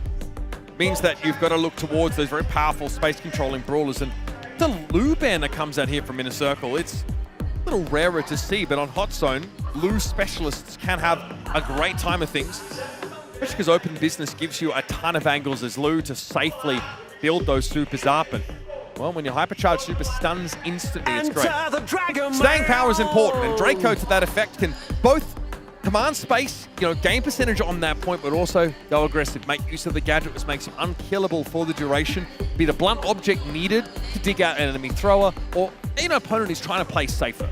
Yeah, absolutely. I love this Draco. I think it's a really solid pick and an early one that can make a big difference to the overall draft. The hypercharge is just ridiculous, but Fink's going to come in back on the other side. Another solid one. Whether that's the hypercharge, so you got the zone around you, or you know the regular time zone in front of you, can stop a lot of that Draco fire damage coming through, and then Ollie with it as well, which is another one of those really solid brawlers. Yeah, being able to hypnotize off a gadget activation. More common to take that one. Obviously, you can also take his, I call his kickflip gadget, but allows for an extra bit of gap close. Well, both of them hypnotized, so. Yes, true. Kickflip on impact does, yeah. But usually it's kickflip into like hypercharged super right to basically cross the map. Let's go. Jaeyoung here, the most common pick for this Inner Circle team as of recently. 86 times it was played in sets over the last month or so in terms of scrims. So great pick here. Obviously, having that area of effect, keeping the Draco topped up and able to, you know, just negate any of the incidental poke damage that might come in from the Finks, for example, is going to be important. Anything that really supports the Draco game plan of letting you run over your opponents. And Ruffs is also geared in that same direction.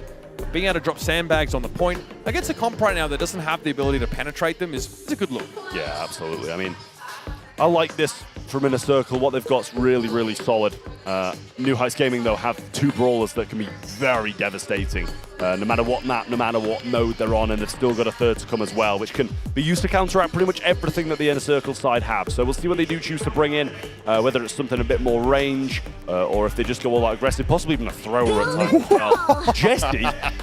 Yeah, I almost fell off my platform. Listen, I love Jesse. Jesse's one of my favorite brawlers, but does it have a place? That is the question. I mean, Sandbags kind of forces them to use the other gadget, which might give the rest of the composition a bit of help, but it's been a long time. So Jesse is obviously designed to be very good at cementing control of parts of the map you've already taken. When you don't have them though, and your opponents are playing far enough, to sort of avoid the bounces, it doesn't feel quite as strong. Just to shore up a position you already control doesn't give you an edge in taking it necessarily.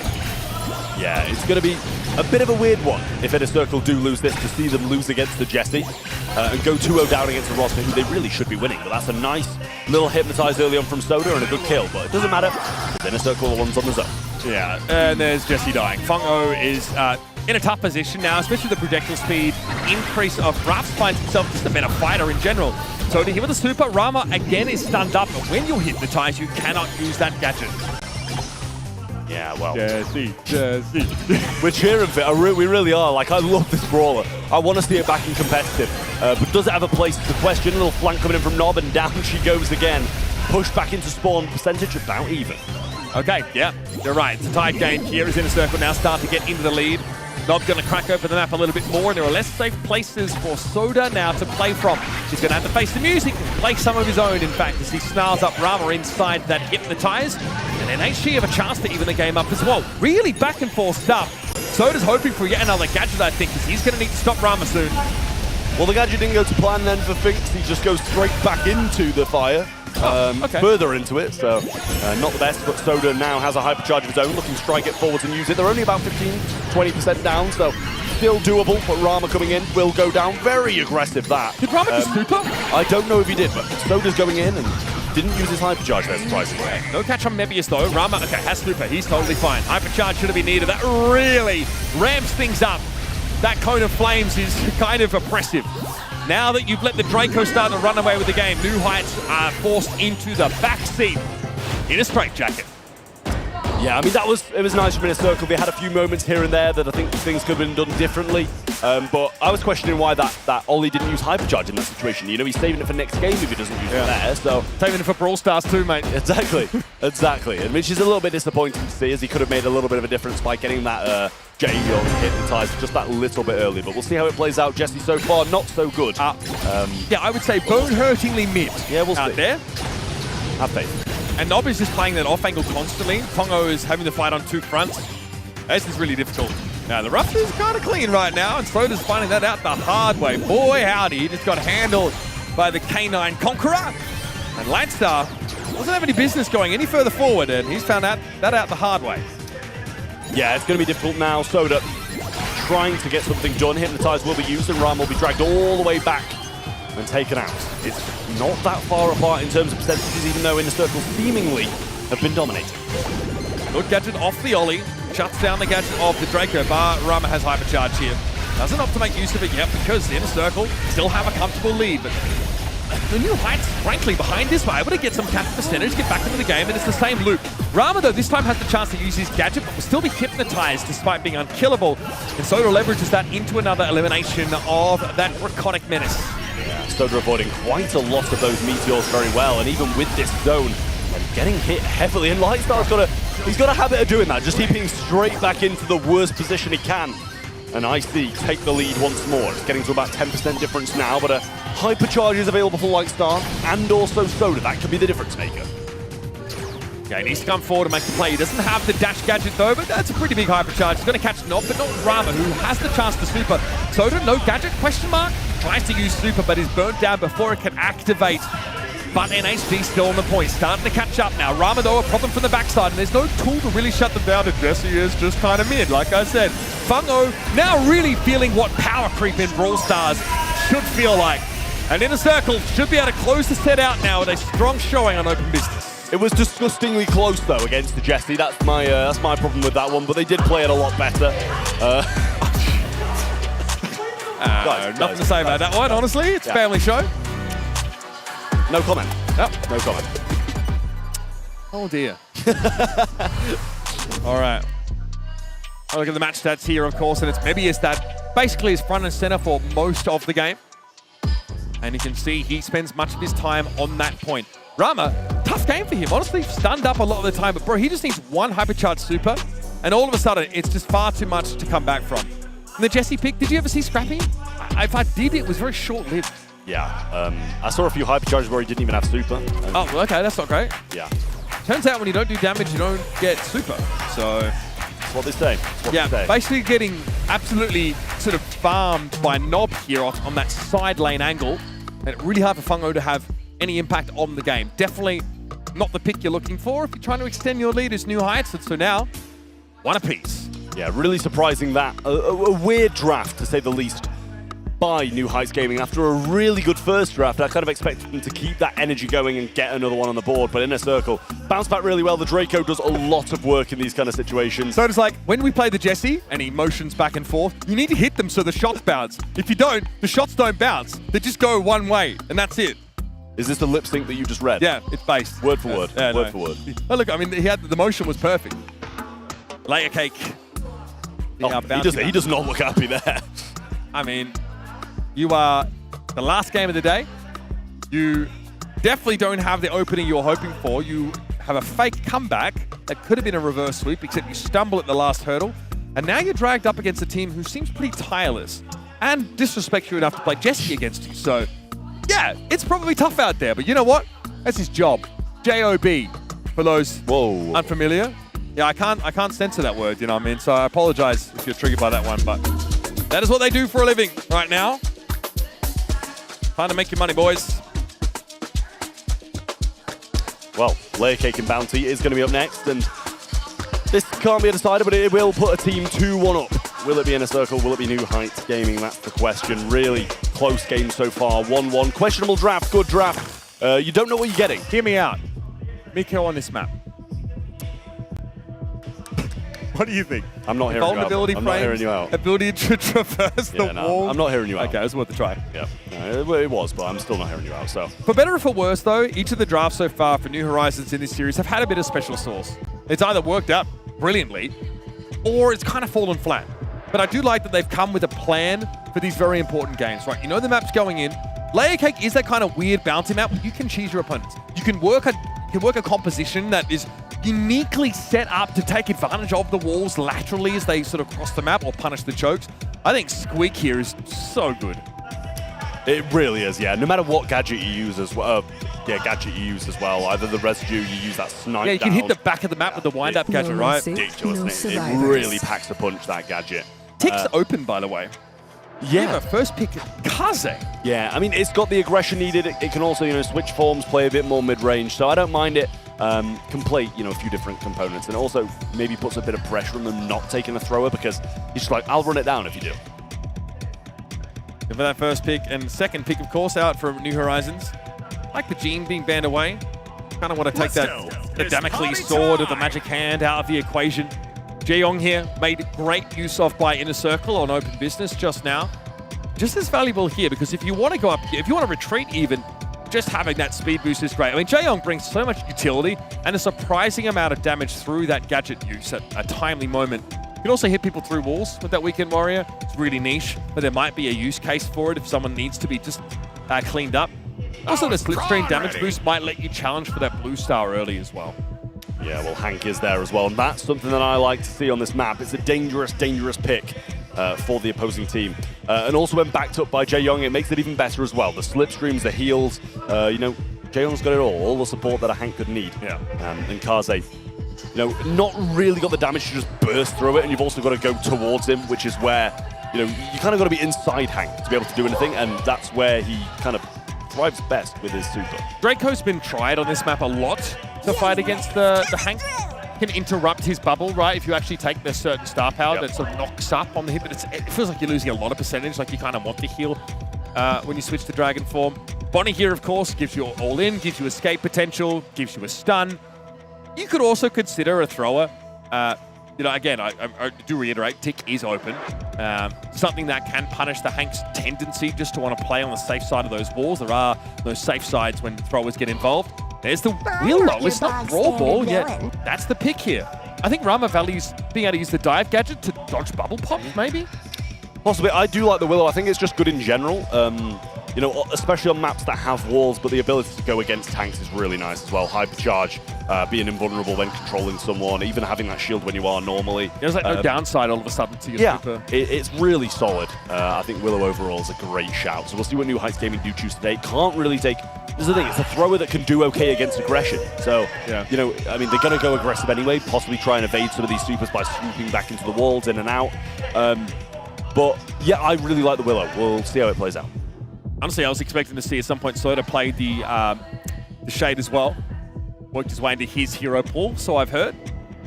But again, another aggressive look. Another brawler that's pretty agnostic of walls being present. A playmaker's pick to round out the draft for New Horizons as these teams are locked in death's duel. Winner stays alive to play day 2, but the loser is out of LCQ. And it's not with the mobility, of course, in that Geisha form to get the blue star. Yeah, it's going to have to be an aggressive stance from both Soda and the boys up top for New Heights Gaming. Well, that is aggressive. Yeah, it's very aggressive, but Nobs found him instantly and should be punished and is. Maybe has puts himself in a position to try and pinch and maybe overextends a slight bit, but they're still up. As interesting, Soda not aware maybe that he was spotted crossing to that little bush. So easy pick off now for the Kaze. And a comfortable little lead now for Inner Circle. So all of a sudden this Hank Cobb has to start to take a bunch of damage to get forward. It's really easy for Inner Circle to kite this, right? Step in Light Star's direction, force him to move back, and then just back away. The bubble often not being within range to affect them. There's Soda, super now. That's the super that gives him that more durability during the duration of it. He's not able to find an assassination. Yeah, it's not seeming like they're able to get a lot in here. Shade comes in once more. No hypercharge again, gets it now, and going to see a super being used by Nob here. Soda's going to get control, try and get some kills on the upside, but a jump comes in from Mebius over the top, might be able to get 2, gets back into this tankier form, and Nob might be able to refrag and does. Gets that lead back to them, and it's 3 this time. Yeah, Inner Circle obviously, you know, have to deal with the comeback mechanic of having a lot of stars on them, so going for like straight 1-for-1 trades when you're ahead doesn't always favor you. Still, they come out with 3 stars in their favor. Nob, those got to be careful. Bubble not catching on to him though. Soda wants to come forward, but Nob will play out in the open now as Mebius threatens from behind. A little bit scary for Mebius, but he's happy to take that fight with Hypercharge active. Yeah, didn't even use his super there as well. Knew that he was going to try and bait it. And didn't even try. 12 to 14 now. Blue star with New Heights Gaming, so anyone will do. It's going to have to be a good push. Here comes the Hypercharge, shaded super as well, but good shots from Willow to try and shut it down. Hypercharge there, slicing through them, and gets big damage in. Will take down 2, and Inner Circle take the game. Beautifully done there. Nob obviously marking everyone he hits with that Fist of the Brawl Star ability, and everyone was clumped up for him. It's not the super we normally see from Kaze, but in a pinch it offers you sick map-crossing mobility. That's some nice damage. Yeah, it was a good move from him there. Know they were under pressure, and if he goes through, you know, all of New Heights are going to go back from him, and then the pinch comes through as well. So, really nice move. Blue Star still within a circle again this time, and Soda trying to make the same move down the left as last time. This time, he hasn't died so early. Maybe he's here just firing into the choke, but this is not the best spot for Bonnie to be in terms of putting that damage out. And Rama caught there by Funko. Has to dive away from the bubble. New Horizons got what they came for. They got that star lead, and they'll give a bit of this real estate back to Inner Circle. But what can they do now, though? They've got 2 brawlers who need to be aggressive, and they're forced to be on the defensive unless they stay up in that position. And they've just retreated so heavily. Mebius with the hypercharge ready to roll now, gets hit, and that healing is reset. Nob coming through, and Soda predicts perfectly. Nob might be able to slide away here with his super, and does. Not really a lot of utility used. Mebius still super and hypercharge. Rama still has a super of his own. The defensive measures remain, and they have the lead. Yeah, maybe too aggressive there for Funko, trying to chase that kill still on Nob, but he was sitting in the bushes and regenerating that health. But it is going to be up to New Heights here too. Just to advance their game state. They've got a pressure. Soda doing just that there. Nob does get clapped briefly and not quite low. But there is a hypercharge load here once again for that Kaze. That's a bubble that he was not ready for. Super in from Mebius with hypercharge active. So that is a stun on the Hank. Very effective as that bubble gets popped. And now Rama tries to control. Nob goes in, finds a pick off, and there it is, Rama cleaning up beautifully. A 6-star lead here for Inner Circle. Might be a quick set. Yeah, that was a lot for Inner Circle there. Really nice stuff. But look at Soda on the left. No super for Armory to be able to defend it. One of them should just take this death and move on. But he cycles it out. Rama forced to dive down. Nob in a bit of a compromised position here as well, but Soda won't be able to get out. But Nob isn't enough to get the game flipped. They need to go for one more, and they can't quite get it. Hypercharge is there for Lightstar, uses it to heal and get a shot onto Nob. But can they push up and get the kill? Maybe it's with a super and then nowhere to be seen. 4 stars and they're not there. Nob will add more, and Inner Circle are 2-1 up. At that point, New Heights had no choice but to step inside that Blade Storm that Nob put down. He would have ended the game manually by getting 20 stars if the game hadn't ended when it did. Kaze, so flexible, so many options. We saw the first round ended by the fist of the Brawl Star Super. This time, Nob just throws down and gets a little scrappy with it. And those are the 2 axes that Kaze plays so well on. Rightfully coming out of the set with a very healthy amount of damage and 7 eliminations to his name. Yeah, I mean, you can't complain with those kind of stats for Inner Circle. Started slow, but now gradually getting back into it. A few little replays here and there, and you know, there were moments where, you know, it kind of looked like New Heights were going to be able to get some kills, get back into the game. But if they've got the lead and they're pinned into spawn, that's not where this composition wants to be. They want to be up on the aggressive, and when forced into a defensive position, they don't do well. And they wanted to give up map control when they had a star lead anyway, right? New Heights allow, essentially, Inner Circle back into the game, and that's really not where you want to make best use of that haste. You want to be constantly, you know, punishing your opponents for trying to take that space, move past the wall, get through the chokes. Those are all good positions for you, but they were all too willing, I think, to give it up. And then you're behind in stars, and you're playing Shade. Shade, who will often trade himself out in many of those scenarios, because you've got to play aggressive, you've got to take the risks, but you need to go 2 for 1. That's just a lot to ask from a Shade player. Yeah, it really is. I mean, a few of those hypercharges, I think one of the ones he used, Willow just controlled him and moved him back into his own team. So it is real tough to be able to, you know, make moves in that kind of position with the Shade. And that's what I said. It was kind of surprising to see them come down with another aggressive brawler. No, you know, it's not tank, more of an assassin against that Willow, who's so good against tanks and assassins. So maybe a little bit of a slip up there in the drafting phase, but they are 2-1 down now, and we'll have to account for that in Death Cap Trap in Gem Grab next. Yeah. Still Inner Circle marching forward, keep themselves up by a set and now threaten an end of the series. They've got to feel good not having to try and reverse sweep this kind of set, but it's not been the clean kind of day they likely were hoping for. 2 winnable games, only having the chance to take one of those away now after that rough Revenant XSPARK matchup. We're pleased enough to feature in day 2 of competition if they get through New Heights here. Conversely, New Heights playing with house money. They don't come to this tournament expecting to win. They might not have expected to make day 2, but a great draft in the first set gives them a foothold in this series, and it will be a shame to see them not take advantage of it. It really would. I mean, Inner Circle, I think they came into this competition expecting to be straight through to day 2, through their first game. And having to, you know, come here through the lower bracket against New Heights Gaming probably feels like a bit of a drag to them. But it's a chore that needs doing. And New Heights Gaming have put up a big fight and still have a chance of being able to bring this one back and taking down Inner Circle. But that first Ollie pick makes me doubt it. Yeah, I mean, he's not banned out because we actually have a double rough ban, which means that an extra one of those ultra-powerful top-tier brawlers is going to be available for play here. And as the first pick team, normally you're licking your lips at that opportunity. So maybe it's instantly windmill slams that no pick. Mercy. Kaze No also gets through for survivors. the same reason. It's the Inner Circle. Nob made great use of it in that previous set. It's going to go over to Fung O again, who did start off the series playing super aggro on this brawler on, I think it was Dueling Beatles. Yeah. It's a solid brawler for him to have, to champion, and hopefully do well on here in Death Cap Trap, because they very much need it. They need 2 sets in a row without dropping this one. Otherwise, they will be knocked out of the last chance qualifier, and in turn, the whole of the Brawl Stars Championship in 2025. So big set for them here. The next 2 are must-wins for New Heights Gaming. Inner Circle want to get this one closed out quickly. Crow comes in, and that has been a brawler that's been around a lot today. I mean, New Heights have great all-in potential now. They can play very scrappy and tilt the odds in their favor, of course, with their Kaze Super in Geisha form.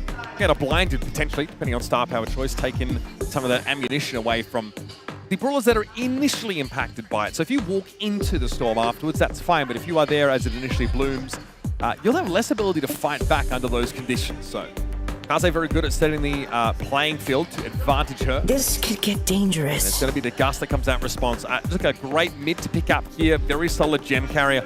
Somebody could set up Mebius with that extra durability, or just save it for himself.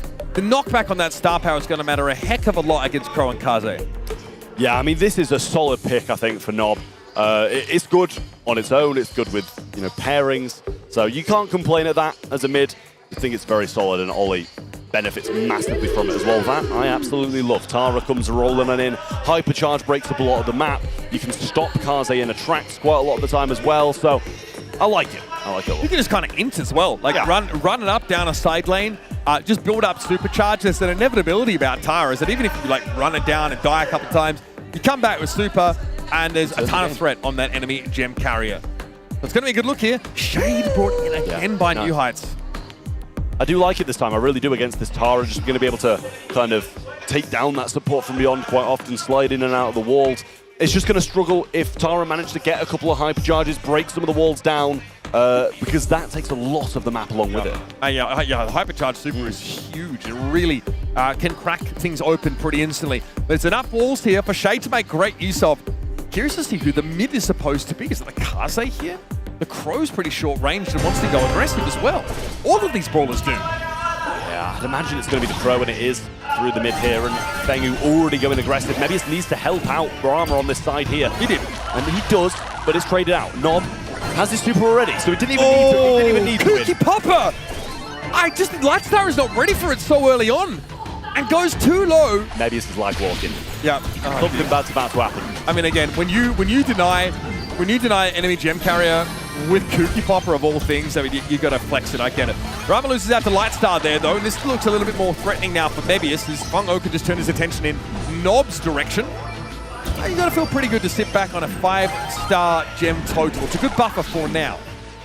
Well, Nob's rolling in with this vision gadget rather than support from beyond here. It might be due to the fact that kind of going to be able to burn through by the opposition quite easily. He uses his super, he brings him out of the wall, and still gets traded. Doesn't actually manage to get the kind of kill up on them.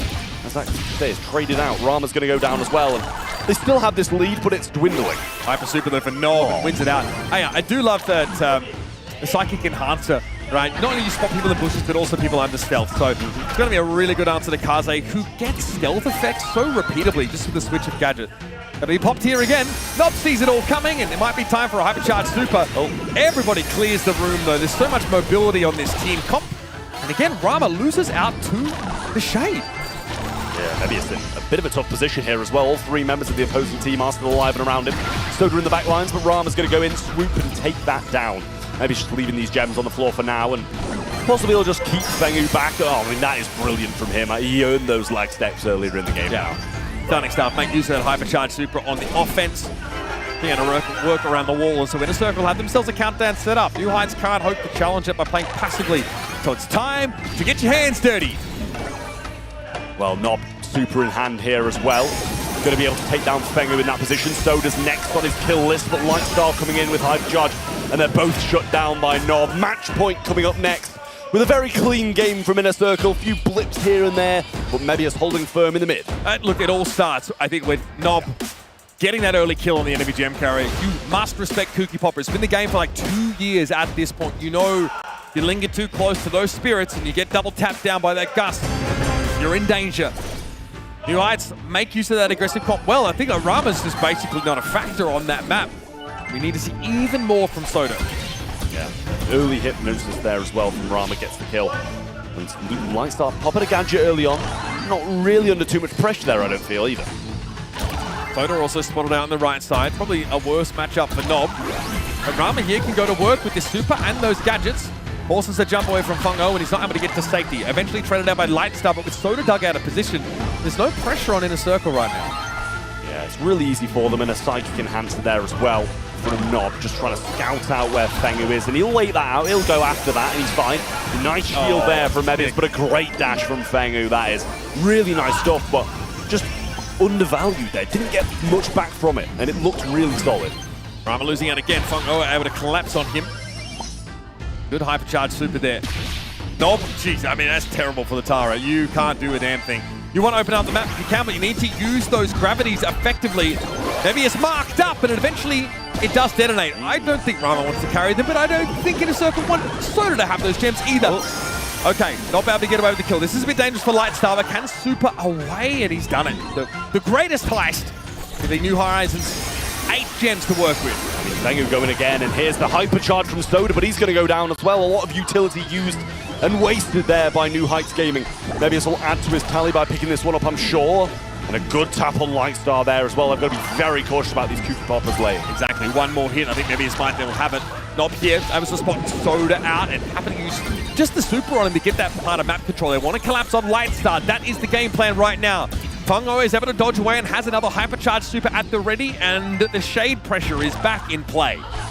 Only need one now for the count, but would have to stay in the mid to stop them from getting the restart anyway. Fengu getting knocked by double Hypnosis and another one to follow. Rama can't quite get the super off though, and they end up dropping a gem of their own. Nob burning down, can't go anywhere near it. And a hypercharged super ready for Lightstar to get out. Maybe he's going to pop a gadget here, knows they need the next one, and a big hit by Soda, and he's not refragged. And that's going to be the gem picked up from New Heights. Okay, maybe he at least gets himself to 10, but there's still going to be a countdown in play at some point. Inner Circle have to bait something in. They think they have time. See if the gem pops out. They do. It's in the last second. Absolutely perfect calculation from Inner Circle, knowing they'd still stay in the game even with the countdown expiring.